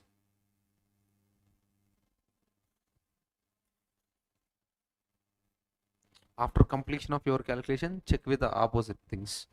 If you completed, check with the opposite things, then you will get more clarity. 700 favorable, yes or no, sir? So sum of these two is nothing but cost variance 790 favorable. Now check the mix and yield variance. 700 favorable net, that is nothing but usage variance. Yes, reconciliation completed. Sir, now the doubt is came, sir. Why mix variance is 0? No. Same mix. Exactly. Now the same mix is nothing but standard mix. Even though we revised, calculate the percentages, you will get a clarity. Standard percentage, please. 475 divided by 855. 475 divided by 855. 55.55%. It means here also 55.55% is only, no? No. 44.45%. Clear, sir? Then please calculate AQ percentages. 55.55%, 44.45%. Even though values are different, percentages are what? Same. Even though values are different, percentages are same. Because of percentages same, there is no mix variance, no? Hope you guys clear. But there is a yield variance. There is a yield variance. Because of wrong quantities, percentage is correct only. Quantities are wrong, no? Because of wrong quantities, output also vary. Hope you guys clear. Don't think this kind of concepts in exam. Why this is 0, why this is not 0. No, there is a chance. If percentages or proportions are same, your mix variance is what, sir? 0. Hope you guys clear. Are you okay now? So in this question, we completed only part of the question. Material only we completed. On that question, labor also there. Clear, sir? Okay, then fine. 2400, 1200. Can I name it as a standard hours? Can I name it as a standard hours? No. Why? Because this 2400, 1200 for what output? Standard output. What is the definition of SH? Standard hours for actual output. Standard hours for actual output. Now 2400 for 720 kgs. I don't want for 720 kgs. I want for actual output of 760 kgs. How much? 2400 into 760 divided by 720. 2533 hours. Sir, clear, sir? 1200 hours for standard output. Do you want standard output or actual output related? Actual output related. Then convert, please. 1200 into what is the requirement? 760 divided by equivalent 720. 1267. Clear, sir? Total is needed. Yes, more than one labor. We have to figure out RSH. Revised standard hours. Total it. 3800. Okay, then fine. Come to standard rates given in the question paper itself. Up so this 2 rupees per hour, 1 rupee per hour, nothing but what? Standard rate per hour only now. Next, 2400 to 1200. They are for standard output related, actual output related. Actual is always for actual output only. Then dump it directly. Now 2.25 actual rate to 1.25 actual rate. Dump 2400. 1200, 2.25, 1.25. How to calculate revised standard hours? How to calculate revised standard hours? Actual hours in standard mix. Calculate karo. 3600 into 2533 divided by 3800? 2000,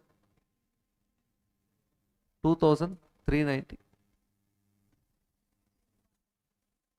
But check the solution.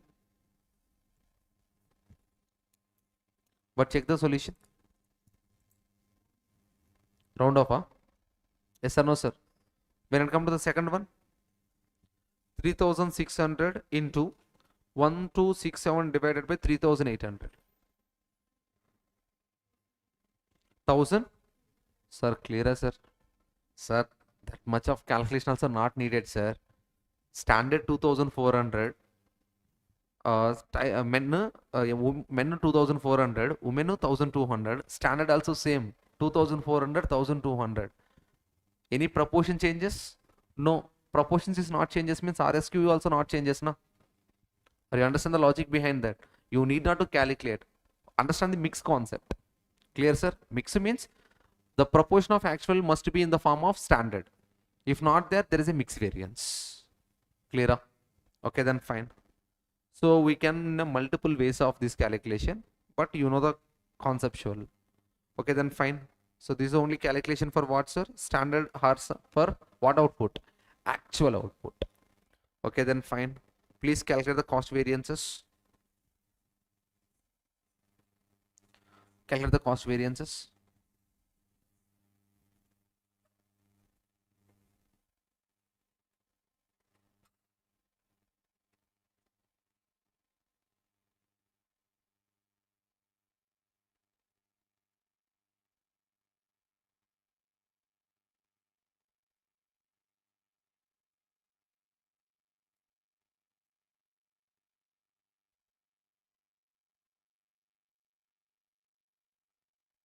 We can outrightly say mix variance is 0.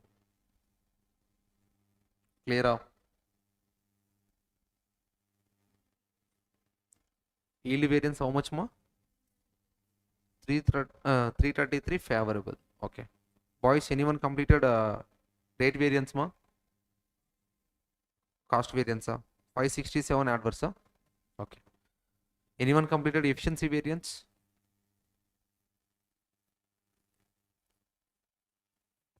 Anyone completed labor rate variance?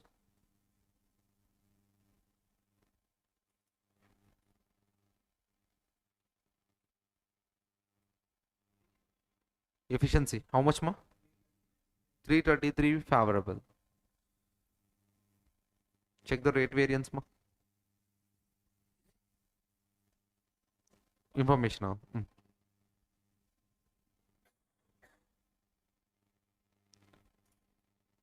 So tomorrow please bring the class notes. It will save some other 20 or 30 minutes of time offs. 900 adverse. Sir, clearer, sir? Any complications regarding to the material and labor? Clearer? Sure? Okay, then fine.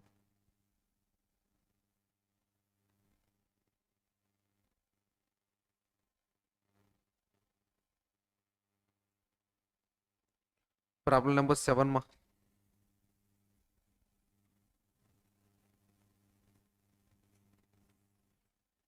So just understanding the concept of ideal time variance not important for exam.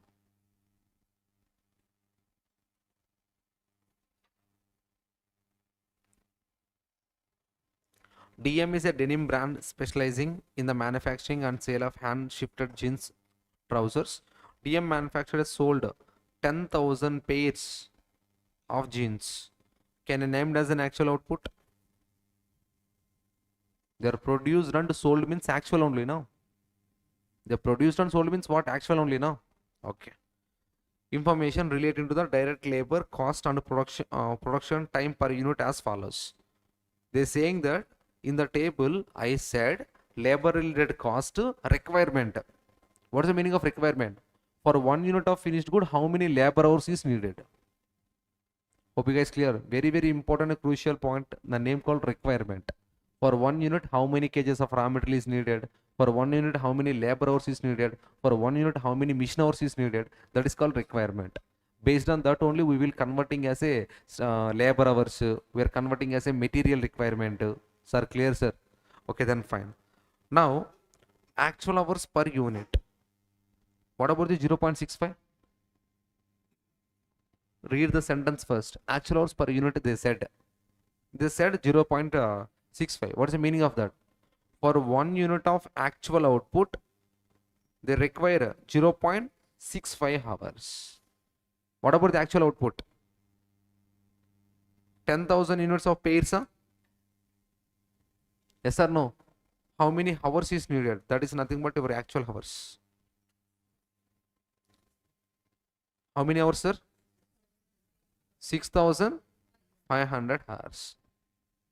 Sir, clear, sir? Generally, actual hours they will give. But in this question, they said requirement and actual output, you know. How to convert also, you know.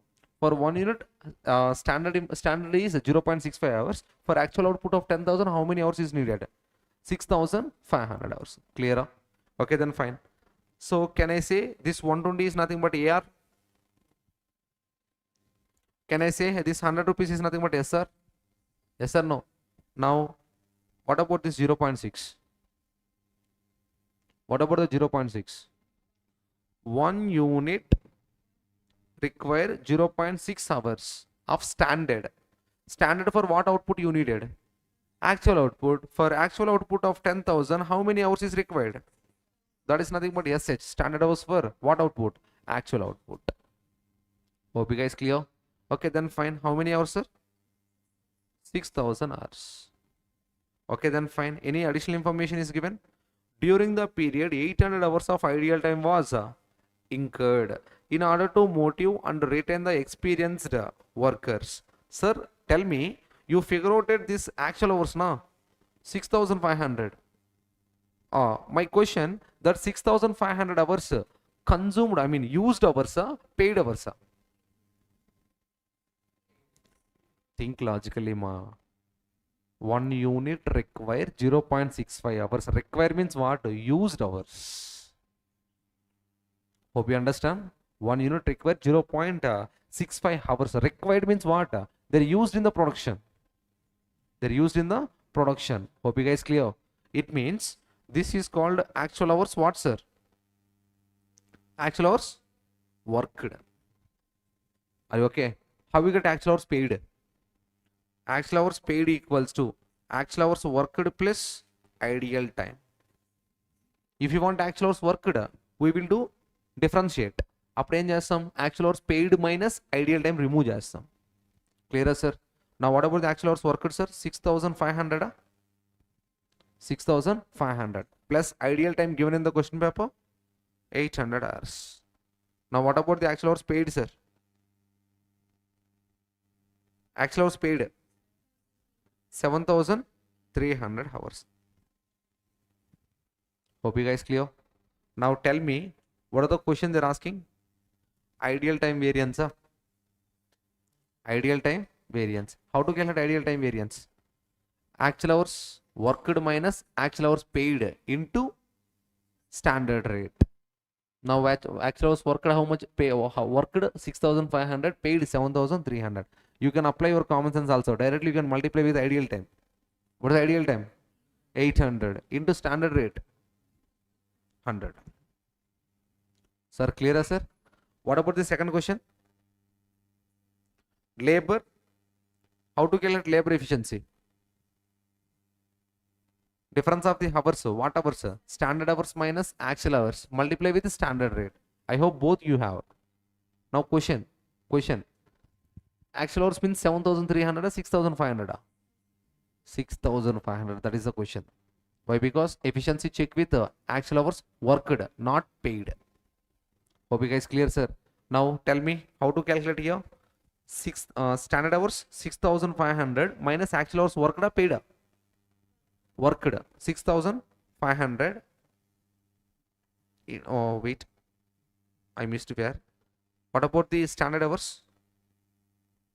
6,500 minus actual hours worked. Actual hours worked 6,500 again. Wait. Standard hours are 6,000. Sorry, ma. Standard hours 6,000. What about actual hours worked? 6,500 into standard rate 100 rupees. Answer. Adverse or favorable? Adverse. So subject point of view think karo. Standard hours are 6,000. Actual hours are 6,500 into 100 rupees. Understand conceptual point of view. I planned 6,000 hours. You have to finish the job. But you taken 6,500. Are you taken more hours or less hours? Sir, you have to finish job within 6,000 hours, sir. But actually, how many hours you are using? 6,500. Are you taking more hours for working or less hours for working? More hours means more cost. More cost represent adverse only now. This is the way express decision based on calculation conceptually. But we are using a calculator trick. That's why formula oriented. We will get directly negative answer only. So go with the adverse answer. Clear? That's why in ideal time variance, even though actual hours paid minus actual hours worked into standard rate, we are using a formula actual hours worked minus actual hours paid. Reversely. Why reversely? Always paid hours is more than the actual hours worked, na? Paid hours is more, worked hours is more. Paid hours is more. If you calculate like this, you will get an answer positive in your calculator. But what is the concept behind that? Ideal time variance always adverse. Are you clear? This much of thinking we can't use in the exam. That's why directly we are writing the formula in reverse. Actual hours worked minus actual hours paid. Always what answer you will get in the calculator? Minus answer. You can write adverse. Hope you guys clear. Are you okay now? Now the true formula for ideal time variance is paid hours minus worked hours. But you will get an answer positive or negative in your calculator. Positive. But what is the meaning of that positive? Adverse always. Are you guys clear, sir? So why that much of confusion? Go with the formula directly. Then go with the hours worked minus hours paid. Always what you will get answer? Negative only. Clear, sir? Okay, then fine. So problem number 8 is similar like a previous problem. Next, when it come to problem number 9, before going to the problem number 9, please tell me, are you understand all points regarding to the material? All points regarding to the material, sir? So how to calculate material variances? Material cost variance. Standard quantity of raw material into standard price of raw material minus actual quantity of raw material into actual price of raw material. How to calculate material usage variance? The word usage represents quantity difference. What is the quantity difference? SQ minus AQ. Quantity difference SQ minus AQ. So can I take decision based on SQ minus AQ? No. You have to convert that as an amount. That's why you have to multiply with what price? Standard price. How to calculate material price variance? Gap of the prices. Now the gap of the price is nothing but a standard price minus actual price. Can I take a decision based on this gap? No.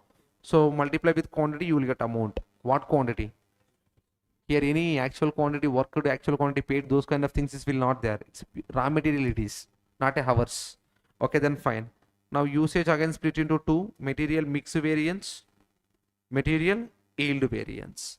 When come to the material mix, you have to introduce a new word called RSQ, revised standard quantity.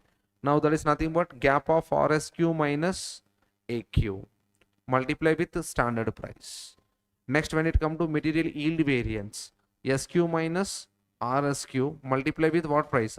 Standard price. Sir, clear? Okay. When it come to the labor cost variance, standard hours into standard labor rate minus actual hours into actual labor rate. Observe the wording what I am using. Material cost per kg, labor hour rate. Clear? Next, when it come to labor rate, instead of price, we are using a name called rate. So rate is nothing but standard rate minus actual rate gap. You have to multiply with what hours, sir? Actual hours paid. Actual hours paid. If there is a no ideal time, paid, worked, both are same. Up to that, we are following this logics only. Okay, then fine. actual labor efficiency variance. How to calculate this labor efficiency variance? Gap of the hours first. Now gap of the hours means standard hours minus actual hours. But efficiency we can't figure out with help of paid hours. I can figure out with help of worked hours. Worked hours is nothing but actual hours worked into what, sir? Standard rate. Okay, then fine. Next, labor mix variance. Labor ideal time variance. Why? Because we differentiated paid hours to worked hours. No. How to calculate ideal time variance? Actual hours worked minus actual hours paid into what rate? Standard rate. Clear, sir? Your calculator answer as well as conceptual answer both are adverse. Okay, if you shuffle the formula, you have to stop and think, then you need to express a decision. Clear, sir? But don't follow the conceptual kind of explanation in the exam. Go with the calculation part only. That you have to learn in the classroom itself. Hope you guys clear? So then when come to the labor mix variance, revised standard hours minus actual hours into standard rate.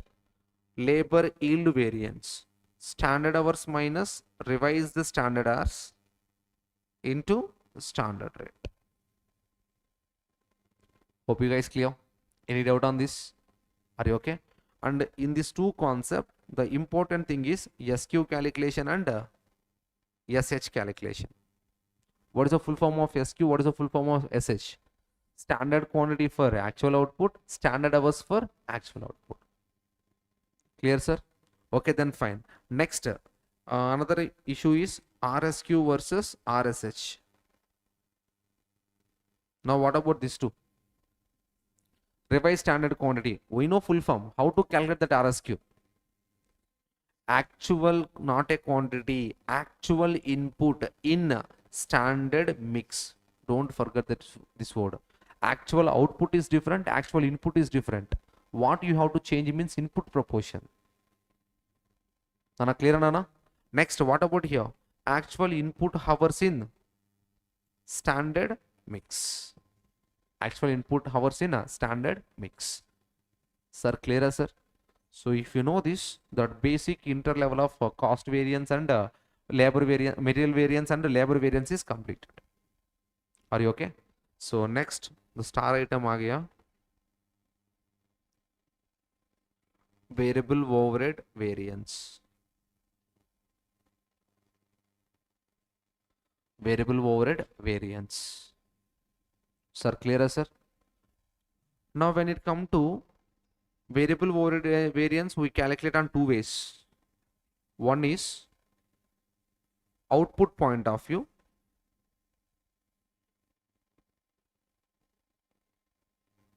Another one is hours point of view. Both will get answers, ma. Sir, clear, sir? Now when it come to hours point of view, nothing but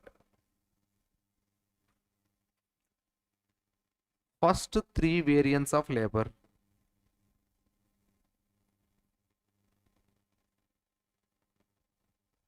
First three variants of labor.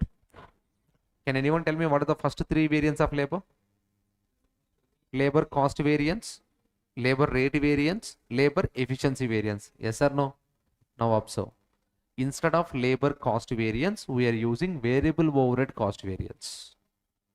Instead of labor cost variance, we are using variable overhead cost variance. Instead of labor rate variance, we are using variable overhead expenditure variance. Variable overhead expenditure variance. Instead of labor efficiency variance, we are using variable overhead efficiency variance. That's it. Hope you guys clear? Labor cost variance replaced with variable overhead cost variance. Why? Because you're talking about variable overhead now. Yes or no? Next, rate variance is there. When come to the variable point of view, it is not a rate, it is not a price, it is a expenditure. Variable overhead expenditure variance. Next, when it come to efficiency, here also efficiency. Okay, sir, why you are linked this concept to labor? Why you are linked this concept to labor? Sir, oh, call him. incharge sir.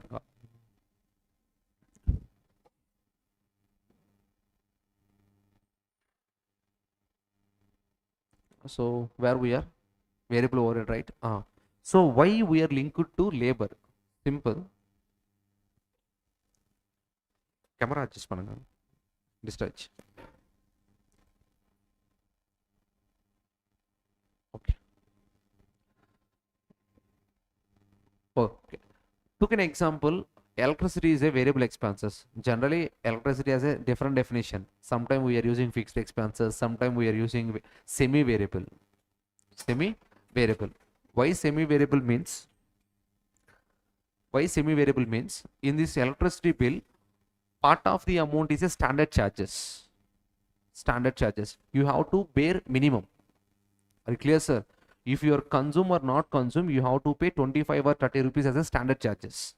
After that, every 1 unit consumption, you have to pay 7 or 8 rupees of cost. So if units are increasing, you have to pay multiple 7 rupees. If units are decreasing, you have to pay less 7 rupees. It means if output increasing, decreasing, if you are paying more or less, that is called variable nature. If you are consume or not consume, you have to pay standard charges now. That's why that is called what cost ma? Fixed cost.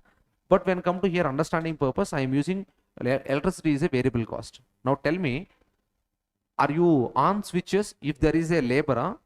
If even though there is no labor, you are on switches of production plant. Plant office is, plant is there na? In plant we are using electricity. Are you start missions or electricity if there is a human laborer? Without human being also, are you start the machinery and lights? With labor only we can start machinery, we can start what, sir? Electricity, lights, etc. Are you clear?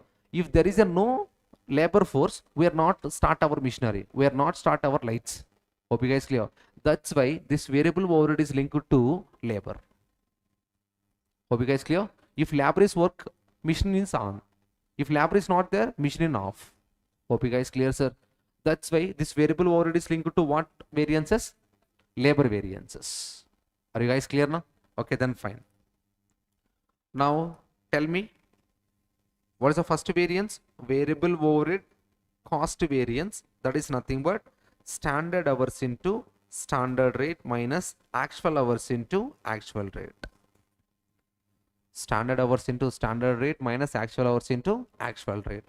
Same calculation we used in where, sir? Labor variance, labor cost variance. Okay, then fine. What about the second one? Variable overhead rate variance, price variance, expenses variance, expenditure variance. Sir, clear, sir?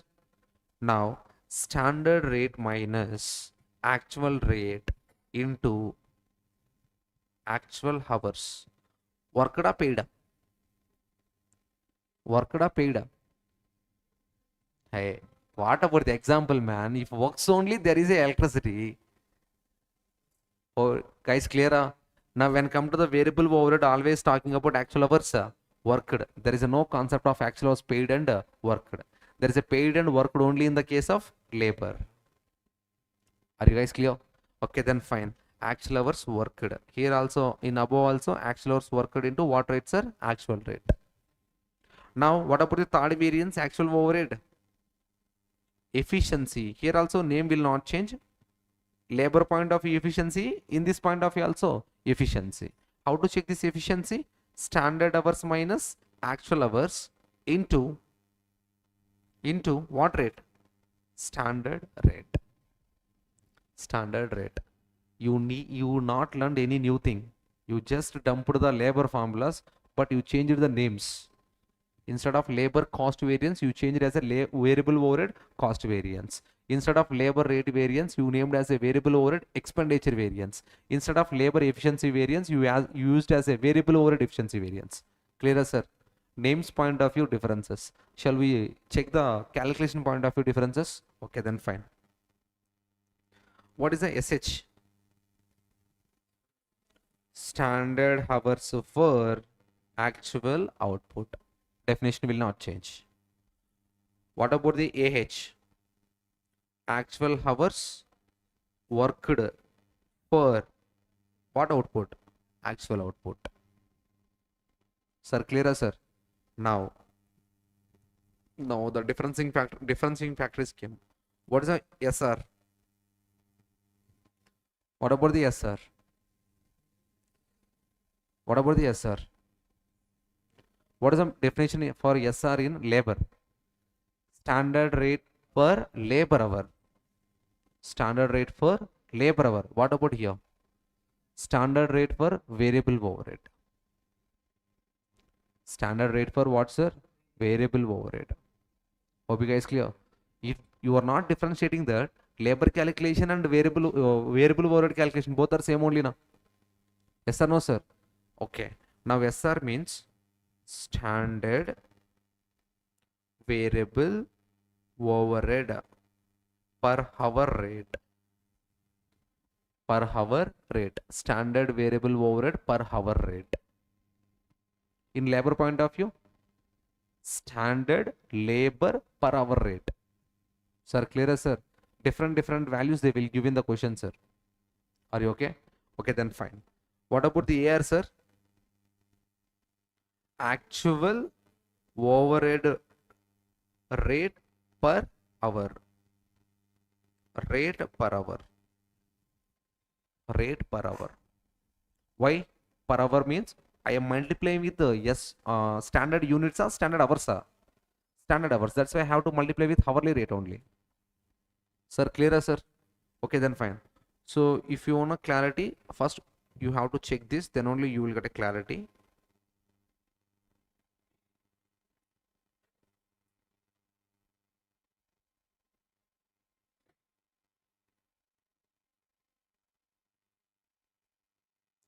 Now observe. Direct, this all are standard information. Now decode each and everything. What is the meaning of 4 kilograms? What is the meaning of 12 rupees? What is the meaning of 48? Don't open material. Just see and tell me. What is the meaning of 4? What is the meaning of 12? What is the meaning of 48?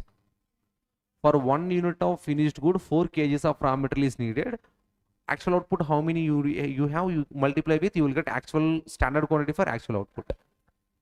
Sir, clear, sir? Okay, then fine. What about the meaning of 12 rupees? Per kg of raw material, 12 rupees. Sir, clear, sir? What about that 48 rupees? Per unit of raw material, 48 rupees. Are you understand, sir? Okay, then fine.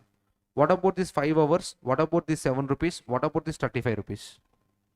1 unit require 5 labor hours. 1 unit require 5 labor hours.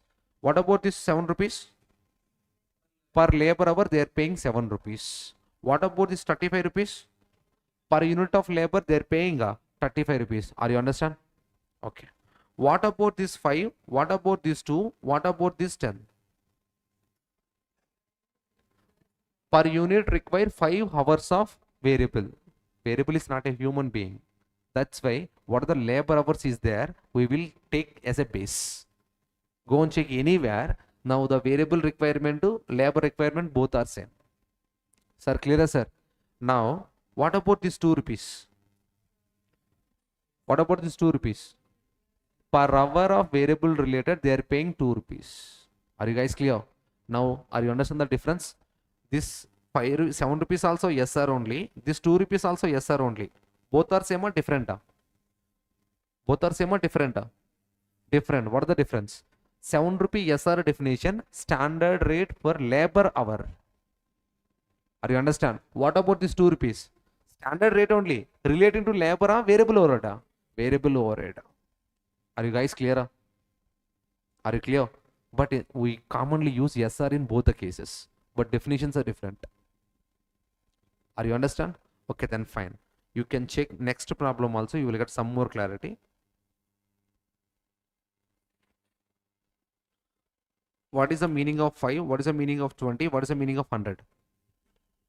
1 unit require 5 kgs of raw material. Per case they are paying 20 rupees. Per unit they are paying 100 rupees. Are you guys clear? Relating to labor, variable overhead, material, material. What about this 12? What about this 20? What about this 240? Per unit require 12 hours of labor. Per unit require how many hours? 12 hours of labor. Per hour they are paying 20 rupees. Per unit of variable overhead, sorry, per unit of labor 240 rupees. Sir, clear, sir? Okay. What is the meaning of this 12? What is the meaning of this 10? What is the meaning of 120? Per unit they are using labor only. Per unit they are using what? Labor only. What is the labor? Already they given na 12 hours. Even though here 12 is not there, what we will consider? Labor requirement is considered. Are you guys clear? Can I multiply with variable requirement into 20 rupees? No. Variable requirement into you have to multiply with which rate? Variable overhead rate. Sir, clear, sir? Now this 20 rupees also be known as yes, sir. This 10 rupees also be known as yes, sir. What is the difference? Now that first yes, sir is hourly labor rate. Next, this 10 rupees is nothing but hourly variable overhead rate. Sir, clear, sir? Okay. Next, when it come to see here also.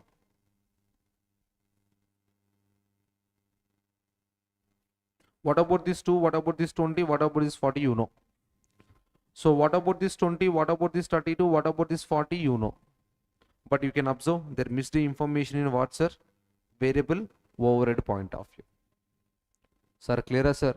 Now, what I said, what are the labor information is there? That is a requirement for variable overhead also. It means 20 hours multiply with hourly rate only, no? Standard hourly rate of variable only, no? I don't know, but I know per unit. Can I say hourly rate? Now 20 hours into hourly 20 into hourly rate is equals to 8. Now hourly rate equals to 0.4. Hope you guys clear. Are you understand the concept now? What is the difference between SR in labor, SR in variable overhead? Sir, both are hourly rates only. But the difference is SR in labor is labor hourly rate. SR in VOH is a variable overhead hourly rate. Are you okay, so? Then fine. I hope you understand the concept of variable overhead variance on hours point of view. Sir, clear, sir? Now when it comes to the output point of view, direct single calculation. There is a no expenditure variance, there is a no efficiency variance. Directly you will get cost variance. Directly you will get what, sir? Cost variance. That is nothing but actual output into standard rate per hour or per unit? Per unit. Per unit. Minus actual output into actual rate per unit or per hour? Per unit. Simple common sense. If you are multiplying with units, consider unit rate. If you are multiplying with hours, you have to consider hour rate. Sir, clear, sir? Now what is the meaning of standard rate per unit? Labor or VOH? VOH unit rate. VOH unit rate. When it come to here, which rate? VOH unit rate. Sir, clear, sir? Then you will get direct cost variable overhead cost variance. You need not to calculate expenditure variance. You need not to calculate efficiency variance. Clear, sir? If they ask detailingly, I want VOH efficiency, VOH rate variance, go with the hours information. If you want only cost variance, go with the direct calculation. What is the direct calculation? Actual output into standard rate per unit minus actual output into actual rate per unit. This is nothing but actual VOH. That is nothing but what, sir? Actual VOH. Sir, clear, sir? Now student will get doubt again. Sir, when come to the material cost variance, you said standard hours into standard rate minus actual hours into actual rate. When it come to labor cost variance, sorry, first one I think labor cost variance, material cost variance, standard quantity into standard price minus actual quantity into actual price. Clear? Now as per your logic, this one correct only. Actual output information, actual rate per unit. But when come to here, every time you are taking standard hours, standard quantity, but you taken this time actual output. Why? Why? Because standard hours meaning is what? Standard hours for actual output. Even though they are given for any mix, we convert into what output? Actual output. What is the meaning of SQ? Standard quantity for actual output. It means even though we are using standard hours SQ and SH, meaning of the SQ SH is nothing but what output, sir? Actual output. Hope you understand. Don't confuse. Now observe variable overhead variance. We can calculate in output point of view. We can calculate in hours point of view. When it comes to the hours point of view, three variances, that is nothing but first three variants of labor. Now what are the first three variants of labor? Labor cost variance instead of that variable overhead cost variance. Labor rate variance instead of variable overhead expenditure variance. Next, labor efficiency variance instead of that variable overhead efficiency variance. Sir, clear, sir? Now how to calculate that cost variance means standard cost minus actual cost. Now what is the note point? Actual hours is equals to what hours? Actual hours worked. Actual hours is equals to actual hours worked. Okay, then fine. SH means standard labor hours for what output, sir? Actual output. What is the meaning of SR? Standard variable overhead. What rate? Hourly rate. That only I differentiated. Labor hourly rate is different. Variable overhead hourly rate is different. Now actual VOH. So AH represent actual hours, actual labor hours worked or paid? Worked. Now AR represent actual VOH hourly rate. Now when it come to output point of view, what we recorded? Actual output into hourly rate or per unit rate? Per unit rate. Actual output into per unit rate. Now see that only I expressed here. SRPU represent standard VOH cost per unit. So yes, ARPU represent actual VOH cost per unit. Sir, now one thing you need to understand, how to calculate that standard VOH rate. Standard rate of VOH. We calculate in two ways, sir. Hourly rate point of view and unit rate point of view.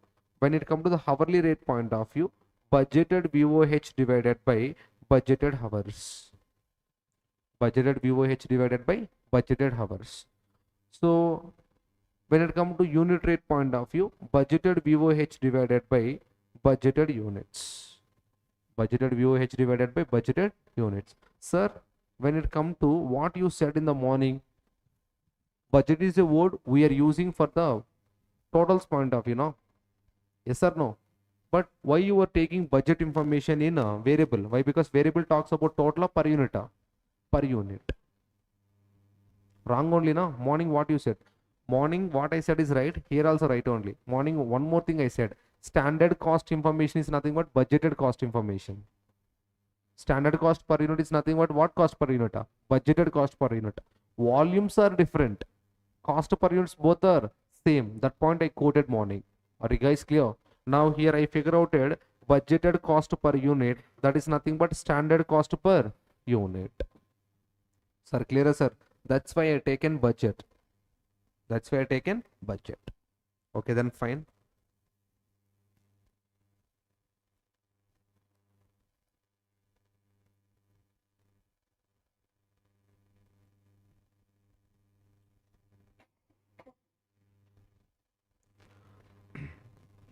Just observe in a variable overhead point of view information only.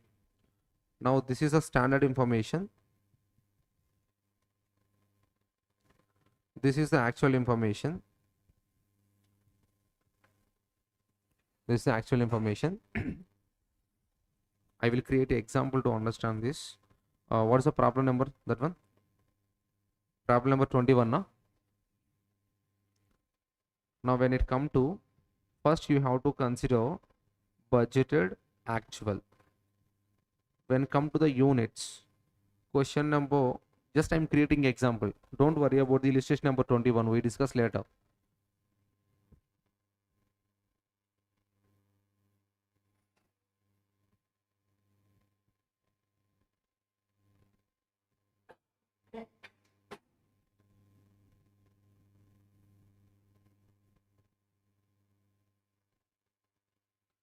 Tell me 20,000 into 10 rupees.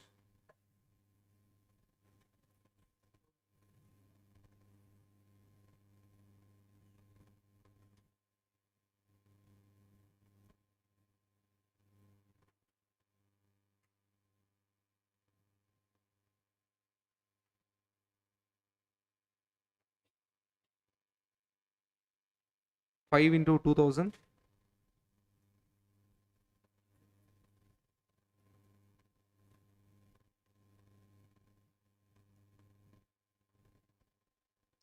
10,000, huh?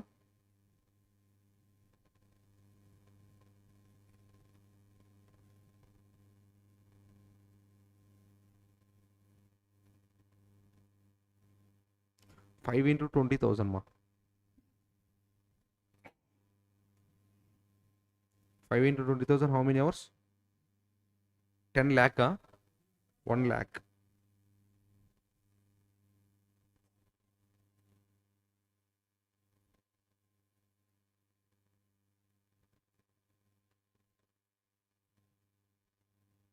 I think VOH also wrong. 20,000 into 10 rupees. Oh, that one right only, na? 20,000 into 10 rupees, 2 lakhs only. Sir, they will give this kind of information, sir. In a question paper, they will give this kind of information. Clear? Even though they give a different way, write like this, you will get easily answers. Sir, clear, sir? Okay, then fine. This is called budgeted information. This is called actual information. So VOH can calculate it in 2 ways, na? Yes or no, sir? So output point of view, direct answer. Hours point of view, 3 variations. When come to output point of view, first I am calculating. How to calculate output point of view? Variable overhead cost variance equals to actual output or budgeted output. Actual output into standard rate per unit. Standard rate per unit minus actual output into actual rate per unit. Can I say directly this is called actual VOH? Actual cost only, na? Okay, then fine. Now tell me, what about the actual output? 10,000 units. Now, previous only I said how to calculate standard rate per unit. Standard rate per unit is nothing but budgeted rate per unit. How to calculate? Budgeted VOH divided by budgeted units. What about the budgeted VOH? 2 lakhs, sir. Budgeted units 20,000. Answer 10. Sir, clear, sir? Can I take directly 1,72,000 is nothing but AO into AR into PU? Actual VOH is nothing but actual cost only, na? How much? 1,72,000. Answer, please. 10 lakh in 10,000 into 10 rupees minus 1,72,000. How much, sir? How much? 72,000. Are you okay? Then fine. What about the next variant? VOH on hours point of view. VOH on hours point of view. VOH cost variance. VOH expenditure variance. VOH efficiency variance. Now how to calculate VOH cost variance? Standard hours into standard rate minus actual hours into actual rate. How to calculate VOH expenditure variance? Standard rate minus actual rate into actual hours. How to calculate efficiency? Standard hours minus actual hours into standard rate. Now tell me, here standard rate means per hour, per unit? Per hour.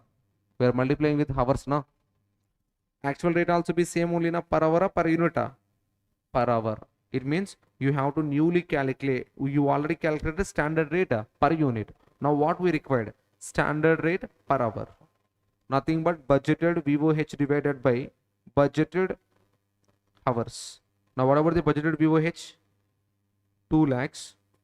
Budgeted hours 1 lakh. How much, sir? 2. Sir, clearer, sir? Now can I say actual rate per hour? Actual VOH divided by actual hours. Actual VOH is how much? 1,72,000 divided by 84,000. Exactly, or bar value? If it's a bar value, don't consider that round of figures. Go with the actual VOH. You will get accurate. Sir, clearer, sir? Why? Because here we can write like this, now. SR into AH minus AR into AH. Now AR into AH is nothing but what? AOH only, AVOH only, na? Hope you guys clear? Instead of rate, you can go with the direct value. At that time, the decimals and differences will not come. Okay, then fine. So, can anyone tell me the standard hours? Can anyone tell me the standard hours? 1 lakh hours, 84,000 hours. 1 lakh hours, 84,000 hours. Which one is the standard hours? Both are not. Why? Because this is called budgeted hours. This is called actual hours. What I want? Standard hours. It means 1 lakh hours for budgeted output of 20,000. I don't want for 20,000. I want for 10,000. Hope you guys clear the logic? Now, standard hours equals to 1 lakh of budgeted hours for what output? 20,000. I don't want for 20,000. I want for actual output of 10,000. Answer, please. 50,000 is the standard hours. Clear, sir? Actual hours given in the question paper 84,000. No issue. Now, can I figure out this? Standard hours is how much, sir? 50,000. Huh? Standard rate means per hour only now. We calculated 2 rupees. Minus actual UH given in the question. No need to calculate. You can directly reduce. Minus 1,72,000. Answer? 72,000. So previously we calculated based on output, na? At that time also our answer is what? 72,000 amperes. Sir, clearer, sir? So both are same only. That expresses in output point of view unit rates. This expresses hours, hourly rates. Are you okay? Now, when it comes to the expenditure variance, standard rate please, 2 rupees. Actual hours. Actual hours 84,000. 84,000. Instead of first formula, for accuracy purpose, I am using total formula. Are you understand? Instead of standard rate minus actual rate. Why? Because actual rate is a decimal value. Are you clear, sir? That's why I am spreading the formula. If I spread, what happened? Standard rate into actual hours minus actual rate into actual hours. Now that actual rate into actual hours is nothing but actual cost only now. Instead of that decimal issue, I can using total value, I will get accurate answer. Now when it come to what about the actual hours into actual rate? Nothing but actual VOH. How much, sir? 1,72,000. Answer? 4,000 hours. Next, when it come to standard hours, 50,000. Actual hours, 84,000. Standard rate, 2 rupees. 68,000 hours. Please do reconciliation. Expenditure plus efficiency equals to cost. Sir, clearer, sir? In exam, you have to follow any of the one. Don't follow both. Either go with the output point of view or go with the hours point of view. Are you understand both? Are you understand both? Sir, clearer, sir? Are you okay? So then take a break. After break, we will start freshly FOH. That is the biggest issue with us. Clearer, sir? 20 minutes break. So if you understand FOH, we finished 60% of the variance analysis. Sir, clearer, sir? So remaining 20% is sales, remaining 20% is reconciliation. That's it.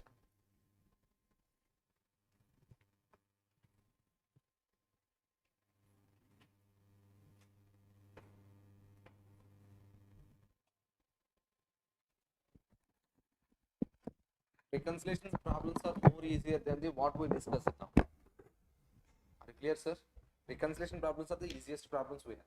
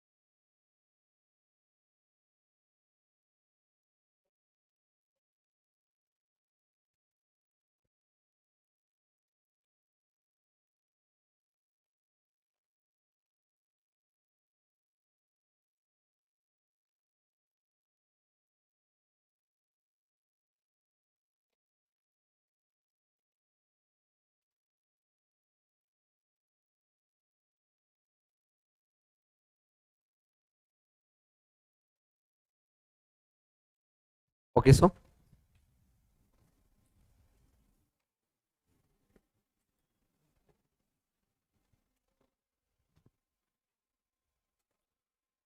our next concept,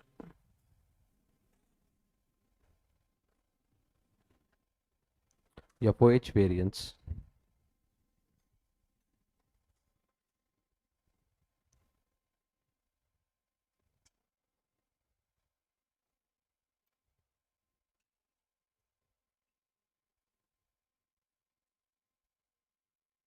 So I call production manager.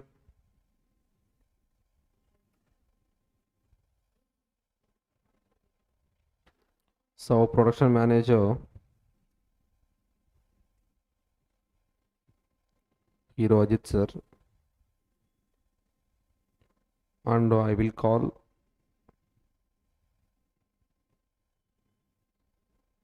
cost accountant of company, Vijay sir. Okay.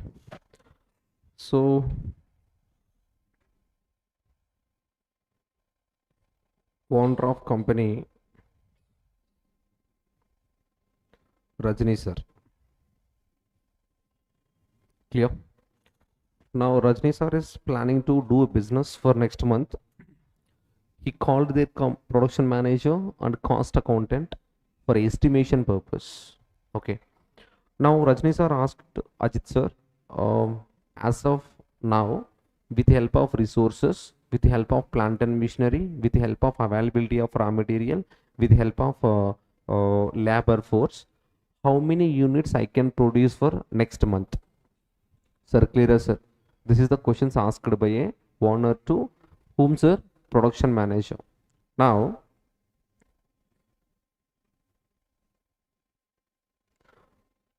so production manager said that we can produce 12,000 units.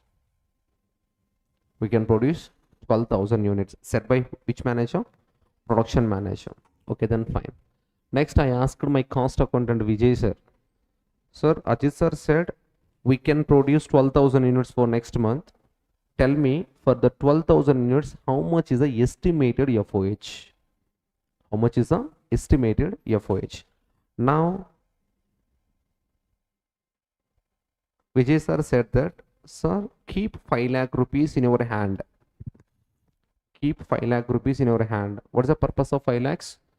If you want to manufacture 12,000 units for a fixed cost expenditure purpose, how much you have to keep in your hand now? 5 lakh rupees. Hope you guys clear. Okay, then fine. At the end of the month, we started 12,000 units and 5 lakh rupees cost estimation. We started production. At the end of the month, we received actuals. Now we can produce more than 12,000, less than 12,000, equal to 12,000. Anything is possible. Yes or no, sir? Now we produced only 10,000 units in actual. We produced only 12,000 units in actual. Next, when it comes to FOH is there now. We spended 6,50,000 rupees. Estimated is 5 lakh rupees, but we spent how much? 6,50,000 rupees. Hope you guys clear. Then fine. Now tell me, how many units you can sold in the market? 12,000 units, 10,000 units. 12,000 or 10,000? Why 10,000? What we actually produced, those units only we can sold in the market. Hope you guys clear. Now for this 10,000 units, we have to fix the selling price. For 10,000 units, we have to fix the selling price. Now how to fix the selling price? Direct material cost, direct labor cost, variable overhead and fixed overhead. We guys clear? Then you will get total cost per unit. For that you have to add profit per unit. You can fix what, sir? Selling price per unit. Are you okay? Now direct material cost we can trace directly to the product. For example, 120 rupees. We can assign directly. Now when it comes to direct labor cost, 80 rupees. This also we can assign directly to the product. Why? Because direct expenses. Variable overhead also same, 50 rupees. But when come to FOH, we can't fix. When come to FOH, we can't fix because it expresses total. It expresses what, sir? Total. If per unit chargeable, we can directly assign. But FOH, we can't assign directly. That's why we will calculate estimated rate, is also be known as predetermined rate, is also be known as recovery rate. Is also be known as what, sir? Recovery rate. Now that overhead recovery rate is also be known as absorption rate. Is also be known as what, sir? Absorption rate. Is also be known as standard rate per unit. Is also be known as standard rate per unit. Now how to calculate this means budgeted FOH divided by budgeted units. Budgeted FOH divided by budgeted units. So what is the estimation of budgeted FOH by a cost accountant? 5 lakh rupees. Now what about the units? 12,000 rupees. So budgeted FOH 5 lakh divided by budgeted units 12,000. What about per unit? What about per unit? 5 lakh divided by 12,000. 41.67.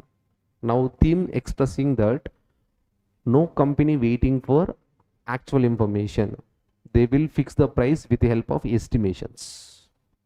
They will fix the price with the help of estimations. Now here what we said, we can't trace directly. That is the purpose we are calculated recovery rate. Sir, clear, sir? Now what about the overhead cost per unit? 41.67 rupees. Now add all 120 plus 80 plus 50 plus 41.67. What, sir? 291.67. For this I will add profit, estimated profit. I am ready to sell at 300 rupees. Now what is the balancing figure? 8.33 is my estimated profit per unit. Hope you guys clear. Are you okay now? Are you understand why we are calculating this overhead recovery rate? For the purpose of recovery from the customer, for the purpose of selling price fixation. Hope you guys clear. We don't know how much we incurred actually, but at the time of selling price fixation we have to collect overhead from customer. That's why we will estimate budgeted FOH divided by budgeted units. Hope you guys clear. Now tell me, 41.67 rupees you are collecting from the customer only, na? Your selling price fixing means you are collecting from the customer cost also, na? Just forgot about the all direct costs. Only focus on the FOH. Are you collecting from the customer how much rupees? 41.67 rupees. Now are you collecting that 41.67 rupees from 12,000 units or 10,000 units? 10,000 units. That is called recovery of overhead. That is called what, sir? Recovery of overhead, or is also known as absorption of overhead. Okay. Now please tell me how much you recovered. 10,000 units you sold in the market. Per unit you charged 41.67 rupees. How much you collected from the customer? 10,000 into 41.67. Don't your brains, ma. Use your calculator. 4,16,700 rupees you are collected from the customer with help of estimation. Yes or no? But come to our books of accounts. How much we actually spended? How much we actually spended? 6,50,000. Are you collected full cost or less cost or more cost? You collected less cost. Now that gap is known as under absorption. Now the gap is known as what, sir? Under absorption. Change the roles. Change the amounts. You collected 6,50,000. In books of accounts you were actually spended 4,16,700 at that time. You collected more from the customer, less from the customer. I charged 6,50,000 from the customer, but actually I incurred 4,16,700 in our books of accounts at that time. We are collected more, na? That is called over absorption. That is called what, sir? Over absorption. Over absorption means profit, under absorption means loss. That's why planning is very, very important. In FOH case, the planning is very, very important. Hope you guys clear. Are you understand? Now, what about that 4,16,700 rupees? Absorption from the customer, absorbed overhead, absorbed FOH. What about the 6,50,000? Actual FOH I incurred actually in my out of my pocket. So out of pocket I spent 6,50,000, but I collected only 4,16,500. Hope you guys clear. Now tell me 4,16,700 minus 6,50,000.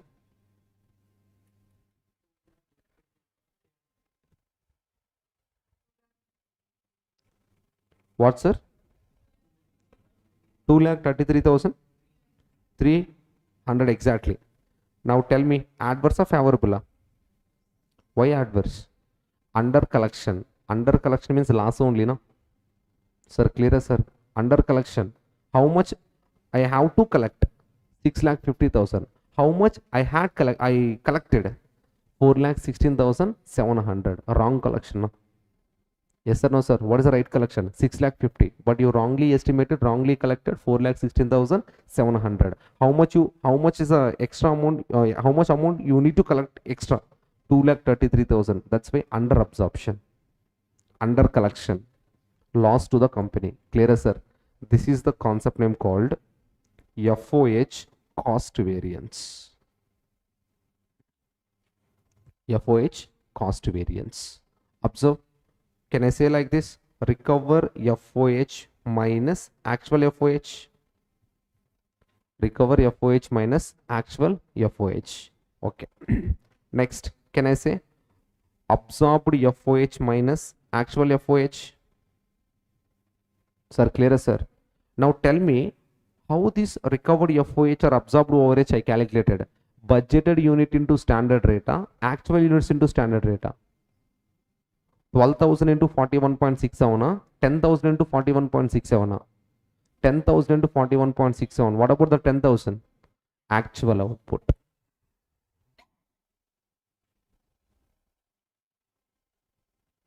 Guys, clear, sir? Now the calculation part is actual output into standard rate per unit minus actual FOH. Actual output into standard rate per unit minus actual FOH. Hope you guys clear. Any doubt on this? How to calculate variable overhead cost variance output point of view? How to calculate VOH cost variance output point of view? Same. But what is the difference? This is the difference. How we calculate the standard rate per unit in VOH? Budgeted VOH divided by budgeted units. Here what we used? Budgeted FOH divided by budgeted units. Sir, clear, sir? FOH rate is different, VOH rate is different, labor rate is different, material rate is different. Are you understand the concept, sir? Are you okay? So are you understand the logic why I consider actual output? Why? Because I can't recover from budgeted output. I can recover only from actual output. Why? Because what units you are selling? Budgeted units are actual units are actual units only. That's why I can recover from what? Actual output. Are you okay now? Now actual is always for what output? Actual output only. There is no discussion. Are you guys clear? So how to calculate FOH cost variance, sir? Absorbed overhead minus actual overhead, or recovered overhead minus actual overhead. How to calculate absorbed overhead or recovered overhead? Absorption rate into actual output. Now question, how to calculate absorption rate? Budgeted FOH divided by budgeted units. Clear? Are you understand the cost variance?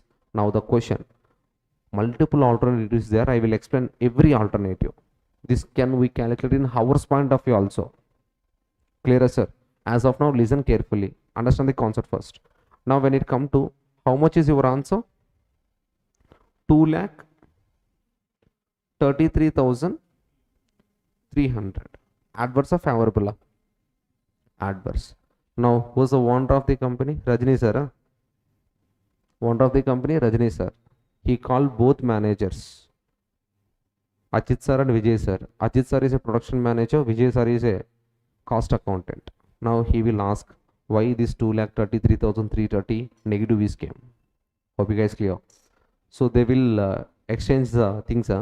No sir, not because of me, because of Ajit. Ajit sir saying that not because of me, because of Vijay sir. They will tell like that. No, they need to figure out how much amount issue because of me as a production manager. Next, cost account has to give a clarity how much amount is negative because of me. Hope you guys clear. Okay, then fine. Now when it come to, so Ajit sir is responsible for production department, right?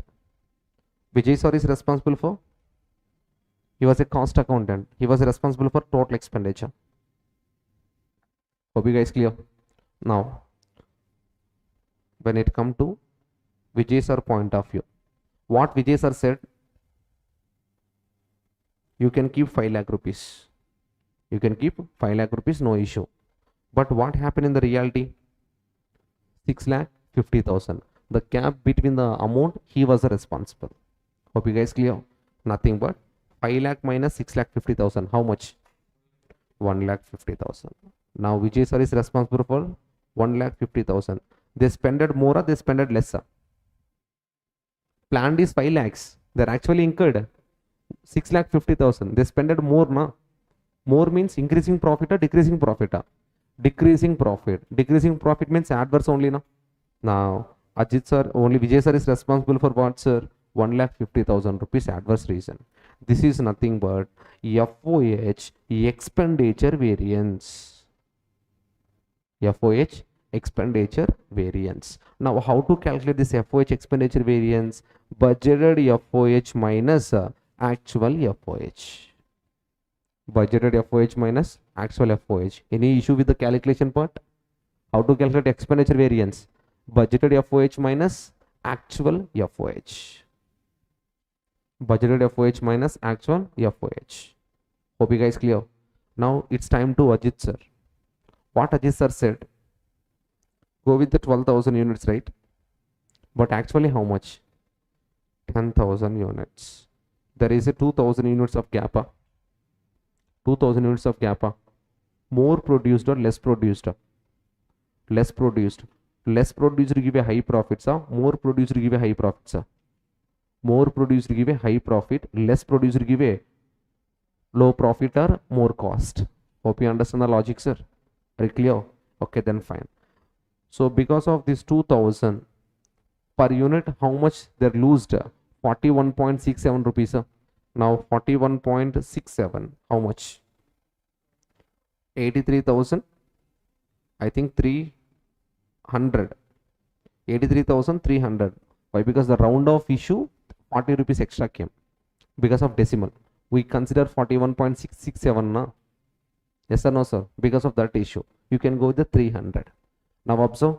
Now Ajit sir is responsible for how much, sir? 83,300. Adverse or favorable? Why adverse? If volume drops, profit also drops. Volume drops, profit also drops. Hope you guys clear? Are you understand? Now please sum these two. 1,50,000 adverse plus 83,000 adverse. 2 lakh. Any doubt on this? Sure. Now come to here. How to calculate this? Budgeted output minus actual output into standard rate per unit, or actual output minus budgeted output into standard rate per unit. Any differences? Any differences? If you follow first formula, you have to think, you need to say decision. What is the decision? 12,000 minus 10,000 into 41.67. Now what you have to say? Okay, planned 12,000, actual 10,000. Because of the 2,000, adverse is the reason. But our calculator is showing that positive. Our calculator showing that what's the positive. This is a conceptual way of answering. But in exam, that much of time we don't have. That's why go with the second formula. When come to the second formula, your conceptual answer as well as your calculator answer says both same. Sir, clear, sir? Now when it come to here 10,000 minus 12,000 into 41.67. 41.67. Now as per your knowledge, actually produced 10,000, budgeted planned 12,000, 2,000 loss. Yes, minus 2,000. Minus 2,000 into 41.67, you will get 83,300 negative answer. Your calculator as well as your concept, both are right only now. Then tell me which one is the best option out of the two formulas. Second one. Hope you guys clear. Why you are explained both means our mind saying that first always budget or standard, second only actual. Sir, clear, sir? In FOH, in few areas we are using reverse calculations for answering purpose. Sir, no sir, I will go with the first budget, next actual. Then stop, think, write the answer. Are you understand my logic, sir? Clear? Okay, then fine. Hope you understand the three variances. What are the three variances we learned, sir? FOH cost variance, FOH expenditure variance, FOH volume variance. Just it's a teaser, next trailer, after movie. Lot of things is there in FOH. Sir, clear, sir? FOH cost variance, FOH expenditure variance. Now the gap you figure out it, na? The gap is what? Efficiency. Efficiency says hours. But what about the 2000 gap? Units. Nana, clear, nana? Because of units, we are using a name called what, sir? Volume. FOH volume variance. FOH volume variance. Hope you guys clear. Any doubt on these three variances? Now how to calculate FOH cost variance? Absorbed overhead minus actual overhead. There is a no calculation part for actual. They will give.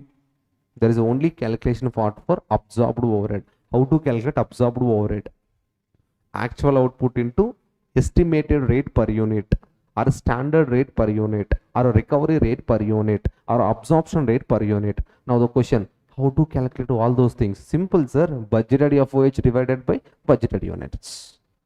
Budgeted FOH divided by budgeted units. Sir, how to calculate expenditure variance, sir? This is the difficult, sir. Very difficult. Just budgeted FOH minus actual FOH. Amount of budgeted FOH minus amount of actual FOH.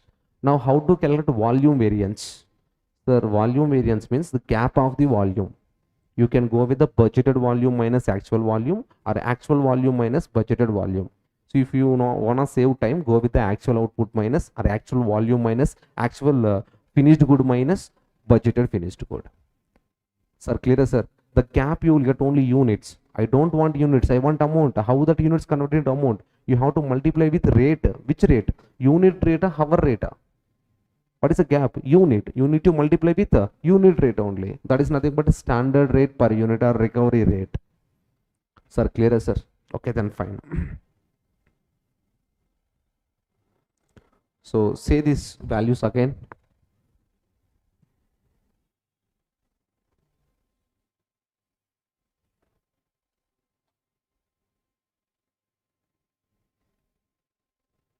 Example 2.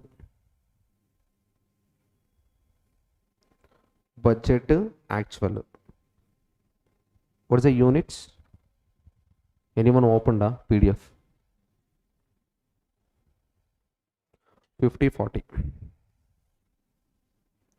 50,000, 40,000. Now what is the meaning of this? I called my production manager. I asked how many units I can produce for next month. What he said? You can produce 50,000. But when come to the reality, how many we produced? 40,000 only. Clear, sir? Next, I called my cost accountant. I asked about production manager said that we can produce 50,000. For that 50,000, how much is the estimated FOH? Now he said that.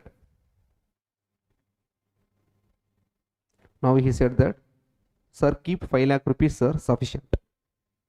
Keep 5 lakh, it is sufficient. But when come to the reality, we can't say that. We know only after completion. After completion, the value is how much? 6 lakh. Right planning or wrong planning? Wrong planning only. Okay, then fine. Next, in question they will add hours information. They will add what, sir? Hours information. When it comes to the hours information, 25,000 hours, 30,000 hours. What about this 50,000 hours or units? Units. So question 1, like example 1 they will give. They will not give hours information. They will give units information, amount information. At the time we can only calculate 3 variances only. FOH cost variances, FOH expenditure variance, FOH volume variance. If they added hours, that variance will expand some more. Sir, clear, sir?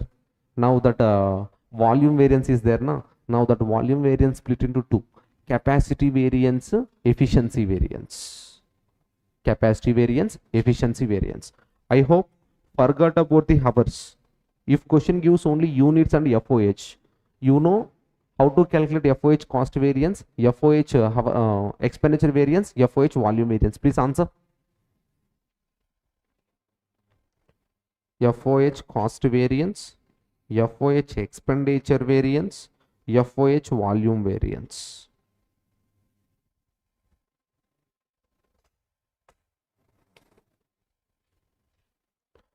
So based on information, first you have to do working notes. If you have like example 1 information, if they are given, not given, please figure out standard rate per unit. How to calculate standard rate per unit? Budgeted FOH divided by budgeted units. Okay. If they give information like this example 2, figure out 2 working notes without their intimation. Standard rate per unit and standard rate per hour. Without they gives or not gives, you need to figure out. So how to calculate standard rate per unit? Budgeted FOH divided by budgeted units. How to calculate standard rate per hour? Budgeted FOH divided by budgeted hours. Answers please. 5 lakh divided by 50,000. Measurement is very, very important. 10 rupees per hour per unit. Per unit. Next. 5 lakh divided by 25,000. 20 per unit per hour. Keep it as. Sir, clear, sir? Okay. Next working note. SH. SH. How to calculate SH? What is the full form for SH? Standard hours for actual output. Can I name it as a 25,000 hours is known as standard hours? 25,000 hours is a standard hours? Yes or no? Why? Sir, that 25,000 hours for budgeted output of 50,000. We want for actual output. Now you know the conversion. 25,000 hours for 50,000 units. For 40,000 units, how many?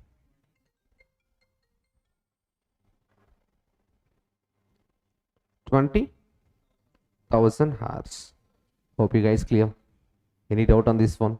How you calculated 25,000 hours for budgeted output of 30,000 units? I don't want for budgeted output. I want for 50. Sorry. I want for actual output is how much? 40,000 units. How many hours it will take? 20,000 hours. If you have this 3 information, you need to do this pre-work. Are you okay? Now, please tell me how to calculate FOH cost variance. Actual output into standard rate per unit per hour. Standard rate per unit per hour.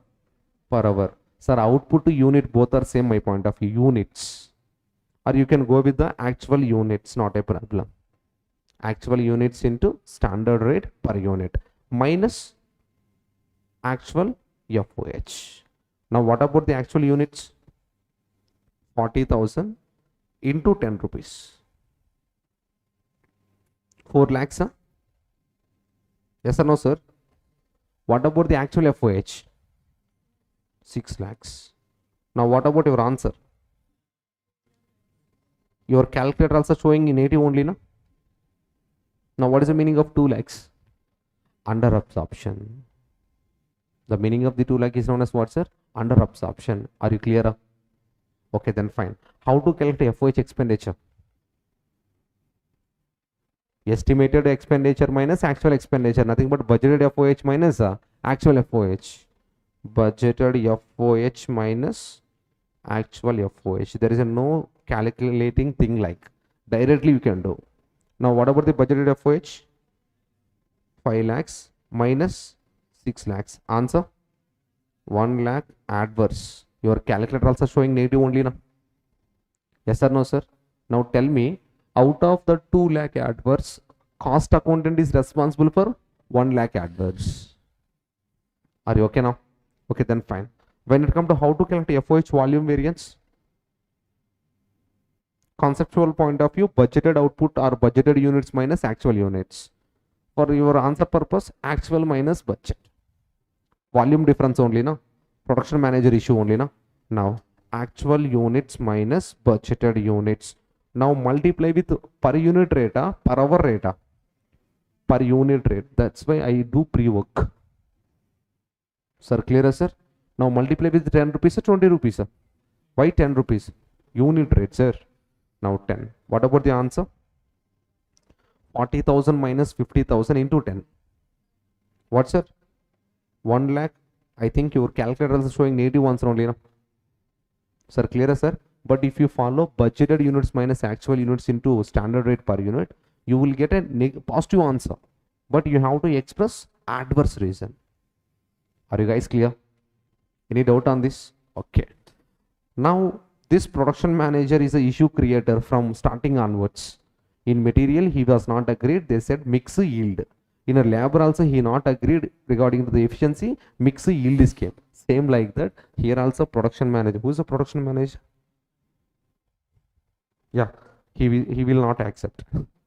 Ajay sir will not accept. Okay, guys, clear. Now he is saying that, sir, output gap is there. I will agree.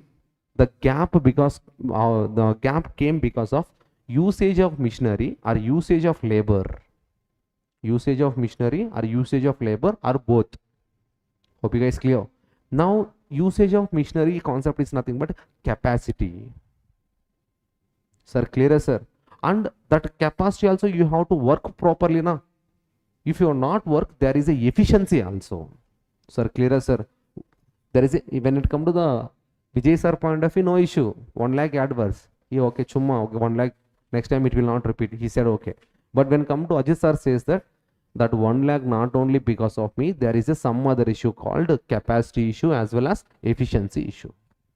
Hope you guys clear. Now this volume variance split into capacity as well as what, sir? Efficiency. I hope you already know the efficiency calculation. When come to the efficiency, we can express in hours point of view only. The formula will be same. Standard hours minus actual hours. Standard hours minus actual hours. Now, how to calculate FOH efficiency variance, man? First, you have to figure out the efficiency. That is nothing but standard hours minus actual hours. Yes or no? Are you clear? Now, can I say decision based on difference? No. I have to convert the difference into amount. How it convert? Multiply with rate of which rate? 2 rates I have. 10 rupees to 20 rupees. Why 20 rupees? Hourly rate. Hourly rate. That is nothing but standard rate per hour. Standard rate per hour. Now tell me the calculation part. Standard hours. 25,000. 20,000. Hope you understand why I calculated working note previously. Clear, sir? Now 20,000 hours minus actual hours 30,000 hours, hourly rate 20 rupees. Answer 2 lakh 2 lakh adverse. Sir, volume point of view, how much is the adverse, sir? 1 lakh advance. Due to efficiency only, how much adverse? 2 lakh adverse. It means capacity they're properly utilized. Capacity, sir? Standard hours for actual output. It will not change. Sir, clear, sir? Now when it come to because of efficiency 2 lakh rupees adverse. I know new thing. I feels that both are equivalent, but I feels that there is a good job in the capacity, there is a worse job in the efficiency. Hope you guys clear. Now how to calculate capacity? How to calculate capacity? Now the capacity equals to actual hours minus budgeted hours. Actual hours minus budgeted hours. But before answering in the hours manner, okay, actual hours minus budgeted hours into what rate? Into what rate? Standard rate. Okay. Unit rate, hour rate. Standard rate per hour. Now tell me. Actual hours, please. 30,000. Budgeted hours, please. 25,000. Per hour. 20 rupees. Answer. What your calculator showing? What your calculator showing? Favorable only. Think concept point of view. Here only student will get confused. Sir, efficiency you taken standard hours first, actual hours second. Same like that. You here also please take budget hours first, actual hours second. No issue. You can take. No issue you can take. But issue is calculation. When it come to, if you take budgeted hours minus actual hours into per standard rate per hour, what happen? 25,000 minus 30,000 into 20 rupees. Answer? 1 lakh. What your calculator showing? Minus. Now student will give adverse reason. Student will give adverse reason. Sir, clear, sir? Now I will explain concept. Sir, what about the 25,000 budgeted hours? It means planned capacity is 25,000 hours. Planned capacity is 25,000 hours. But 30,000 hours you utilized. You utilized more or you utilized less? You utilized more. More utilization, more profit only, no? Are you understand, sir? Simple. The capacity of the classroom 40 people. Are you clear? But that coordinator assigned 50 people. What is the capacity? 25,000 people. But they're assigned 5 people extra. Their 5 people related classroom cost all saves only, no? Yes or no? That's why if you follow this logic, even though your calculator answer is adverse, you have to express what? Favorable subject point of view. Are you understand the logic, sir? Why? Because what about the mission capacity? 25,000 hours only. But how many hours you used machinery? 30,000 hours. It means 5,000 hours you utilized more. For that 5,000 hours utilized more means more profit only, no? Now more profit means even though your calculator answer is adverse, you have to answer favorable. Conceptual point of view. Why, sir, this much? Go with the simply actual hours minus budgeted hours. Then what your calculator showing that? Favorable answer only. Hope you understand, sir. This is the issue with the FOH. We will confuse in some places. Are you okay, sir? Conceptual point of view I am explaining, as well as exam point of view I am giving a clarity. Maintain a what you want. Okay, then fine. So 1 lakh favorable, 2 lakh adverse. Totally 1 lakh adverse. Sir, clear, sir? Now in above case, FOH cost variance used output point of view, right? Actual output into standard rate per unit minus actual FOH. Next, FOH expenditure variance, you used budgeted FOH minus actual FOH directly. Next, FOH volume, what you used? Actual units minus budgeted units only, no? Are you clear? Next, FOH efficiency, what you used? Standard hours minus actual hours. When it come to FOH capacity, what you used? Actual hours minus budgeted hours. Now this is the combination of output and hours, right? Few are expressing in output point of view, few are expressing hours point of view. Sir, that is a messy. Can I calculate all in hours point of view? Yes, you can calculate all in hours point of view. You can calculate all in hours point of view. Now see, FOH cost variance. Previously, how you calculated actual output into standard rate per unit minus actual FOH. Now, instead of that, you can go with the SH into standard rate per hour minus actual FOH. Everything in hours manner only. Now, please tell me, what about the SH? Standard hours for actual output. We already figured out how much? 20,000 hours. Now, please tell me 20,000 hours multiply with per unit or per hour. What about the per hour? 20 rupees. Minus actual FOH. 6 lakhs. Huh? What about the answer?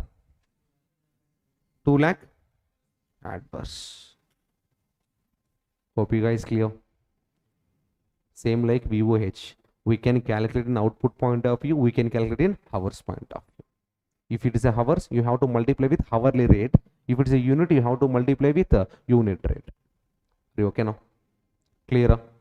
Now there is a no issue with the FOH expenditure. Same logic here also. Budgeted FOH amount minus actual FOH amount. That is nothing but 5 lakh minus 6 lakhs. 1 lakh adverse. Next, when it come to FOH volume variance. FOH volume variance. What you used a logic previously? Actual units minus budgeted units, right? If you want to answer in hours point of view, go with the standard hours minus budgeted hours. Standard hours minus budgeted hours. Multiply with hourly rate per unit rate. Hourly rate, standard rate per hour. Now what about the standard hours? 20,000. What about the budgeted hours? 25,000. Into hourly rate 20 rupees. Answer? 1 lakh adverse. Go and check previous answers also same. 2 lakh adverse, 1 lakh adverse, 1 lakh adverse.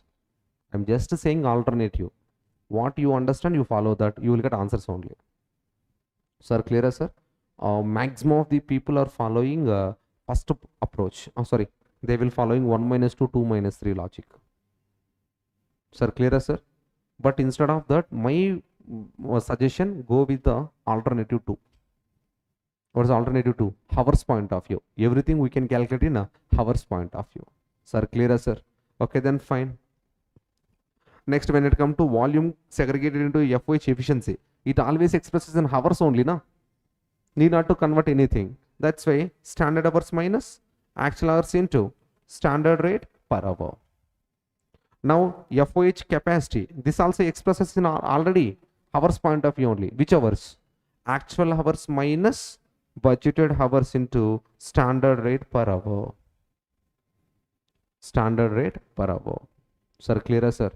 Now, everything is concept only, sir. Sir, why you consider here SH? Sir, what is the meaning of HH, sir? Standard hours for actual output. I taken converted hours only, na? That's why I multiplied with hourly rate. Hope you guys clear. Now, when it comes to volume point of view, how you learned this volume? Actual output minus budgeted output. Actual output minus budgeted output. What is the SH? Standard hours for actual output. What is the BH? Budgeted hours for budgeted output. Hope you guys clear. If you consider hours, multiply with the hourly rate. If you are considering units, multiply with the unit rate. That's it. Are you okay? So trailer ho gaya. Now cinema start. Any doubt? Sure.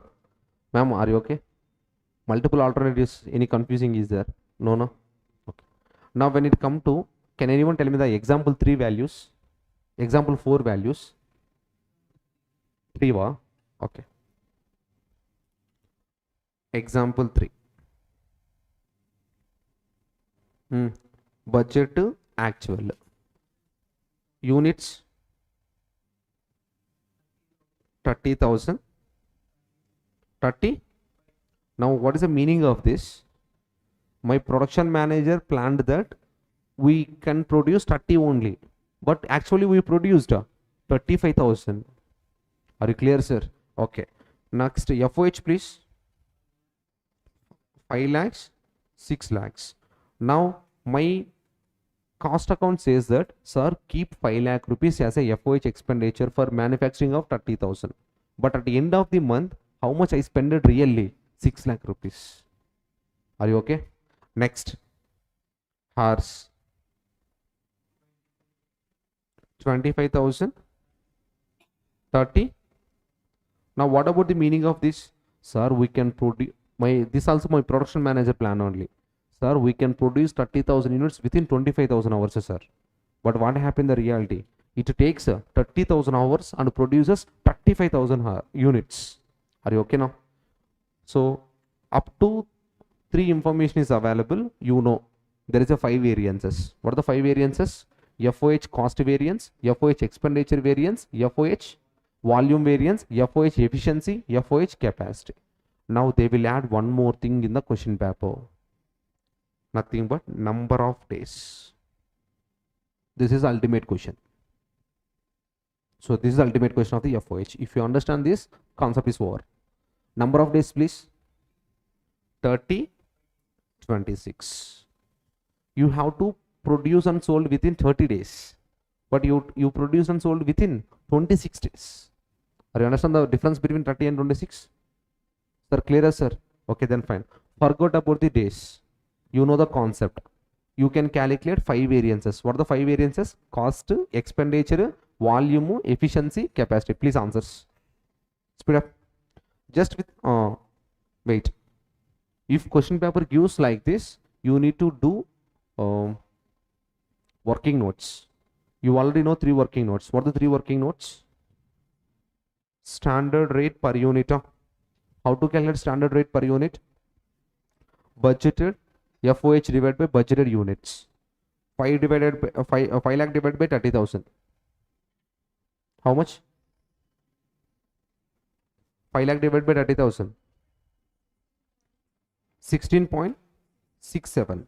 Measurement is very, very important. Per unit, per hour, per unit.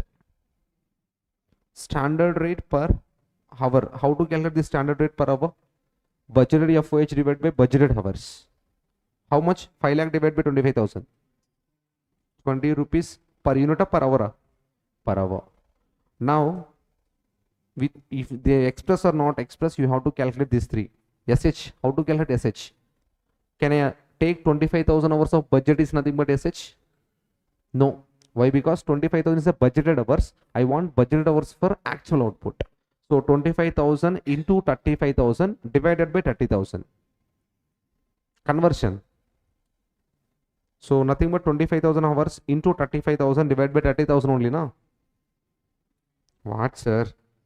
25,000 hours for budgeted output of how many units? 30,000. I don't want for 30,000. I want for actual output of 35,000. 29,167. Bara, exactly. 67. So go with the round of values. Any clericals is there, that because of decimals. Sir, clear, sir? Now, if there is a only units information, FOH information, hours information, these are the 3 working notes. Are you okay? Now, if number of days is given in the question paper, you have to calculate some other 2 working notes. That is nothing but RBH. First, standard rate per day. Standard rate per day. How to calculate standard rate per day? Anyone? Budgeted FOH divided by budgeted days. Do you have both? Yes. Budgeted FOH 5 lakh, budgeted days 30 days. 16,667 per unit, per hour, per day, na? Per day. Hope you guys clear? Apart from this, you have to do working note for RBH, nothing but revised budgeted hours. I will explain later about the RBH. Sir, clear, sir? So, Forgot about the days, sir. There is a no days. You can figure out 5 variances now. Please tell me the 5 variances answers.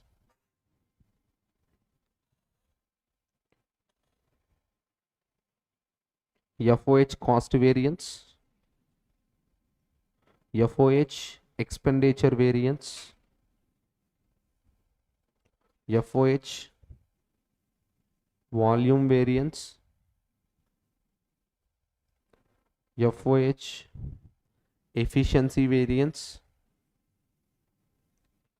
FOH capacity variance. I hope you understand. You can calculate hours point of view as well as units point of view. What you understand, you follow that, you will get answers, not a problem. Can anyone tell me FOH cost variance?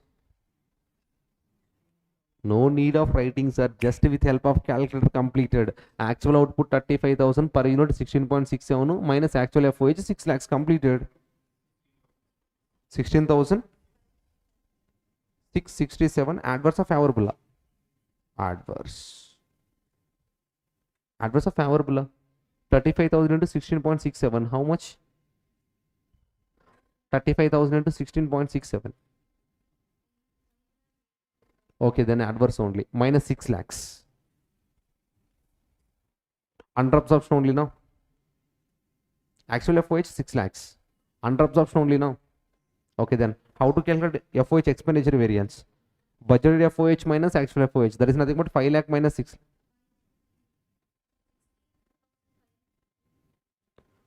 $35,000 into 16.67. If you want issue with that, 35,000 into 16.6 bar, take 10 or 8 numbers, you will get accurate answer. Then take that 35,000 into 16.6 bar.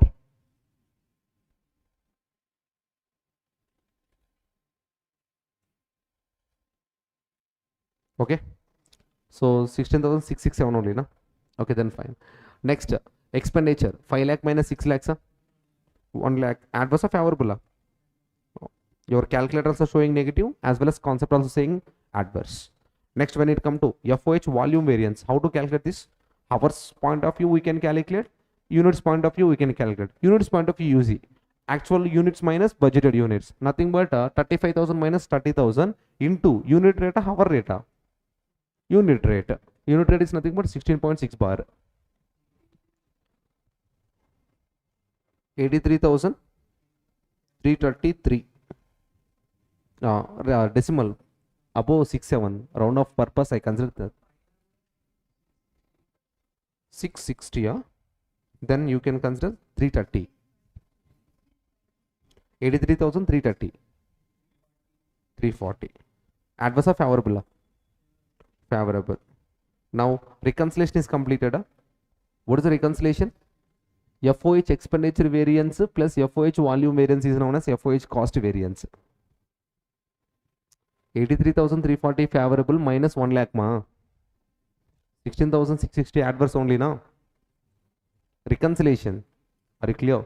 Next, how to calculate FOH efficiency variance? Standard hours minus actual hours into standard rate per hour. Standard hours we already calculated 29,167. 29,167 standard hours minus actual hours they given 30,000 hours in the question paper. Multiply with per unit per hour. Per hour. Why? Because hours gap. 20.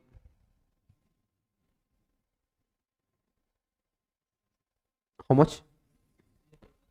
Adverse or favorable? Adverse. 16,000. 16,660. Adverse. How to calculate FOH capacity? Actual hours minus budgeted hours. Wait. So what about that calculation part of capacity? Capacity, how to calculate? Actual hours, generally budgeted hours minus actual, conceptual point of view, but understanding purpose and minus answer purpose, we used actual hours minus budgeted hours only. Now actual hours are 30,000, budgeted are 25,000 hours. 30,000 minus 25,000 hours into how 20 rupees. Hourly rate. Answer. 1 lakh. Adverse or favorable? Now please reconciliation. What is the reconciliation? Efficiency capacity is known as volume. Check करो.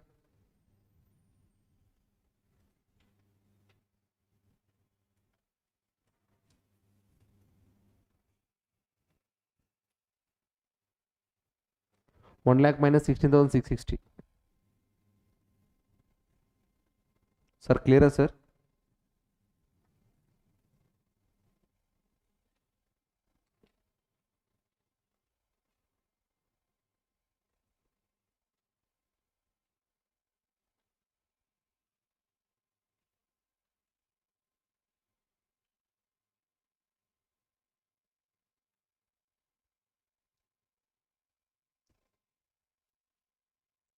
Very clear? Are you okay? So student will feel that reconciliation is completed. So we did a right calculation. Yes, FOH completed. That is a wrong answer. If there is a days, there is a new variance came into the picture. FOH calendar variance. FOH calendar variance. FOH calendar variance. FOH calendar variance. Now this FOH calendar variance is nothing but ideal time variance. FOH calendar variance is also been known as what variance, sir? Ideal time variance. Sir, clear, sir? Now ideal time variance calculation. Listen carefully now. Actual days minus budgeted days into standard rate per day. Actual days minus budgeted days into standard rate per day. What about the actual days? 26 days. What about the budgeted days? 30 days. Now 26 minus 30 into, that is the purpose I said you have to figure out standard rate per day as a working note. You already calculated how much? 16,667. Multiply 26 minus 30 into 16,667. 26 minus 30 into 16,006 bar.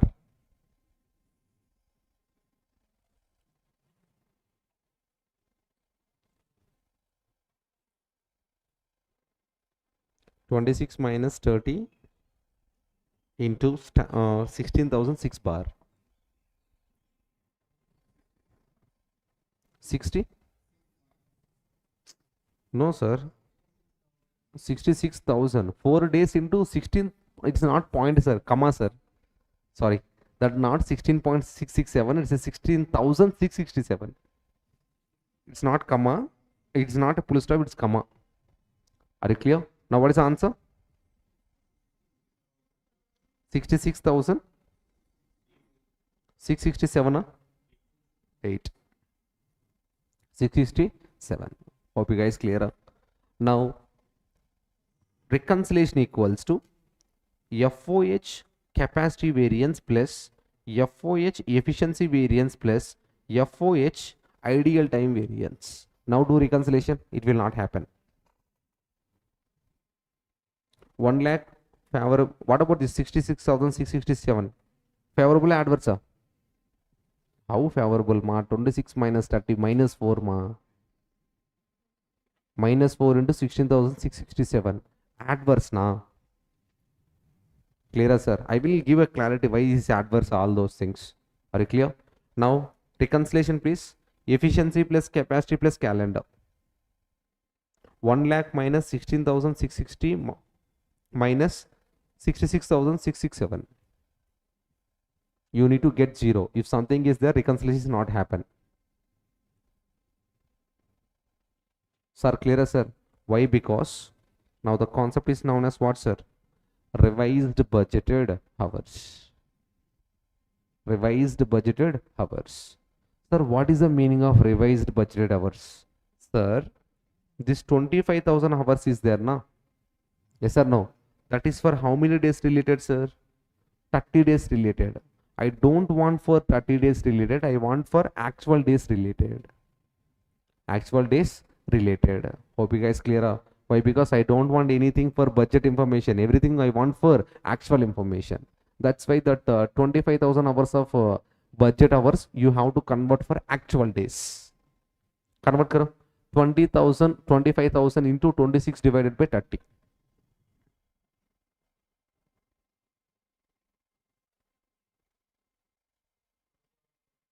FOH capacity variance. How much, sir? 21,667 hours. That is called revised budgeted hours. Now, what about the actual hours? How to calculate capacity? Actual hours minus budgeted hours, standard hours minus budgeted hours. Standard hours minus budgeted hours. Standard hours minus budgeted hours. Right? Wrong, sir. That is called volume hours point of view. When come to the capacity, what you said only right. Don't confuse. When come to the capacity, what is the right one?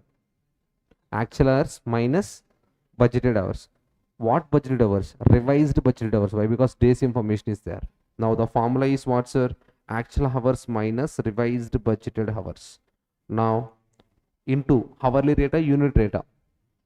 Standard rate per hour. Now what about the actual hours? 30,000 minus revised budgeted hours. Just now we calculated and tells 20,667 hours into 20. 1,66,660 favorable. Now do reconciliation, you will get. Now what's the reconciliation? Capacity plus calendar plus efficiency equals to volume. Check karo. What about the capacity? 1,66,660 favorable minus adverse 66,667. Next, efficiency again minus 16,660. Now what about your answer? What is the answer? 1,66,660 minus 66,667 minus 16,660. 83,333. The round off value 340. Hope you guys clear. Concept is over. Concept is over. Clear? Now tell me, FOH have how many variances? 6 variances. FOH cost variance, FOH expenditure variance, FOH volume variance. Now that volume variance split into efficiency, capacity and calendar. Are you guys clear? Now tell me, when we are using efficiency calculation, capacity calculation, if we have a hours information, if we don't have a hours information, with help of outputs, we can figure out only FOH expenditure variance, FOH cost variance, FOH volume variance. Are you guys clear? When I can calculate calendar variance, if there is a number of days information in the question paper. Hope you guys clear. Now come to the notes, you will get more clarity. So what we practically learned, now I will explain it theoretically. You will get some more clarity. Okay. Now when it come to, if it is a over absorption, what I told. What is the over absorption? I recovered amount estimated, I recovered from customer more compared to what I spent. Yes or no, sir? More recovery means profit only now. Now, if that's why we are showing what favorable.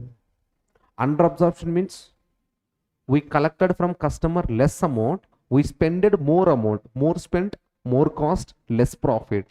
Adverse. Are you okay, sir? Okay, then fine.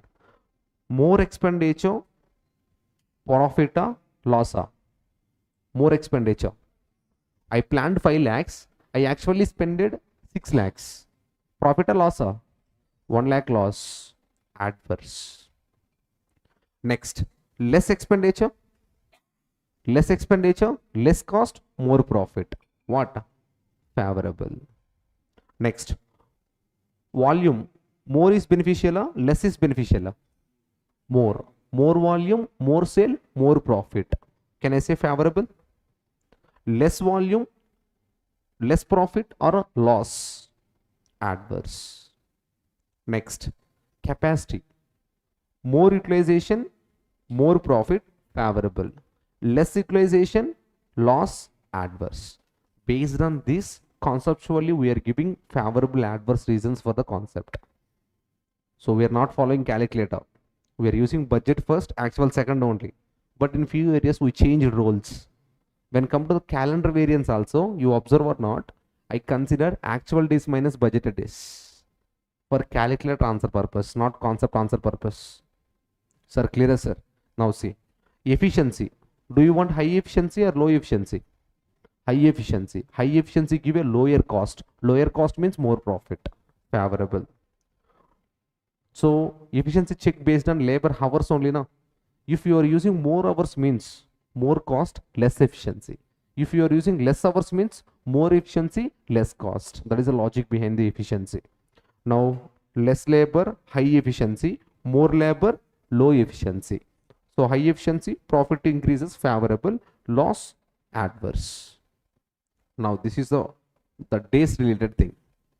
Now simple ma, your father or mother gives 1,000 rupees for, not 1,000, 5,000 rupees for 1 month, what that, petty expenses. Are you guys clear? 5,000 for 30 days. But you spend it within 25 days. You spend it within 25 days. For that extra 5 days, they need to give again. Na? They need to give again. They need to give again means your family point of view, cost is increasing. Cost is increasing. It means if your manager spend it in a less days, it will give a favorable. If they're taking a more day, if you are taking a more days, favorable, less days, adverse. Now as per our question, what they given? Budgeted days please, 30 days. Actual days please, 26 days. Now company given 5,000 rupees for how many days spending? 30 days you have to plan with the help of 5,000 rupees. But you spend it within how many days? But now production time again 4 days spending is there na? For that 4 days they need to give extra amount. Are you guys clear? So if you taking 30 minus 26, 30 minus 26, your answer is positive, but concept says that is adverse. Your answer is positive in your calculator, but that answer, that concept says that what? I given amount for 30 days, you spend it within 26 days. For 4 days, I need to give extra money. Profit or loss? Loss, adverse. Adverse means your calculator answer need to show negative, but it's showing a positive. That's why I changed it slightly. Formula, actual days minus standard days or budgeted days. Then your conceptual answer as well as calculator answer, both are negative. Are you guys clear, sir? Now, expenditure spended for more days, favorable. Expenditure spended for less days, adverse. Are you guys clear? Now, I am changing the roles here. 26, 30. Now, can anyone tell me the difference? Company given amount for 26 days plan, but you used for 30 days. You used company money for extra 4 days. In company point of view, that 4 days expenditure saving. Now expenditure saving is nothing but profit increase. Hope you guys clear. If you do calculation 26 minus 30 into some rate, you will get negative answer. But you have to write favorable answer, conceptual point of view. That's why this confusion. Go with the formula. Actual days minus budgeted days. At that time, 30 minus 26, positive only. Na? Sir, clear, sir? Are you understand the issues in the FOH? If you sort out the issue with the FOH, we can play a game. Now, so this is example 1. This only I discussed. So this is example 2. This only I discussed. So this is example number 3. This only we discussed. Next, when it come to formulas point of view. So first formulas, units and hour combination. That only I explained in classroom. Are you guys clear? Now, how to calculate FOH cost variance? Actual output multiply with per unit rate per hour rate. per unit rate minus actual FOH. Hope you guys clear. Next, how to calculate FOH expenditure? There is no issue with the output and hours. Direct budgeted FOH amount minus actual FOH amount. Now, when it comes to volume, generally, as per Brian saying that standard or budget first, actual second. But if you follow, you have to stop and express a decision. You have to say in opposite manner. Your calculator is positive, you have to write adverse answer. If your calculator is negative, you have to write favorable answer. If you follow the formula called budget minus actual. That's why just go with the by hearting like that formula. We know the reasons now. If we know the reason, that is not a by heart. It's called understanding power. That's why instead of budget, I am writing directly actual units minus budgeted units. Hope you guys clear. Here units or output are both expressed as finished good. Multiply with what? Per unit rate, per hour rate, per unit rate. Okay. Next, when it comes to the FOH capacity variance. FOH capacity variance. Capacity efficiency we can't calculate based on output. We are calculating based on hours only. Now, when it comes to the capacity, actual hours minus budgeted hours, but days is there. You have to convert that budgeted hours as a revised budgeted hours. That's why you have to learn actual hours minus revised budgeted hours always. If days is not there, budgeted hours is nothing but revised budgeted hours. Hope you guys clear, sir. Okay, then fine. Actual hours minus revised budgeted hours. Multiply with hourly rate, unit rate. Hourly rate. Next, efficiency. This we know well. SH minus AH. Multiply with hourly rate. Now, how to calculate calendar variance? Same logic. If you take budget first, actual second, answer opposite to your calculator. Sir, why, sir? Then go with the actual minus budget. You can follow your calculator, but you have to multiply with the day rate. Day rate. Hope you guys clear. Are you okay? Now, when it comes to the alternative 2, this is one of the model we are using. Here we are not using output in anywhere. We are using all our hours. Hope you guys clear. Standard hours into standard rate per hour minus actual FOH. Next, this one hours is not required, units are not required. Direct budgeted FOH minus actual FOH. When it comes to volume, we can express in hours point of view. We can express in units point of view. When it comes to the hours point of view, standard hours minus budgeted hours into hourly rate. Next, when it comes to this capacity variance, actual hours minus revised budgeted hours. Next, standard hours minus actual hours. Already in hours only, in previous also. When come to here, days information, days point of view only. You can't use units, you can't use hours. Actual days minus budgeted days into standard rate per day. Sir, clear, sir? So, out of these two, keep brain both. Few problems they will give units information, few problems they will give hours information, few problems they will give both combination. Are you guys clear? If you know these two, you can play your own game. Are you okay now? Now, if when come to the exam, what are the question he asked? Not a problem. Create like our table. Budgeted, actual. Units, amount, hours, days. Then do working notes. Standard rate per unit, standard rate per hour, standard hours, revised budgeted hours, standard rate per day. Sir, clear, sir? Okay, then fine.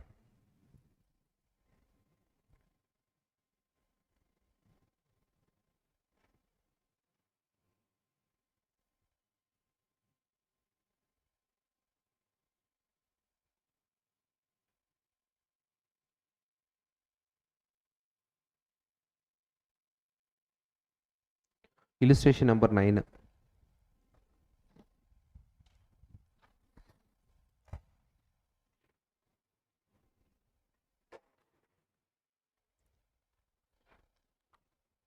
Just to do in calculator, go and refer the class notes, that is sufficient. Clear? Observe. Vinayaka Limited has furnished you the following information for the month of February 2017. Output budget. They created our table, ma. They given our table style. Budgeted information, actual information. Output budgeted 30,000, actual 32,500. Hours, budgeted 30,000 hours, actual 33,000 hours. FOH 45,000, 50,000. Variable overhead 60,000, 68,000. Working days 25, 26. What is the question they're asked, ma? Now calculate the variance means FOH variance, VOH variance. Why? Because both the information available in the question. Observe, VOH related is there, FOH related is there. That's why the variances means both overhead variance, variable overhead variance and FOH variances. Now you know VOH first. So VOH first means, can I say directly VOH cost variance? Can I say VOH cost variance? What's the direct formula? Actual output into standard rate per unit minus actual VOH. So it means we have to figure out standard rate per unit. How to calculate standard rate per unit? Budgeted VOH divided by budgeted units. Units and hours are both are same for FOH and VOH. Amounts, rates only changes. Now tell me, 60,000 divided by 30,000. Actual output 32,500. Actual output 32,500 per unit 2 rupees. Actual VOH given in the question paper 68,000. Answer 3,000.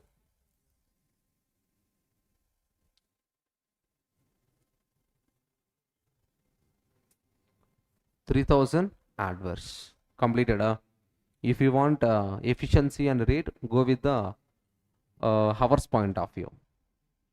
Are you okay now? But we can say cost variance directly based on output. Sir, clear, sir? Next, when it come to, I am talking about FOH detailingly. So I want standard rate per unit first. How to calculate standard rate per unit? Budgeted VOH divided by budgeted units. No, that is called standard rate of variable. I am focusing on FOH. It means budgeted FOH divided by budgeted units. Budgeted FOH, please. 45,000 divided by 30,000. 1.5 per unit. Okay. Standard rate per hour. How to calculate standard rate per hour of FOH? Budgeted FOH divided by budgeted hours. 45,000 divided by 30,000. Same. But it is 1.5 per hour. What about next working note? Standard rate per day, na? How to calculate standard rate per day? Why? Because days information is there. Sir, days information will not affect VOH. Days information will affect only FOH. Don't use that calculation for VOH. Why? Because in VOH I explained only 4 formulas.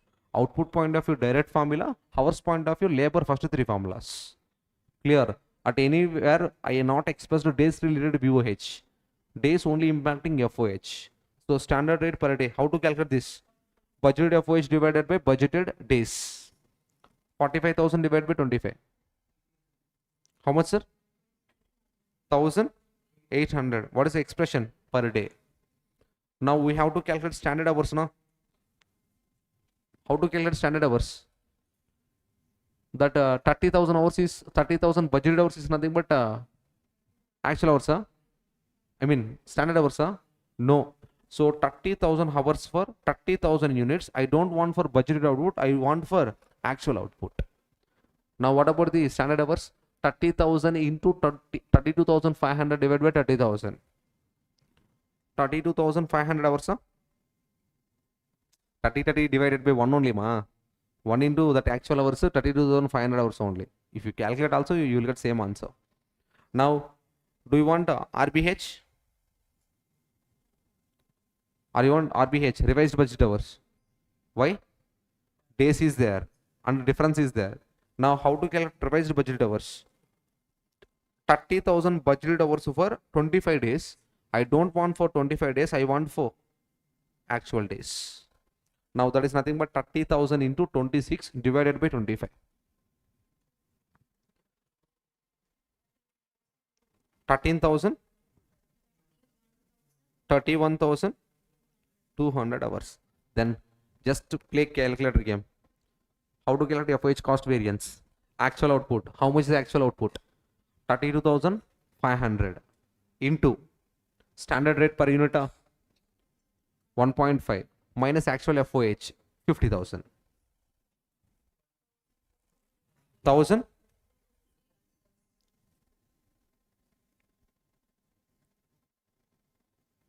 check karo. 1,250 adverse. Next, how to calculate FOH expenditure variance? In front only. Budgeted FOH 45,000, actual FOH 50,000. 5,000? 5,000. Adverse, Are you guys clear? How to calculate FOH volume variance? Output point of view, hours point of view, both possible. I am using output. Actual output minus budgeted output. What about the actual output? 32,500 minus budgeted output 30,000 into unit rate 1.5. Answer.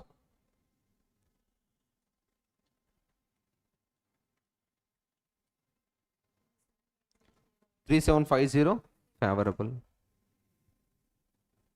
Are you clear, sir? Next, FOH efficiency variance. Standard hours minus actual hours into hourly rate. Now, what about the standard hours? We did a working note. 32,500 minus actual hours 33,000. Actual hours 33,000.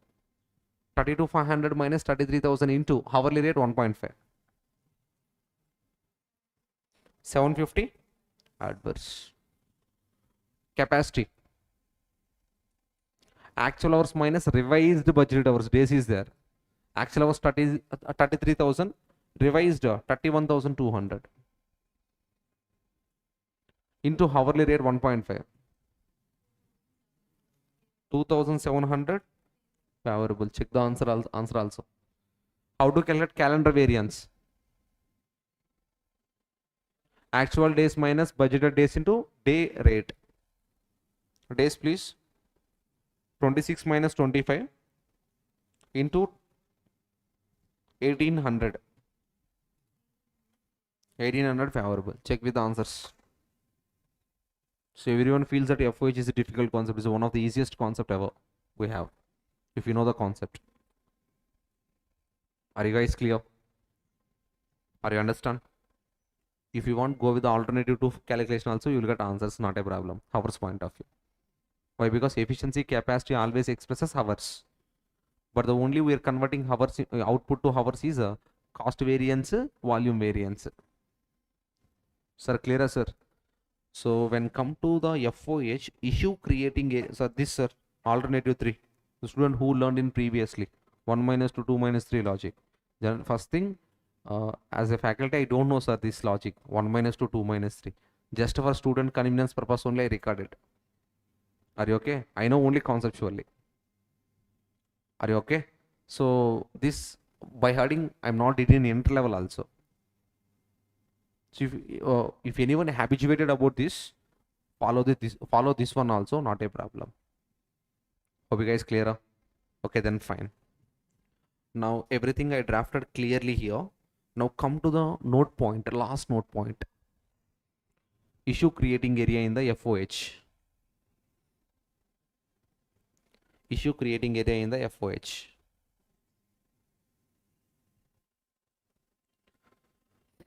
So what the note I mentioned? Hours required for 1 unit of output. Sir, understand clearly, sir. Sir, how to calculate standard rate per unit in FOH point of view, sir? Standard rate per unit FOH point of view. How to calculate this? Budgeted FOH divided by budgeted units, right? Yes or no? Sir, do you have any other logic, sir? Apart from this, for example, this is not possible. Do you have any other logic?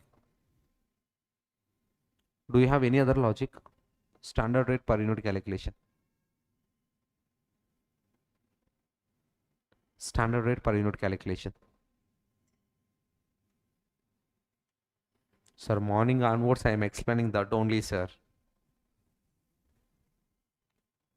2 kgs into 5 rupees, that is equals to 10 rupees per unit. This is called standard price of raw material. This is called standard price per unit. This is called what? Requirement. What is the meaning of requirement? For 1 unit of finished good, how many kgs of raw material needed? Are you guys clear? 5 hours into 3 rupees is equal to 15 rupees per unit. What is the meaning of this, sir? 3 rupees is nothing but standard rate per hour labor. This 15 rupees is known as standard rate per unit of labor. Are you guys clear? What is the meaning of 5 hours?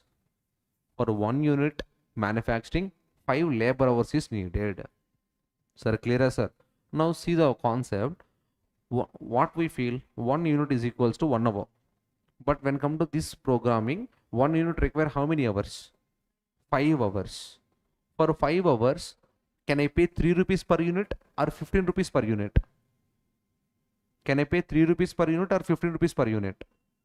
15 per unit. Why? Because 3 rupees per hour they are paying. Are you guys clear? Now, 1 unit require 1 hour means at that time 1 unit equals to 3 rupees. 1 unit equals to 3 rupees. But here 1 unit require how many hours? 5 hours. 1 hours, how much we are paying? 3 rupees we are paying. It means for 1 unit manufacturing, how much we are paying? 15 rupees. Hope you understand my concept here. Are you clear?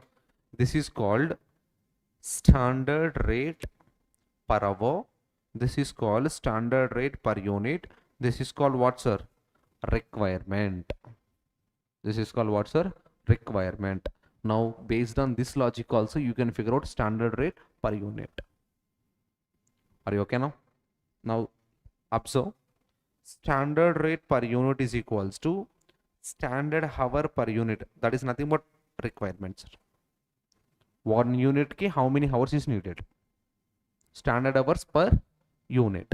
Multiply with standard rate per hour. How much you are paying per hour? How much paying per hour? Now multiplying these two is known as what, sir? Standard rate per unit. Standard rate per unit. Not only budgeted FOH divided by budgeted units, we are using this logic also. We are using this logic also. But we are not using this logic for standard rate per unit. We are using this logic for requirement calculation.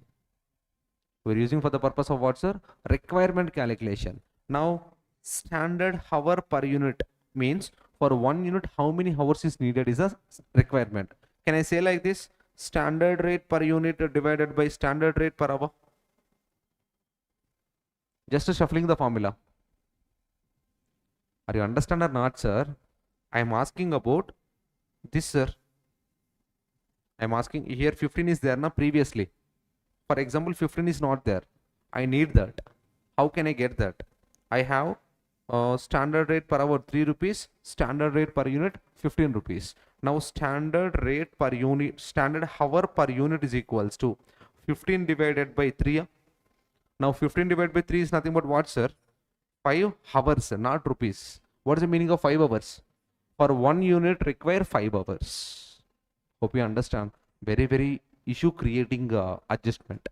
For that purpose, I record as a note point. Are you understand my logic, sir? Are you clear, sir? Okay, then fine.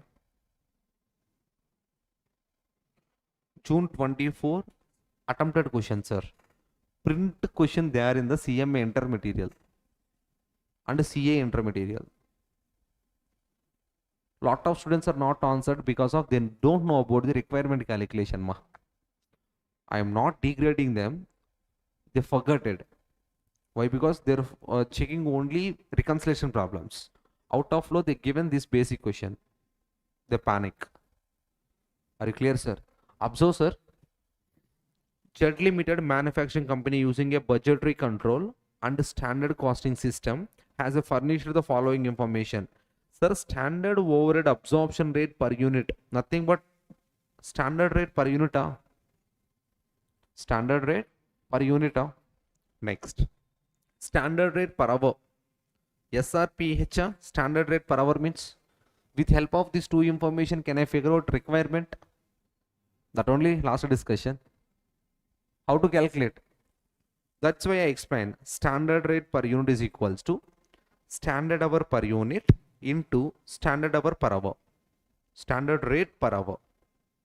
Now you know standard rate per unit 20 rupees.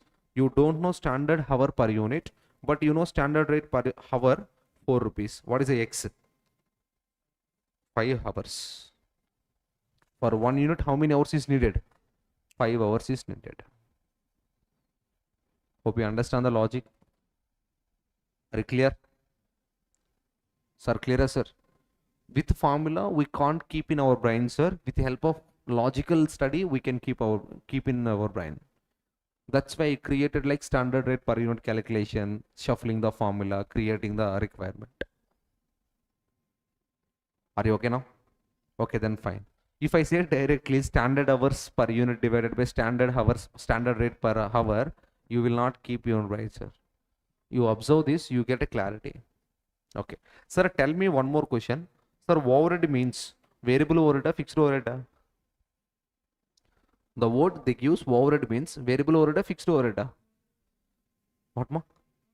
Total overhead, exactly. The word overhead represents total overhead. It means variable plus fixed. Variable plus fixed. If there is a no variable information, then overhead is nothing but fixed overhead. If there is a no fixed information, overhead nothing but variable. Hope you guys clear. Now in this question they provided variable as well as fixed. Variable as well as fixed. Hope you understand. Okay, then fine. Now budgeted production is given, sir, 12,000 units. Actual production is given, sir, 15,560 units. And actual hours work is given, sir, 74,000. Sir, remove this minus symbol, sir. That is not a minus. If it is a minus means value. Here rupee symbol is wrongly placed, sir. Remove karo. Rupee means that is a value. But what is the word they used in front? Actual hours works. Actual hours, working hours means they are expressing in hours, not rupees. Are you okay? Next, sir. Actual overhead amount 2,95,000, out of which 62,500 are fixed. Yes, I get a clarity now.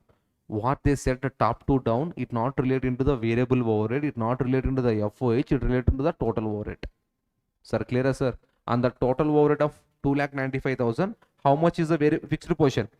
62,500. If you remove that, you will get variable overhead actual information. Sir, clear, sir? Okay, then fine, sir.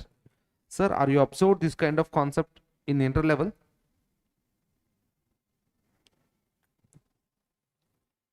Are you observed or not? Where? Budget and budgetary control. Yeah, exactly, ma'am. So if they give different level of capacity, we have to calculate variable cost per unit. That is nothing but change in total cost divided by change in output. Change in total cost divided by change in output.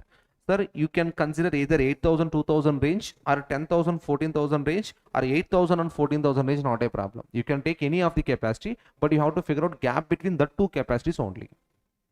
Are you guys clear? Now when it comes to variable cost per unit is how much, sir? So I am considering 10,000 and 8,000. 10,000 and 8,000. Change in cost means 2,10,000. Sir, the word change represent new minus old, sir. The old change represent the clue new minus old.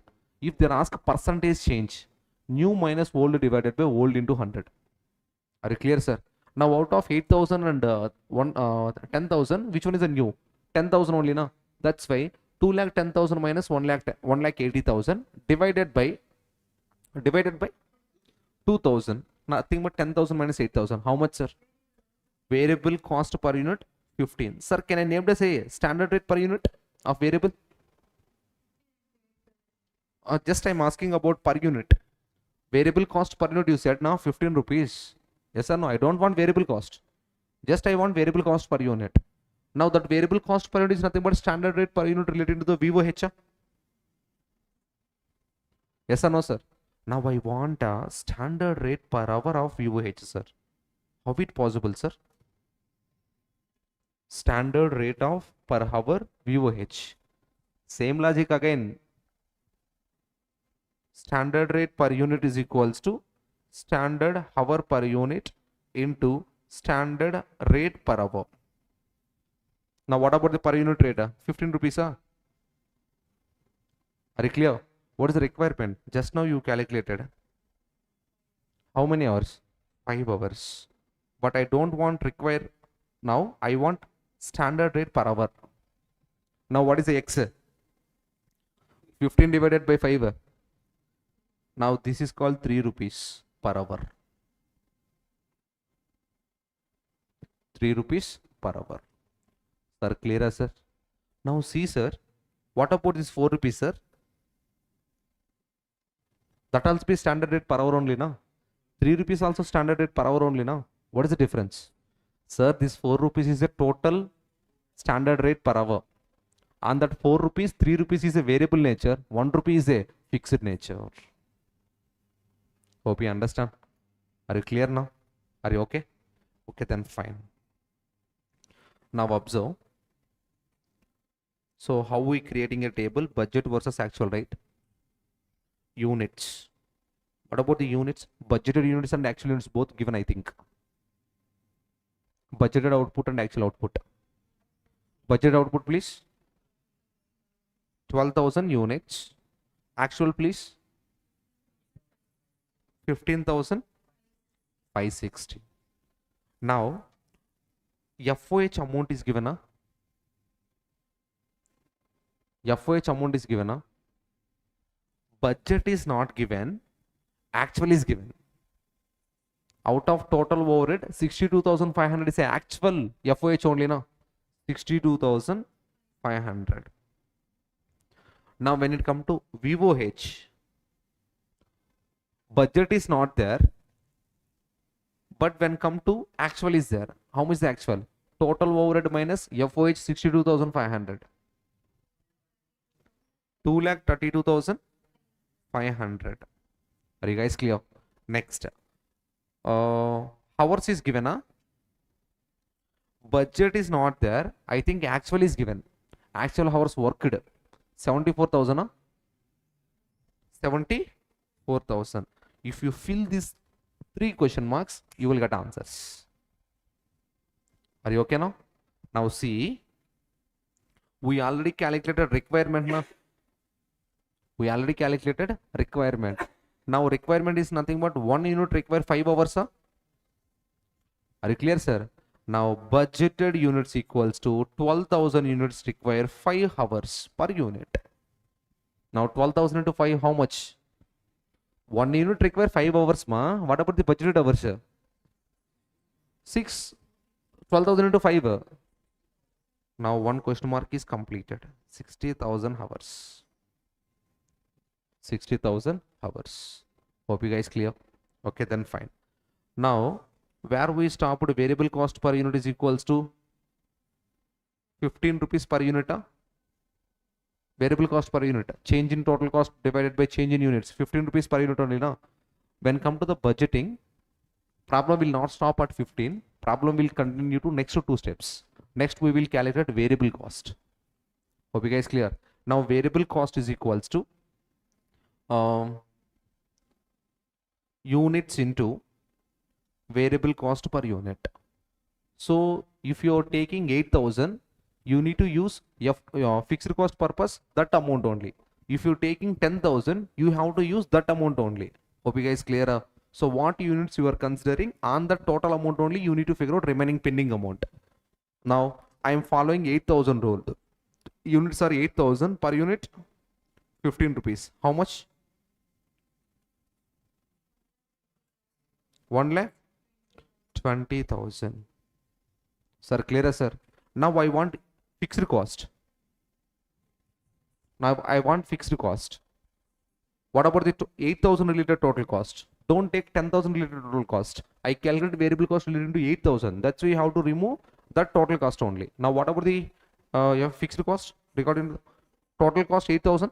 1,80,000 minus 1,60,000 variable cost. If you remove from total cost, you will get what? 60,000 as a FOH.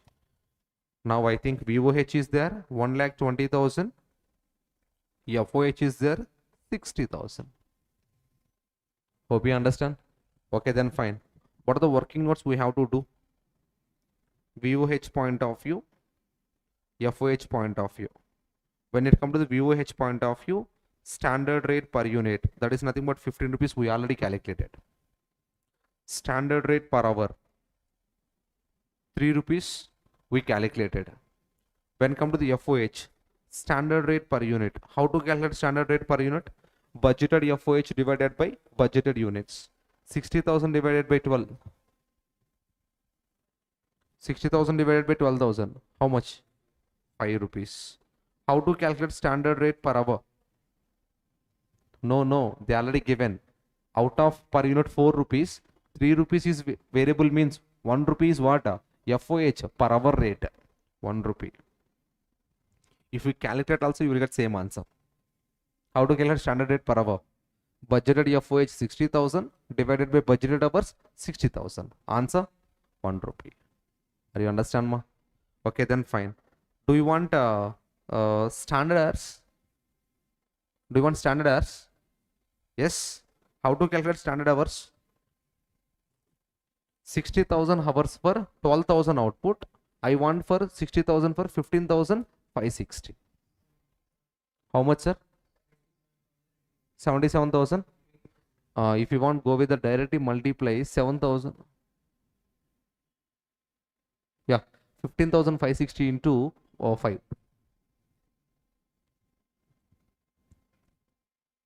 If you convert, you will get same answer. Or if you multiply with requirement also, you will get same answer only, na? Yes or no, sir? 1 unit require 5 hours. For actual output, how many hours is needed? That is nothing but standard hours. That is nothing but 15,560 into 5. 70. You can go with the comparison also, you will get same answer. What is the comparison? 60,000 into 5, 15,560 divided by 12,000. Clear? Are you guys okay? Okay, then fine. Please tell me standard hours. 77,800 hours. Do you want standard rate per day? Do you want standard rate per day? Don't see. Check the question. Days information is not there. If days information is not there, standard rate per day is not required. Do you need to calculate revised budget hours? Why? Because budget hours is nothing but revised budget hours. FOH completed, sir. FOH completed. Now just I will wrap after completion of this basic problem. Everything is there given, ma. Number of working days is given. Output per man hour. Sir, can I name it as called requirement, sir? Output man hour is nothing but requirement. What is the requirement? For 1 unit, 1 hour. For 1 unit, 1 hour required. When come to the actual, sorry. Output per man hour. Per man hour means 1. Very clear? 1 hour require, 1 unit require 1 hour. 0.9 units require 1 hour. Sir, clear, sir? If you multiply with budgeted output, you will get budgeted hours. If you multiply with actual output, you will get actual hours. If you multiply with budgeted information to actual output, you will get standard hours. Sir, clear, sir? How to calculate budgeted hours here? 1 unit require 1 hour. 1 unit require 1 hour. What about the budgeted output?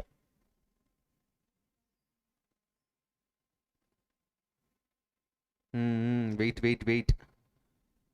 Hours is there, units is not there. For units purpose, they given clue. From last you can observe man hours per day they given. Clear, sir? So you have budgeted hours, actual hours. You missed what? Budget units. You missed units. Now please tell me units. 1 hour require 1 unit. For 8,000 units, how many hours is needed? 8,000 hours.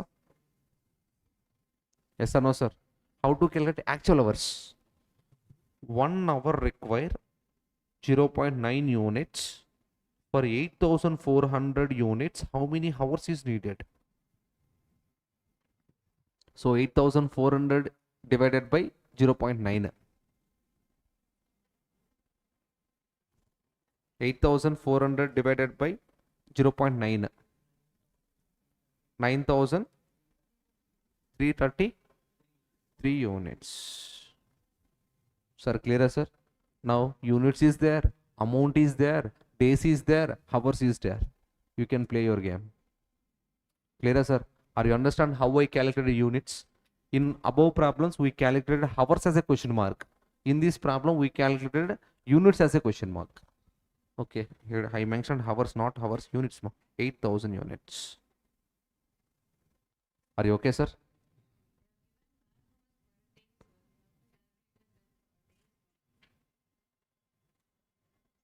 Okay, I taken man hours per day. Yeah, okay, exactly. Sir, they provided man hours per day, sir. Here hours also we have to do working note. Sorry for the out of flow because of speed. Time is over. That's why the panic. Now when it come to first, you have to calculate hours per day 8,000. How many days they worked? 20 days. Now total is known as budgeted hours. How many hours, ma? 1,60,000 hours. Are you okay?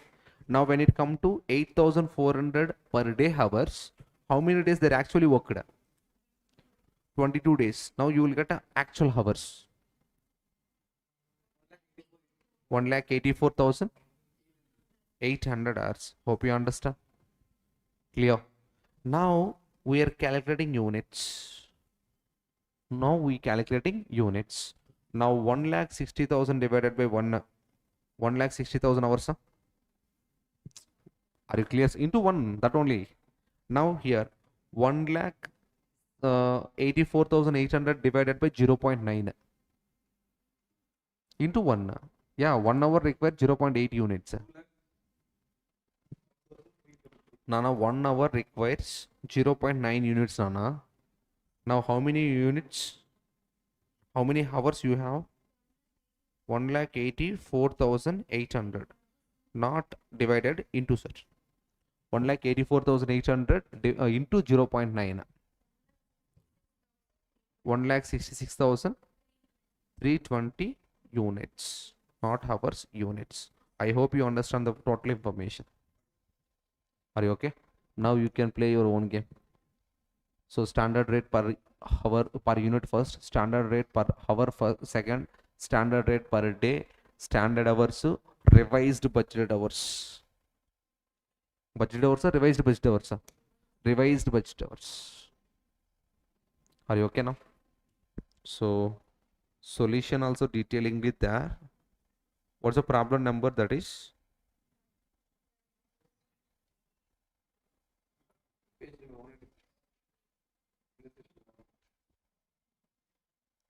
Okay, I'm not written in the notes. I explained the notes itself.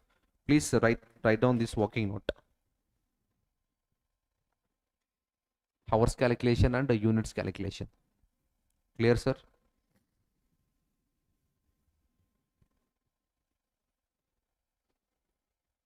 Are you okay? Don't panic about the book solutions. In few areas they used output calculation, in few areas they used hours calculation, but I explained both. Are you okay now? Okay, sir. FOH completed.